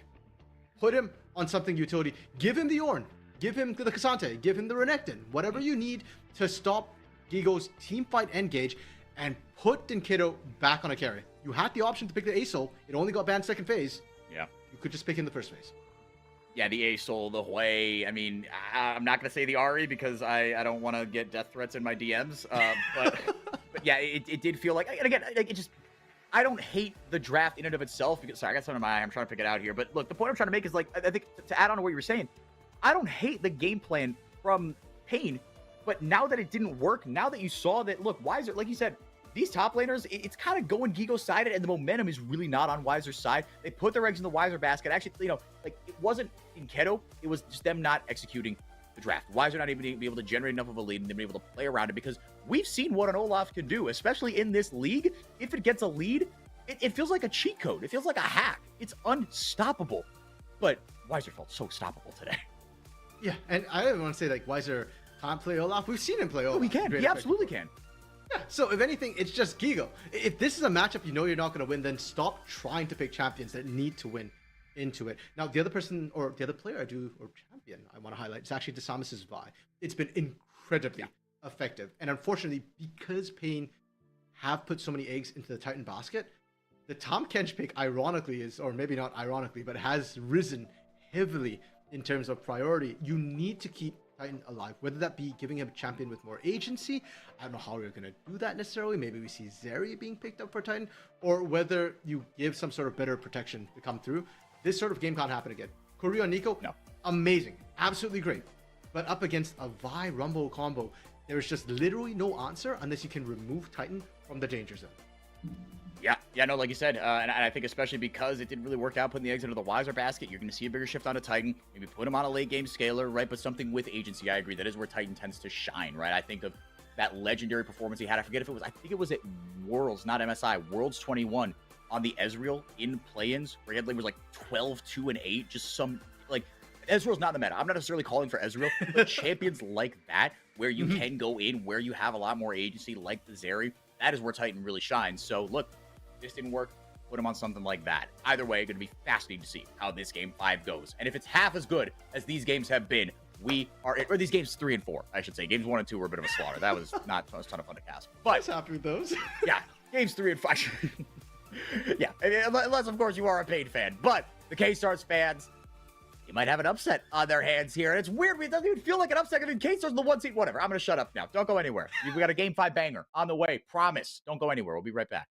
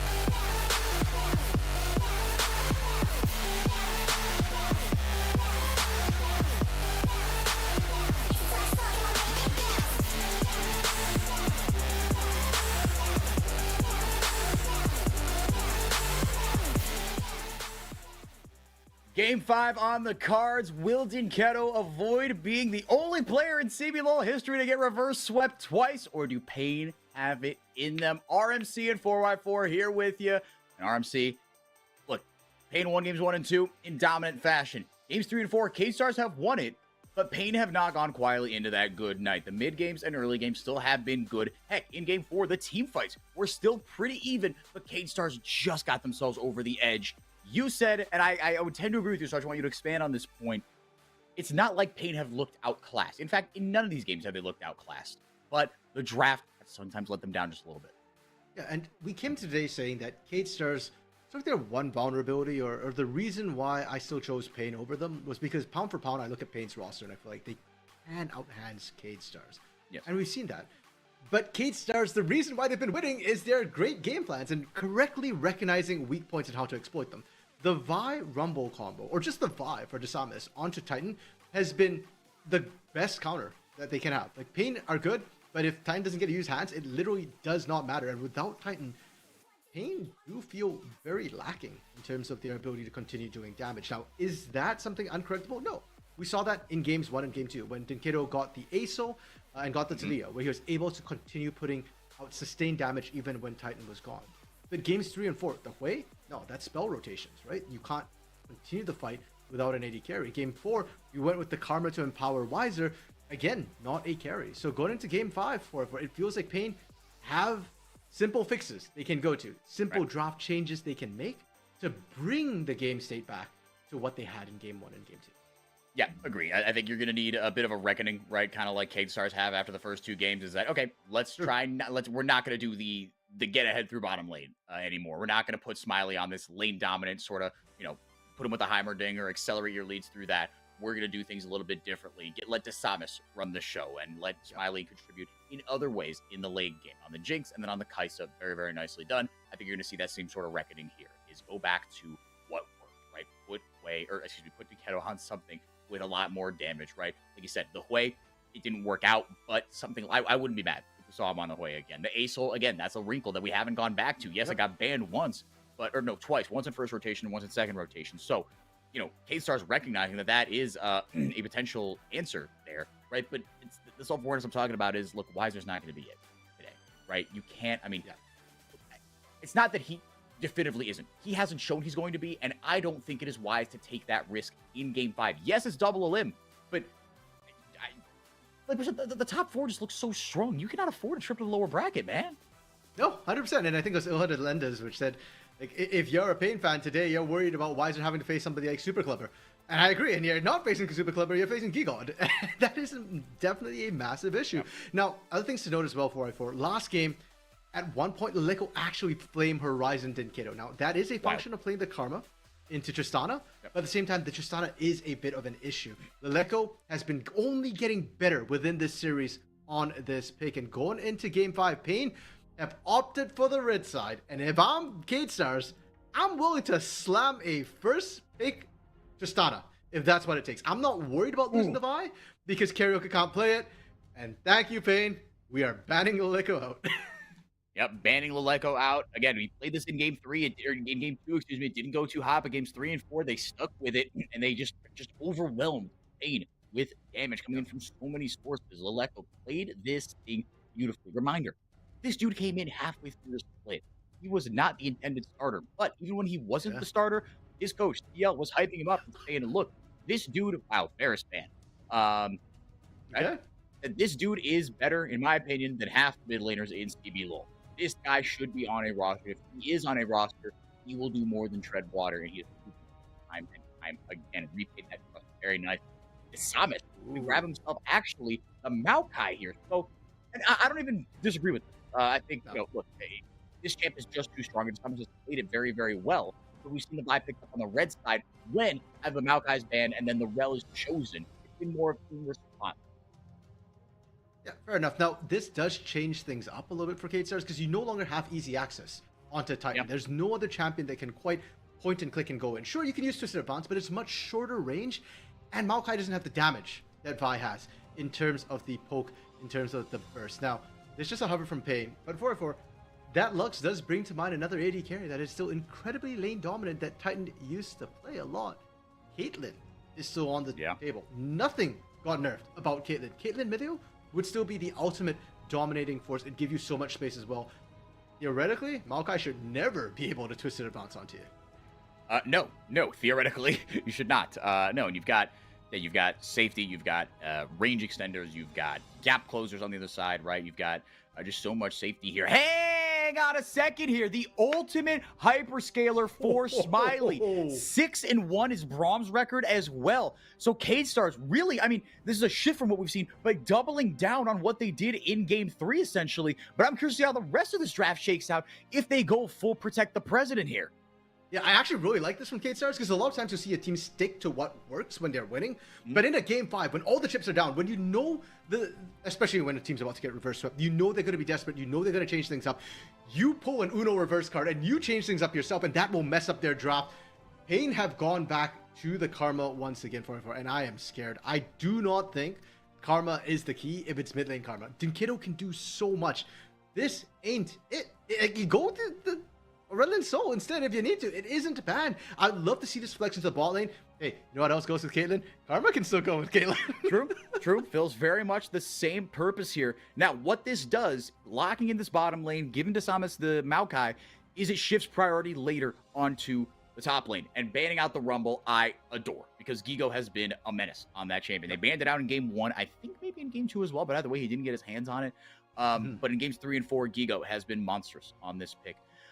RMC, I'm inclined to agree with you here. I want to see my boy Dinkedo get his due. Give him something that he can cook on. Shoot, in game 1, this was kind of the draft, right? It was Renekton top side. It was, I think, Kalista, right, bot side. And then they gave Dinkedo the Acel, right? They said, look, you can carry kind of from one of two lanes in the top, in the early and mid game here, and then give me the ball because I'm going to take it to the effing rack in the late game. And that's what he did on the Acel. He was dumpstering here, taking away the Jax as well as a counter, bit of a handshake as we described it to the Renekton, but the Gnar still available here. And I guess Pain's saying, fine, we're not scared of Gigo's Gnar. We dealt with that once before they banned away the Caitlyn. That is phenomenal. You're kidding me, man. Come on, bro. That Nobody else wild. plays as champion. Oh, I'm so sad. But yeah, I mean, that was one way to shut down the KaBuM, because besides that, it's really hard to actually get onto the KaBuM already with the Maokai, with the Braum. What are you going to do? And trying to outdamage one is complicated, to say the least. Jinx would be one way to do that. And so far, we've seen Smiley be the side who looks to scale. We've not seen that too much from Titan. Even when he picked the Aphelios, you're actually still picking the Aphelios to win out early and still match scaling up to a certain point where Jinx outranges you. Yeah. K-Stars with the LeBlanc hover, the show on the LeBlanc. Let's keep in mind, Lego did have one LeBlanc game to great effect in the regular season. And I really hope we get to see it here, man. Like, this is the ultimate kind of chips are down. Put your you-know-whats on the table. Let it all hang out here. Like, this is just them doubling down on what makes them so strong, right? Desamas on a playmaker, right? I mean, I think Pro Delta on a playmaker as well is kind of what he's more known for, right? And that's why you've seen the Rakan get banned out against him as often as it has been. If they lock in the Fiora, I would lose my mind. But you do get the Olaf here. So how these team fights play out is going to be really, really interesting here, because you've got obviously a defensive support protecting Smiley. And now how much backline access do you have here? This is going to be tricky for Pain Gaming to get onto the KaBuM. RMC, these are some interesting drafts developing here. I'm trying to formulate my thoughts as I go, in case you can't tell.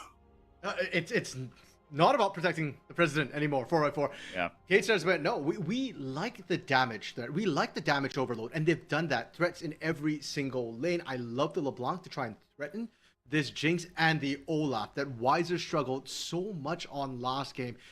Gigo said, I'm about to show you how it's done, Weiser. Now, it's interesting to note that Gigo has played it once the split and actually lost on that Olaf thing. So it's not like Gigo has shown godlike skill with the Olaf this split. He has done so in previous splits. And if anything, I think this game comes down for Pain to Titan. You put all your eggs in the Titan basket. There is no Vi to shut you down. Whereas K-Stars, they continue to go with multiple threat avenues. I really like that. And I do think K-Stars drop gives them a larger margin for error. But I think Pain's draft, they are just doubling down. And hey, if there is an AD carry to double down on in CBLOL, it is going to be Titan. Yeah, I mean, this is literally you're putting your money where your mouth is, right? You paid this dude to come over here. You gave him a hand-picked support. Now it is time to put up or shut up. Yep. RMC, this one is going to be a lot of fun. I think it's going to be a very fitting way for this game 5 to go down. Like you said, you've got multiple angles to attack from Cade Stars, but let's not kid ourselves here. You put Smiley in a very advantageous position, right? This is where he has thrived in the regular season. We talk about that before the game. Before the series. We talked about that during the series. When he is able to just sit back and click, he is phenomenal. Yeah, and for whatever odd reason, it feels like even though Pain are on the red side, K-Stars got their answers that they wanted, right? They got the Olaf into Renekton, which I think they're very, very comfortable with. You got the LeBlanc, pardon me, into the Karma, not the Irelia, threw me off for a second. The LeBlanc into Karma, which I think is really good for the side of Lilico as well. And the only lane you kind of didn't get a winning matchup, so to say, is in that bot lane, is with that Kog'Maw. But even then, it's not a terrible matchup for the Kog'Maw to go running into the Jinx. So I think Cade Stars, they're very happy with how the draft went. Pain have gone back to comfort. And I think at the end of the day, I don't think either draft has a huge advantage. I do think it'll be execution based. I love that sky background. God damn.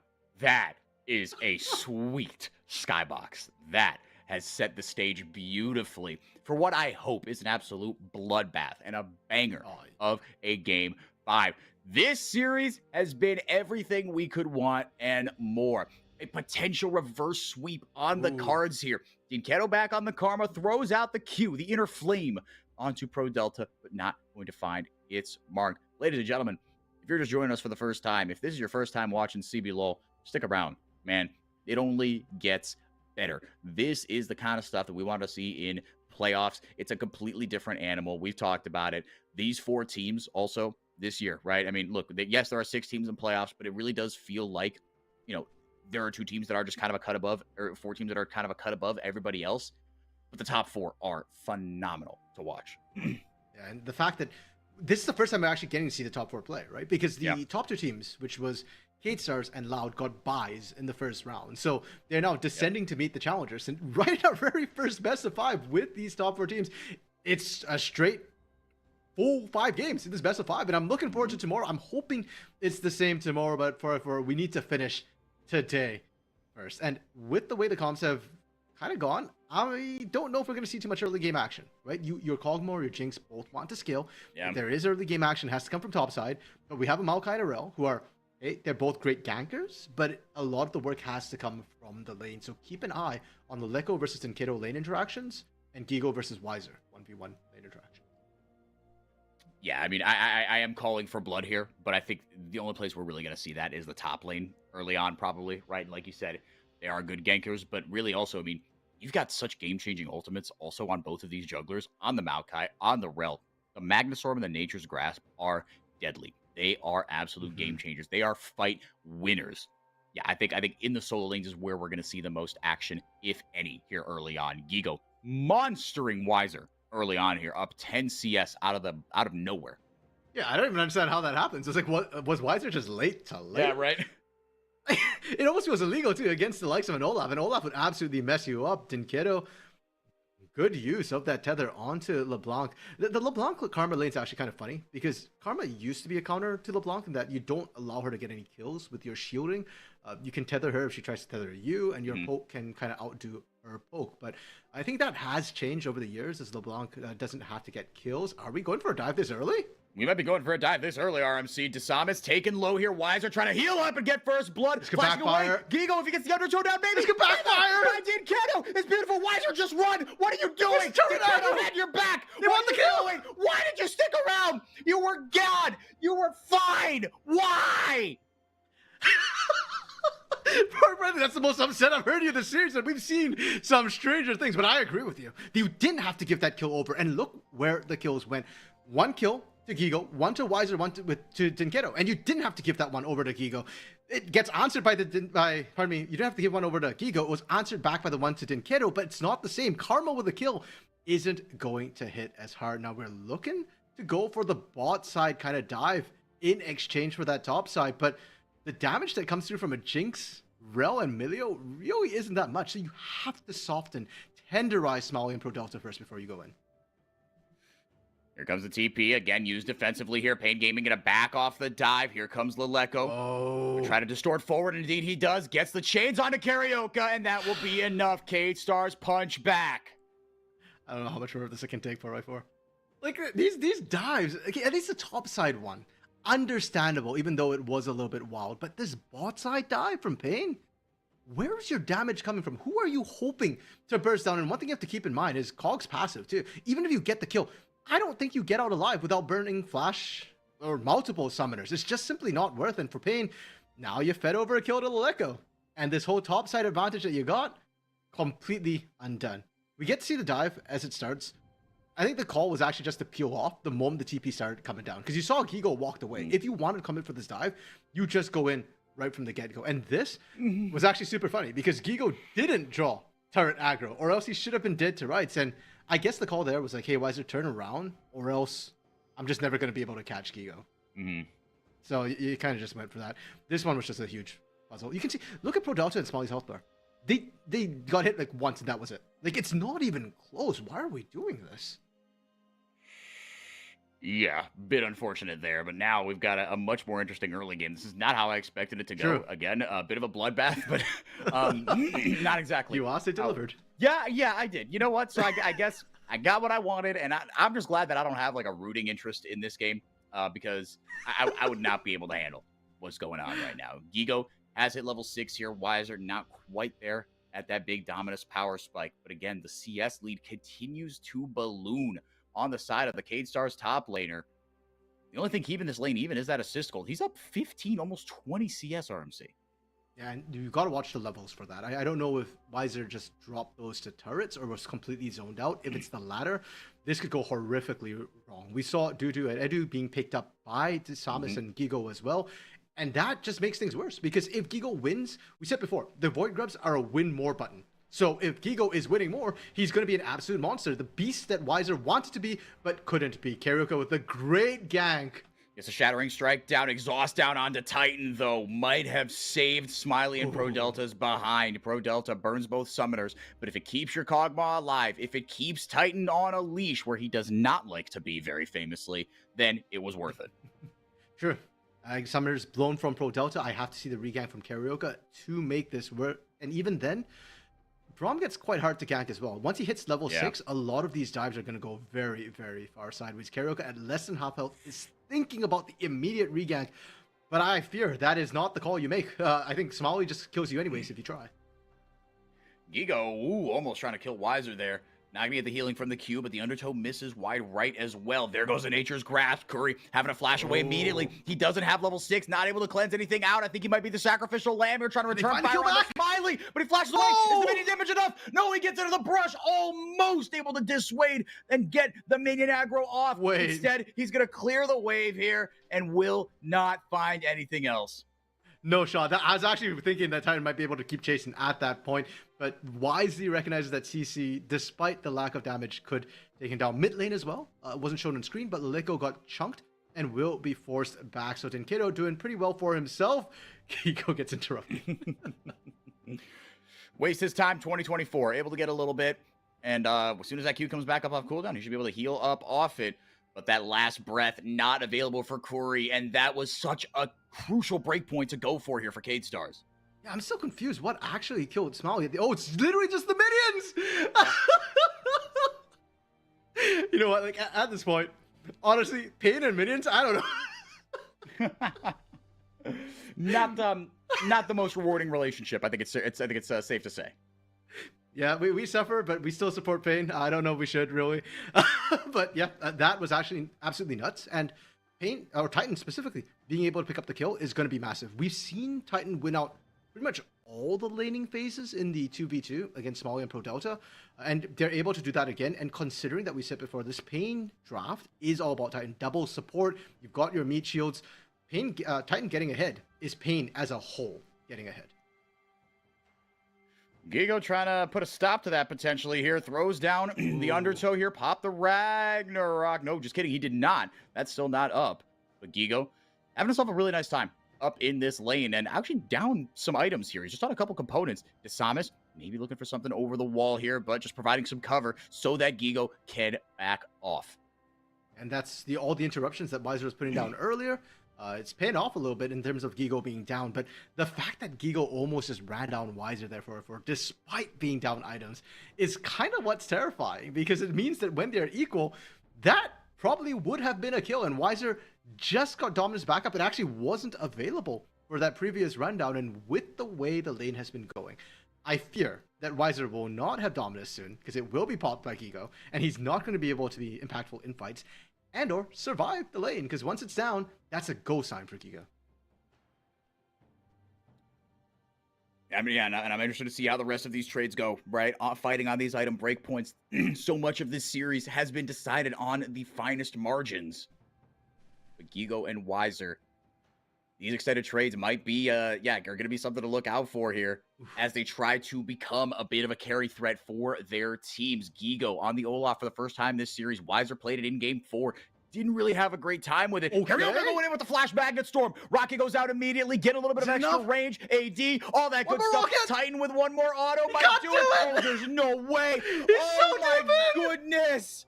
Cry if you cried. Smiley throws his hands up, said, "What are you doing, little homie? You trying to come after me?" Nah, oh, man.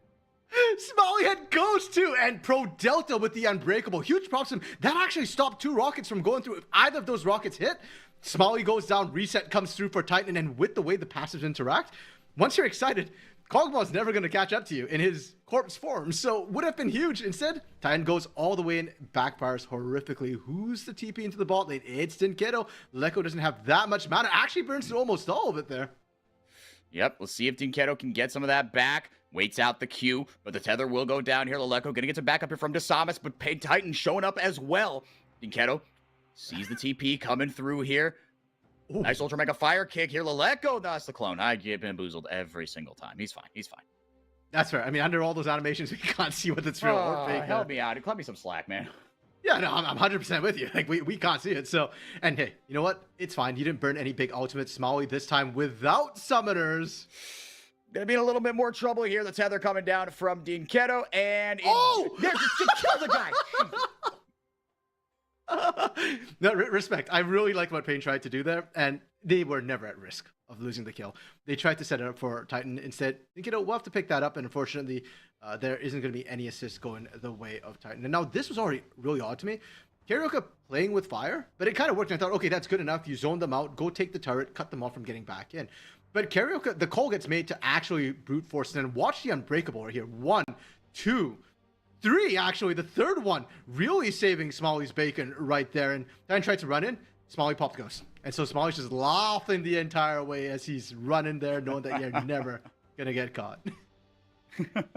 There's a smile from CL. Yeah, and I think a little bit of relief there from Coach CL. New hairstyle for the boy. Got his hair bleached last night. Yeah, he put out a post that, if this gets 10K likes, I'll bleach my hair. And it happened. And but I love CL for that, because he, like, all Brazilians want is that you love their thing as much as they love their thing, and that you don't disrespect their thing.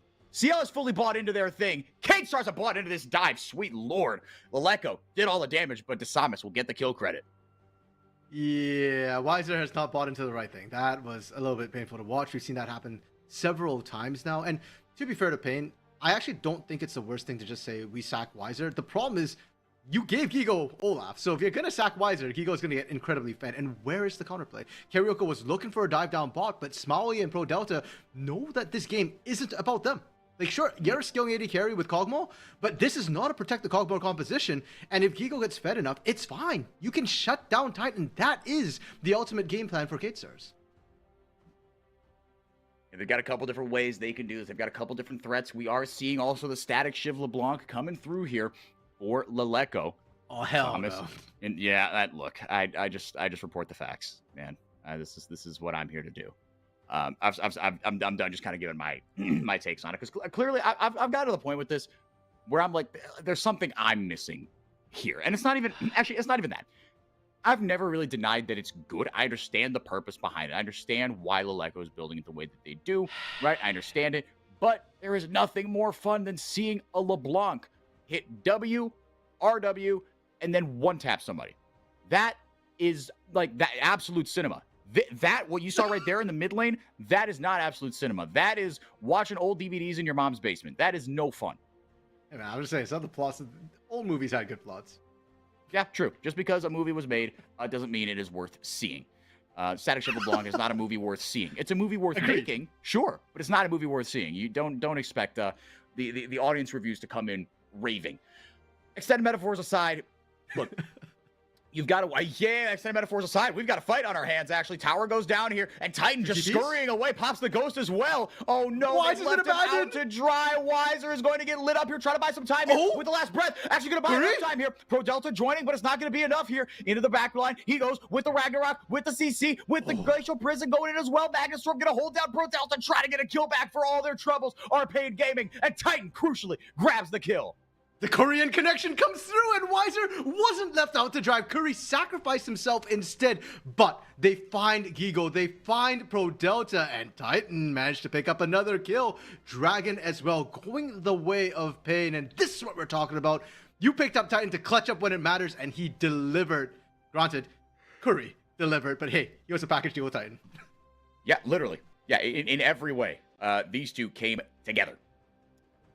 Tie game, basically, here. We'll take stock of that after this fight. This fight broke out a little bit out of nowhere. Nasty TP coming in here from Gigo. Thought he got the clutch flank, and Weiser popping the Ragnarok immediately. Mid-game Renekton can still do some really disgusting stuff.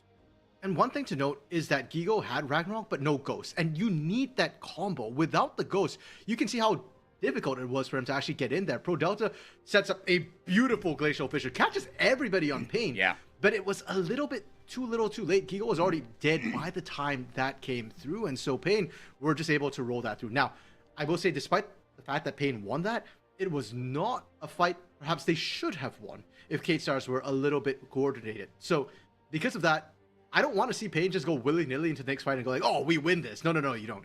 You can win it if you're front to back, but you still have to set up right, and you still have to watch out for K-Stars and the poke and the flanks that Gigo and Lilico put down. But this is how they've thrived, right? We've seen, again, these kind of three-headed monster compositions where you can attack from so many angles. K-Stars, they are doubling down kind of on that style, right? And just leaving Smiley to cook in the back line. Leleco and Gigo, these solo laners that, one the presumptive MVP, the other one a mid-split substitution, who hasn't really been the hard carry that Takui was in the beginning of the split, but is really proving that in this system that they like to play, again, drafts that have a clear that have a clear kind of win condition and a clear plan of execution. That is where they thrive. And right now, this plan of execution, especially, game 3 onward, is we are going to overwhelm you. We are going to come at you from so many angles that you are going to not be able to think. You're going to need to play perfectly if you want to survive this. Yeah, and we always have a backup win condition. That's what I really liked as well. With the Tristanas, it was split push. And this is why you play AD LeBlanc. It's not just for the poke. It's not for that. It's also for the fact that you get to always have the split push threat. So while Pain are hard committed to the team fight, Leleco can always kind of just split push on a lane, and then, hey, if you ever lose track of me, maybe I'm on your flank. I can do double duty with this compared to the AP LeBlanc, which is higher burst, higher flank threat, but less ability to push in the side lanes. Yeah, and as far as responses to the side lanes, I'm not seeing a ton of good options here from Pain Gaming. You want to fight as 5, right? The team fighting is your strength here. Dinketo able to get the tether down there. Karioka, Leleco able to restore backwards, flashing over the wall, broke his ankles. Goodbye. Oh, good flash from Titan, able to survive as well. Pro Delta's going to eat up 2 turret shots because of the chompers. And look at Titan's awareness. He knows what's coming for him. He knows what's coming for him. He knows he's got the support in his pocket. The pocket Milio will not be enough, but it's enough to take one down with him. Gigo and Titan trade blows back-to-back. Former teammates on those back-to-back red title-winning Red Canids teams slaughtering each other under the top or the mid lane tier 2. True, and who better than to take you down than somebody who knows how you like to play. And if Gigo can trade his life for Titans, that's worth it every single time, because that's only 1 out of 3 threats for Arcade Stars. That is 1 out of 1.5 threats for Pain Gaming. Karioka looking for the end gauge, but without Titan, I just don't see this as a threat. Samus bonks Karioka away, doesn't have the Magnet Storm, so not opting to go in immediately here. Had the flash, but again, it's that Magnet Storm that is going to be the huge deal. The Knight's Vows come in for Karaoke. This has become a bit of a, I wouldn't say point of contention, but just a discussion point among kind of, tank junglers and how you want to play out your game plan. And with two bruiser top laners, I know that Karaoke's Knight's Vow is going on to Wiser. I don't know where, okay, the Knight's Vow is going on to Smiley. You see that. So from that perspective, this really is a Protect the President comp. We're going to get a look at this attempted dive here. Titan waiting out. Had to blow the flash, had to blow the ghost here. Tate gets the ward down there, trying to do something. Oh, this Titan. Oh, my Oh, he's going to goodness. just get lit up for this. Gigo finally grabs the revenge kill on his old teammate. One picked up here for Cade Stars. And with a Dragon coming up in 40 seconds, Titan will be back in time. But it's more than enough time to freely set up your vision before that objective should you want to, or potentially a Baron turn. I've just got to be wondering what Titan was doing up there that far alone. He was up about halfway through the lane. You've got 2.5 supports in your team, and I'm counting Karaoke as half a support because Rel is a supporter as well. Yep. And you get gold, so it's even better than usual. If anything, I should count it as 3.5 supports. But you've got Dinkato, you've got Curry. Nobody nearby as Titan gets picked. That is unacceptable. And frankly, for Pain, that is one of the ways you lose the game, right? Anytime Titan's down, you can't look to fight. Right here, you can't fight, and Gigo's here. Well, they're certainly scrapping. Gigo just trying to take Dinkato out of this fight, flashes away, gets a shield down on him, inspired to take more damage, but Karaoke is going to get melted through. No, the shield when he mounts back up is going to be enough. The bomb spin from the backside is not enough. Wiser into the backside. That's enough to get Titan excited and to get Titan rolling. Delta gets a kill back, but it's not worth squat. Titan goes massive in a clutch team fight for Pain Gaming as they wrest control of the game back here in Game 5. Is this enough is this enough to forgive Wiser for how games 2, 3, and 4 went? This giga flank where Wiser was able to set up and pull the game back in Pain's favor after a couple of mistakes. Because right here, this, again, it should be a fight that Pain wins. Gigo finds the isolated flank, Karaoke gets caught out, is completely chunked, but Wiser's delayed TP actually puts him in position to find Smiley in it, and one Knight's Vow does not protect the cog composition make, unfortunately. So Smiley gets absolutely shredded. I almost feel like the Samus was an afterthought who just got eaten by the AoE CC, and Titan actually gets there in time to get excited, to keep on running through, and with that, they not only even up the game, they're now at soul point on an Ocean Soul. That's going to be massive for them, because with the shields they have, with the extra healing from Curry, there is going to be time for that Ocean Soul to be ticking through in these team fights. Yeah, these extended fights are really going to favor Pain Gaming now. That Ocean Soul coming through soon. Wiser as well, right? He's not going to get blown up quite as quickly. That Dominus is going to feel a little bit better. The Conqueror is going to get a little bit more value as well. Titan wasting their time 2024 with the Super Mega Death Rocket. We got the Super Mega Death Rocket and the Mega Ultra Mega Fire Kick? Question mark? Ultra Mega Fire Kick and JINX. Are you gonna actually ever call that? I called it once earlier. Super Mega. Yeah, thanks for listening. By the way, I'm playing. Super Mega Death Rocket and Ultra Mega Fire Kick. Yes, and it's not the last breath; it's the breath of life. 160 champions, by the way. Yeah, no, I'm gonna just call it Fire Kick on the knockback. I'll leave that to you for my brain is too crammed full of other nonsensical things, like for example the fact that the Mega Death Rocket was used to stop the back, and it wasn't just wasted, it was actually to get the time to take down that mid-outer turret, and that's going to give Pain a bit more leeway to try and rotate into these neutral objectives. That mid-turret had been stopping Pain from actually from stepping up, and that was why the approaches were kind of so risky, and why that last fight happened where it did. Yeah. With the objective up now for another 2 minutes and 45 seconds. Again, I really do think like this Ocean Soul for both these teams is so valuable, or rather just preventing the Ocean Soul from going over for Pain Gaming. So again, but what happens between now and these 2 minutes and 30 seconds, right? The Vision War being waged. If you burn any sort of ultimates, right, you can be a little more, again, assuming you don't, do anything silly, you could burn things like a Super Mega Death Rocket to try and stall things out. Prevent a tempo play here. Ragnarok goes out. Dominus exchanged in return. Or, scrap with your best friend, the other top laner, on the other side of the map. Yeah, I actually don't think Wiser needed to pop Dominus right there. Gigo was happy to tank up the turret, trying to take it, which, by the way, is actually really dangerous. Even with the Void Grubs, it's just, it's not really going to work for you when it's quite that healthy. So Ultimate's traded when it kind of didn't need to be. They are on fairly similar timers, so both will be up in time for any sort of plays they want to make. What's more interesting to me a little bit is the vision controller on the Baron. Neither team has full committed to like blanketing the area, to lighting up the whole thing. Mostly you see just those wards to make sure the enemy team isn't doing it. So as you pointed out, 404, the teams are more focused on the Dragon, and Baron will be an afterthought. The teams are opting to teamfight. Pain wants to do it. I'm actually a bit surprised K-Stars is saying, yeah, we want to do it too. We'll see you opts into it a little bit more here. Tension has shifted a little bit more over to the Baron. Just, I think, the threat of a Baron here. I think Pain Gaming, again, they're going to be a little more happy to take, to potentially start this one up and sack that 4th Dragon, right? This is often the trade you see, at least be presented with a 3-0 lead on a very valuable Dragon Soul. But Pain, with the confidence, say, you know what? Maybe we don't need to go for this, right? Maybe we don't need to fight around it as well, right? And that's the other half of Vision setup is when you approach the fight, at what advantages or disadvantages do you approach it with? I think right now the biggest advantage we need to keep our eyes on is in this bot lane. Titan's up 2.2 thousand gold, and what that means is a straight up completed LDR.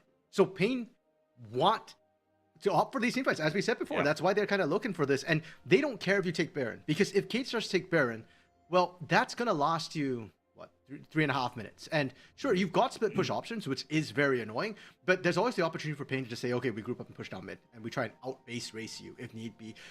Kog, you're sitting on a Rage Blade and a Runan's Hurricane. Great for team fights because of percent health. Shred, not great for taking turrets compared to what Titan has. The TP's coming through from Pain Gaming. They've lost vision, but they've got 9 seconds to just walk in and brute force this one. Well, Echo taking to about 2/3 health, excuse me. Wiser and Gigo both trying to flank here, man. Wiser knows where Gigo is, standing in that brush, but okay. Be careful here. He's isolated just a little bit. The CC's coming down onto him. Dinketo laying down the poke as well on the Karma. Gigo gets found out here. Has to pop the Ragnarok. He's going backwards now, RMC. Samus throws the Nature's Grasp over the wall. This felt defensive more than anything. Glacial Prison going up here. Wiser has to pass the Dominus in response. Karaoke looking for a way in, but it's Titan frontlining, man. This dude's got to be careful here. Oh my goodness, I get so nervous anytime Titan even A clicks forward, man. It was a 4-on-1, but he had the homies there to back him up. Wiser looking for a flank. Laleko looking to keep him off the Dragon. Remember, Soul on the line for Paid Gaming. The reset coming through here from Gigo. He didn't get what he wanted in the first half of this fight. Let's see what he could do in round 2. K-Stars trying to pull off the pincer here, trying to overwhelm Pain Gaming. Wiser doesn't have the Dominus. It's not going to matter. Pain Gaming going big here. Smiley getting massive and getting the team fight kills, but it won't be enough. Here has to flash away. Gigo bails him out here. Bodies fall all over the rift. Kuri barely gets out alive. Laleko barely gets out alive. It's a 1-for-1. 1-for-2 at the end of it, because Pro Delta, yeah, he just bought an item, so I covered his picture. Yeah. But yeah, he does go down, and most notably, both junglers are down and dead. We see a TP coming in through from the Laleko. Gigo's still in the area, so they want to make sure they control the air. They control the vision approaching this. Wiser has to TP in as well, but watch the AD carries. Titan back in with that BF sword. Smiley still couldn't quite complete his third item there, and when all is said and done, 4x4, it's a reset on a team fight. Titan on his own again, no supports with him, but K-Stars don't know that. They don't know where Curry and Dinketo are. Karaoke back and reapproaching the objective. This game is on a knife's edge. This whole series, it all hangs in the balance. The call is Baron, like you said. And K-Stars not wasting their time on this 4th Dragon. But you see some on my way pings coming down, so maybe they do opt to trade this objective here. So maybe we can't fight this, but we're not going to get nothing for it. Pain, rip through this Baron. That is the power of a 3.5 item Jinx at less than 30 minutes. They get the Ocean Dragon. They delay the Soul, but they sack the Baron for it. And now let's see what Pain can do with it, RMC. A lot of standing turrets because Pain had the inside track on the top side. All of K-Stars was bot lane. They might be able to actually just get 2 turrets right from the get-go without basing. I love this. A lot of times you'll see teams go for the base because they just got Baron. They just got an influx of gold. No. Press your advantage if you have it, and they certainly do. Again, look at who they're giving the gold to as well. It's mostly on Titan. Not a lot of people there to try and take any of the local gold. And now, Pain They've got a significant lead for what feels like the first time this game. 3K up for Pain. Again, all sitting on Titan. That should be an item. What can Pain find with this push? Man, oh man.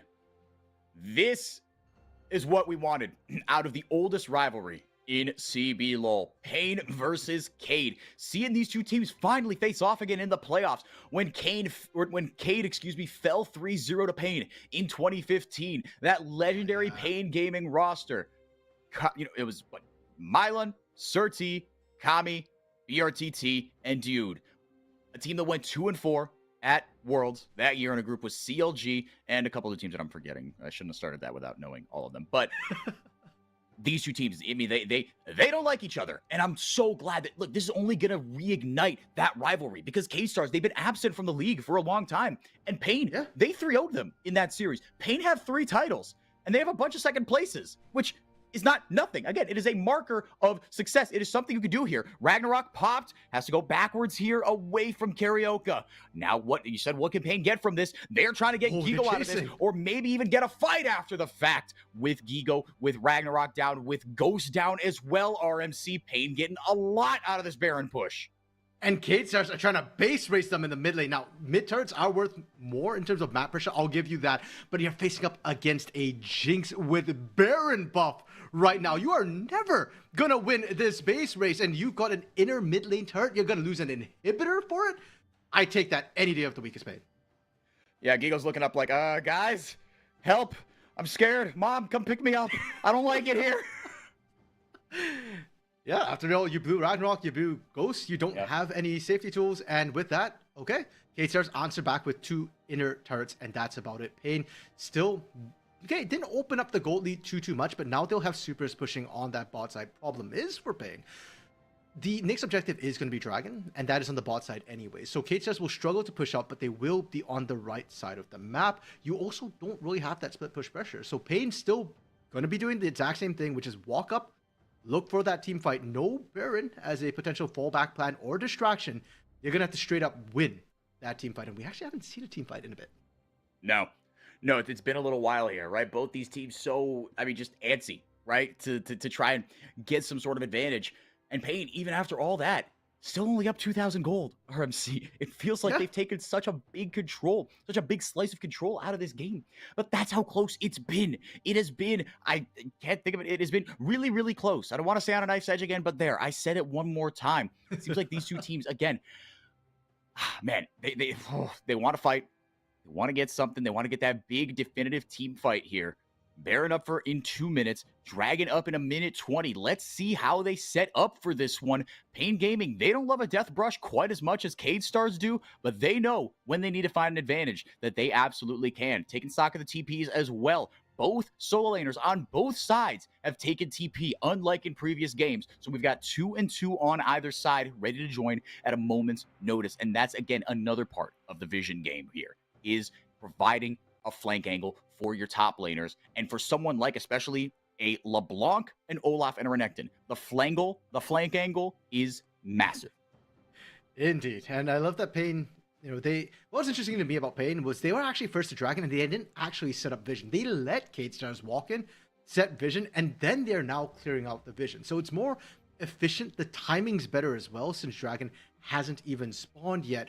But it does mean that there are a lot of wards behind them where those flangles you were talking about, the TP angles specifically for Gigo and Aleko, are present. And Pain has to be very, very mindful of that. We said before, they win if they can play in one direction, front to back. They win if Titan doesn't get picked, and I'm concerned because Titan's on his own again. And Pro Delta sees that. Yep, and they see that. They are trying to get on him, and that's exactly what they do. The cleanse comes out here. The breath of life will keep Titan alive here. He pops the flash. He pops the ghost. The redemption comes down. Everything comes down to keeping Titan safe. They know that if he stays alive, they've got a chance. Glacial Fissure goes out. Weiser and Leleko doing battle on the opposite side. Titan gets a super mega death rocket out. Karaoke looking for a way into this one. Karaoke already goes in, gets the flash down. The shattering strike is massive. Titan is excited. Titan trying to win this game for Pain Gaming, but Smiley is huge, and he takes Titan down. Desamas going low as well. Smiley, they need to keep him safe, but Pro Delta's so low. Pain, wait for the spells to come back up, and they re-engage. Double kill for Weiser. Pain take the fight. They've got their sights set on Soul. Can they do it? Smalley is full health. Smalley can still rip people when you want at the back end, and Curry and Dinkito want to finish him. Oh, Smalley's separated. Smiley is separated, and Smiley is taken out. That's huge. I don't know if that's enough to end. The On My Way pings are coming in for the Dragon Soul. They're playing it safe here. They're allowing those minions to push those supers. That inhibitor is not going to be up for another minute and 20 seconds. So they're going to let that do its thing and guarantee that the next fight they take is on an even bigger advantage there with the Ocean Soul. Will they have enough time to take the Baron? That's the question for me, RMC. Yeah, and with Smalley down for 25 seconds, KaBuM definitely can't take it. It is so incredibly risky. Very late TP from Gigo just to investigate the situation. I think he actually channeled it right after Dragon went down. We'll have to double check that. But here's the fight. And I was terrified by Titan stepping out there. So that was a great call from KaBuM. But we've seen this from Titan multiple times. I think it was game 1 or game 2, where Titan was just the bait. He was just kind of pulling people into him. And Karioka, on these utility supports, this is why he's so good on them. He finds the engage angle multiple times. By the way, Baron's already going down in the corner. Karioka finds the second engage there, a third engage he's looking for in terms of making all of this happen. If Titan didn't overstep ever so slightly and get knocked back by Dishonest there, this could be a much bigger advantage for Pain. They could even have potentially looked to end the game. As it stands, though, he did so much damage before falling that even without that one big carry, Dinkito and Weiser were able to clean up. The only sacrifice being Curry to make this happen. And hey, that's fine. It's a 1 for 2 if you look at it that way. No, that is a trade you will take every single time, obviously. And now, with that 4th item, it has come in here for Titan. He is massive. The Jack Show has come in. Oh my goodness, wait, screw a Jack Show. We've got another fight on our hands. This could be for all the marbles here. Pain can survive this. Another fantastic breath of life here from Kuri. Laleko get into the backline, gets on a Titan, but he turns around and tries to rip through him. But who shows up but Gigo? He takes Jinx out of the fight, but Pain Gaming has to head for the hills. Dinkito can't do enough. They take the angle. They find it beautifully. The flangles from the KaBuM Solators win them the fight, but Pain are not going to take nothing without a fight. They take the mid inhibitor turret as well, RMC. Yeah, it's a slow grind coming through from Pain, but if each time they sacrifice Titan, they get another structure, that's not that terrible a trade. And unfortunately for KaBuM, look at their lane states for every lane was shoved in. Gigo is now shoving up that top side, but that was all the way pretty much in their base. That's why they found that flangle. And just trying to cross the map is going to take you more than the 30, 40 seconds that is Titan's death timer. So by the time you're knocking on those doors, Titan is back up and ready to open that door and receive his guests. Gigo knocking on the door now. Weiser, he's got that GA. 4 items for him and 4 items for Gigo as well. That Randuin's as well makes him so tough to deal with. Titan, he can take all the autos he wants into Gigo, but in that straight up 1v1, Gigo is going to run him down, and Titan is going to go down, kicking, screaming, crying, throwing up, sliding down the walls, etc. Let's get another look at this fight here. What a TP from Laleko, and he bides his time, RMC. Yeah, one thing to notice, Laleko never actually flashed in all of these situations. Doesn't have to. And as long as he stalled out Titan long enough for Gigo to catch up, that was his job done at that point. You don't have to get the kill. You just have to slow him down and just set up for the rest of the action. Now, of course, Titan's back up, and that worked last time because Titan didn't have a defensive item. Look at his last item he just picked up, GA. Now, if Laleko does that, Gigo does that, the fun part is the stasis, or the time it takes for you to resurrect. By the time you're done, Gigo might not have Ragnarok anymore. He might actually be vulnerable to CC. Yep. No, Titan, you're absolutely right. Both sums are also back up for him, and we've seen him bait before. Let's not forget the fight before this. Titan managed to draw everybody in with those summoners.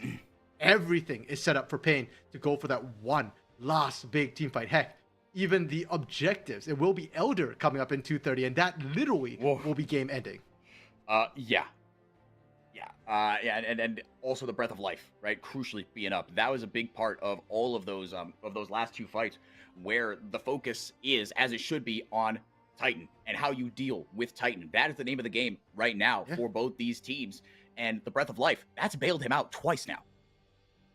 And almost every single team fight, right? There is something cleansed. A lot of times we don't see it because there's so much CC coming down on Titan. Because again, the name of the game for KaBuM is kill Titan. Throw everything at him. Everything in the kitchen sink. If he's down, the pushes from Pain get so much slower. Sam is being spotted on this, and there's not good. Wow. I thought that was it, dude. I thought that was it. That would have been such a tragic way to go out. Instead, they're gonna reopen this bottom lane inhibitor. Titan. He goes, what the heck? He was shot out of a cannon. What was that? He got excited. He got very excited there for and Pain are just taking inhibitors. This is going so incredibly well. This is great setup for the Elder too, because we mentioned before the last time at Seoul, with the inhibitors down, supers will push in. And yes, you can push out as Kate Stars. It's not the worst inhibitors to lose, but it's a slower push. And now having two down means that potentially you might need two people in your base. Pain, of all teams, is no stranger to having minions on their side, and they're just setting them up now with the extra buffs. RMC, my heart is beating very hard in my chest. I can only imagine what the players are feeling right now. Pain Gaming trying to make it to the promised land, that fourth title, that title that has eluded them since their arch rivals, Tinones and Robo, brought them their last title. It has been that long, since 2021 MSI, that they have seen the promised land, that they have tasted the mountaintop.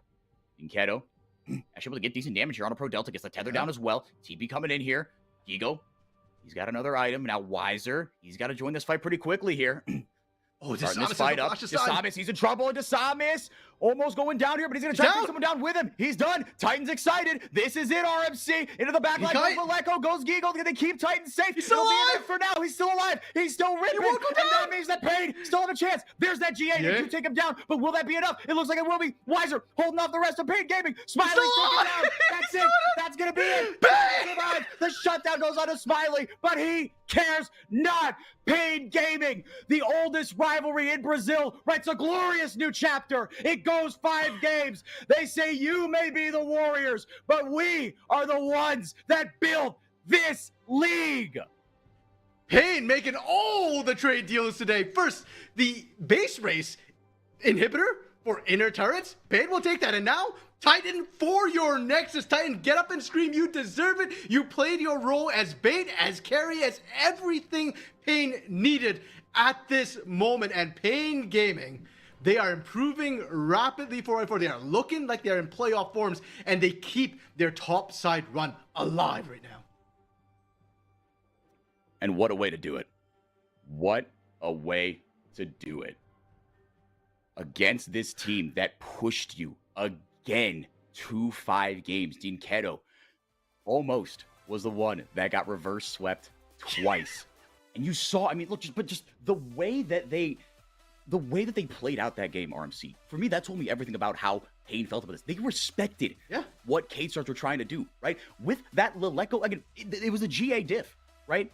And Wiser, right? You know, and Wiser, again, he got so much done with that GA as well, with that Dominus, being a menace, and it bought enough time, right? Smiley was the last one to go down. He was just raining damage that entire time. It was keep Titan safe, protect the president. That was the MO for both of these teams, really. But Titan was the one that lasted longer, and Titan was the one that helped them get that kill and those kills and that team fight win. But again, every push they got, they take one inhibitor, they take another inhibitor. They were very, very cautious. They respected the hell out of what that K-Stars comp could do to them. Yeah, and it's not the same. For K-Stars, they made a choice. And frankly, I actually appreciated, I think K-Stars dropped a little bit more in terms of how they executed. It wasn't, if it's protect the president, one of them had a bodyguard, the other had the entire Secret Service with them, right? The only person healing for Smalley was Pro Delta. And the fact that Smalley didn't die that much and was still able to rip through damage, huge props to him in terms of his positioning. He still remains a teamfight monster. It's just that you're up against Titan. Again, and we said this before. We said this at the beginning of the day. We said this at the beginning of the game. We're saying it now. Titan is built different. When the chips are down, this guy will either win you the game or he will throw you the game. And in this case, they bought enough insurance with all the supports that Titan didn't throw the game. He was able to step up. He was able to rain down hell and missiles from half a screen away. And that won Pain the game. Now, I will say, it's dangerous, and I don't know if that's a strategy you can go back to reliably over and over again. So, Pain, they've shown us quite a bit of variance as well, or versatility, pardon me. That's the word I'm looking for, in terms of their potential strategies. I like that.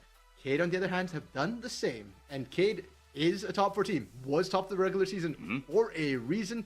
Though they will drop to the lower bracket, I have no doubt they're going to find more wins, and we'll get more top 4 games out of them. let's get that bracket up on the screen for you. So we see where Cade Stars drop down to. They have to play Los Grandes. Oof, oh, that is. Yeah. Cade is gonna be a tough. Rose, I thought you were gonna do the. I thought you were gonna do like the turbo zoom onto like Cade Stars Los and just like dun dun dun dun. Like Cade Stars, they're gonna be such a tough out for anybody RMC. And we've gone this entire 5-hour broadcast without talking at all about KaBuM. And speaking of a team that could be a sleeping giant for whoever loses that Red Loud series, KaBuM again. As far as a high ceiling, they are right up there with anybody. I feel like they need to get off the floor first right now because yeah, KaBuM to me isn't the scariest team. If anything, I think Los Grandes is actually scary. And I'm a little bit sad for Los Grandes that they have to go up against Cade Stars of all teams, the first seed that they have to face. But as you're on the bracket there, Red versus Loud going to be our matchup tomorrow, and that will determine who KaBuM face in the lower round. As much as I'm sad for Los Grandes, there is no easy outs in the lower bracket. KaBuM, whether it be Red, whether it be Loud, both of them are monsters to be reckoned with.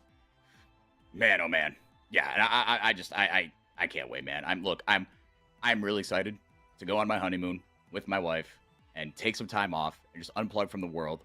But I'm bummed that I don't get to cast these games as a result. Because it's gonna be a lot of fun. But I can watch as a fan. I can shit post on Twitter. Sure. I can do all that fun stuff, right? I could be a little more unhinged. But it should be a banger series, a series of games all through the rest of the playoffs. Y'all, thank you so much for being here. Seriously, it's looking over and seeing kind of the numbers creep up here for the most hype moments. It really does mean a lot. So we hope you enjoyed it. We hope you enjoyed it half as much as we enjoyed casting it. RMC, I'm just glad you got a win as a Pain Zetchi out of this, man. So you're in a little better spirits going into next weekend. But you got a tough task ahead of you. Tomorrow, Loud play Red in a battle of another two titanic teams. And the winner of that one will play Pain for a spot in the finals in a couple of weeks. So we hope you'll join us then. And for the rest of the split, for the last time this split, I'm going to go to Europe.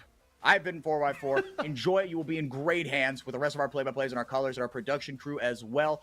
Big thanks to Marcel handling the socials today while I was casting. Big thanks to Rose producing as always. Big thanks to RMC. 4 years of casting with you, brother. I would not change a thing. It's a blast covering this league with you. It is an absolute treat. And we will see you back here real soon. Again, Pain take it 3-2. Almost a reverse sweep over Cade Stars. See you tomorrow.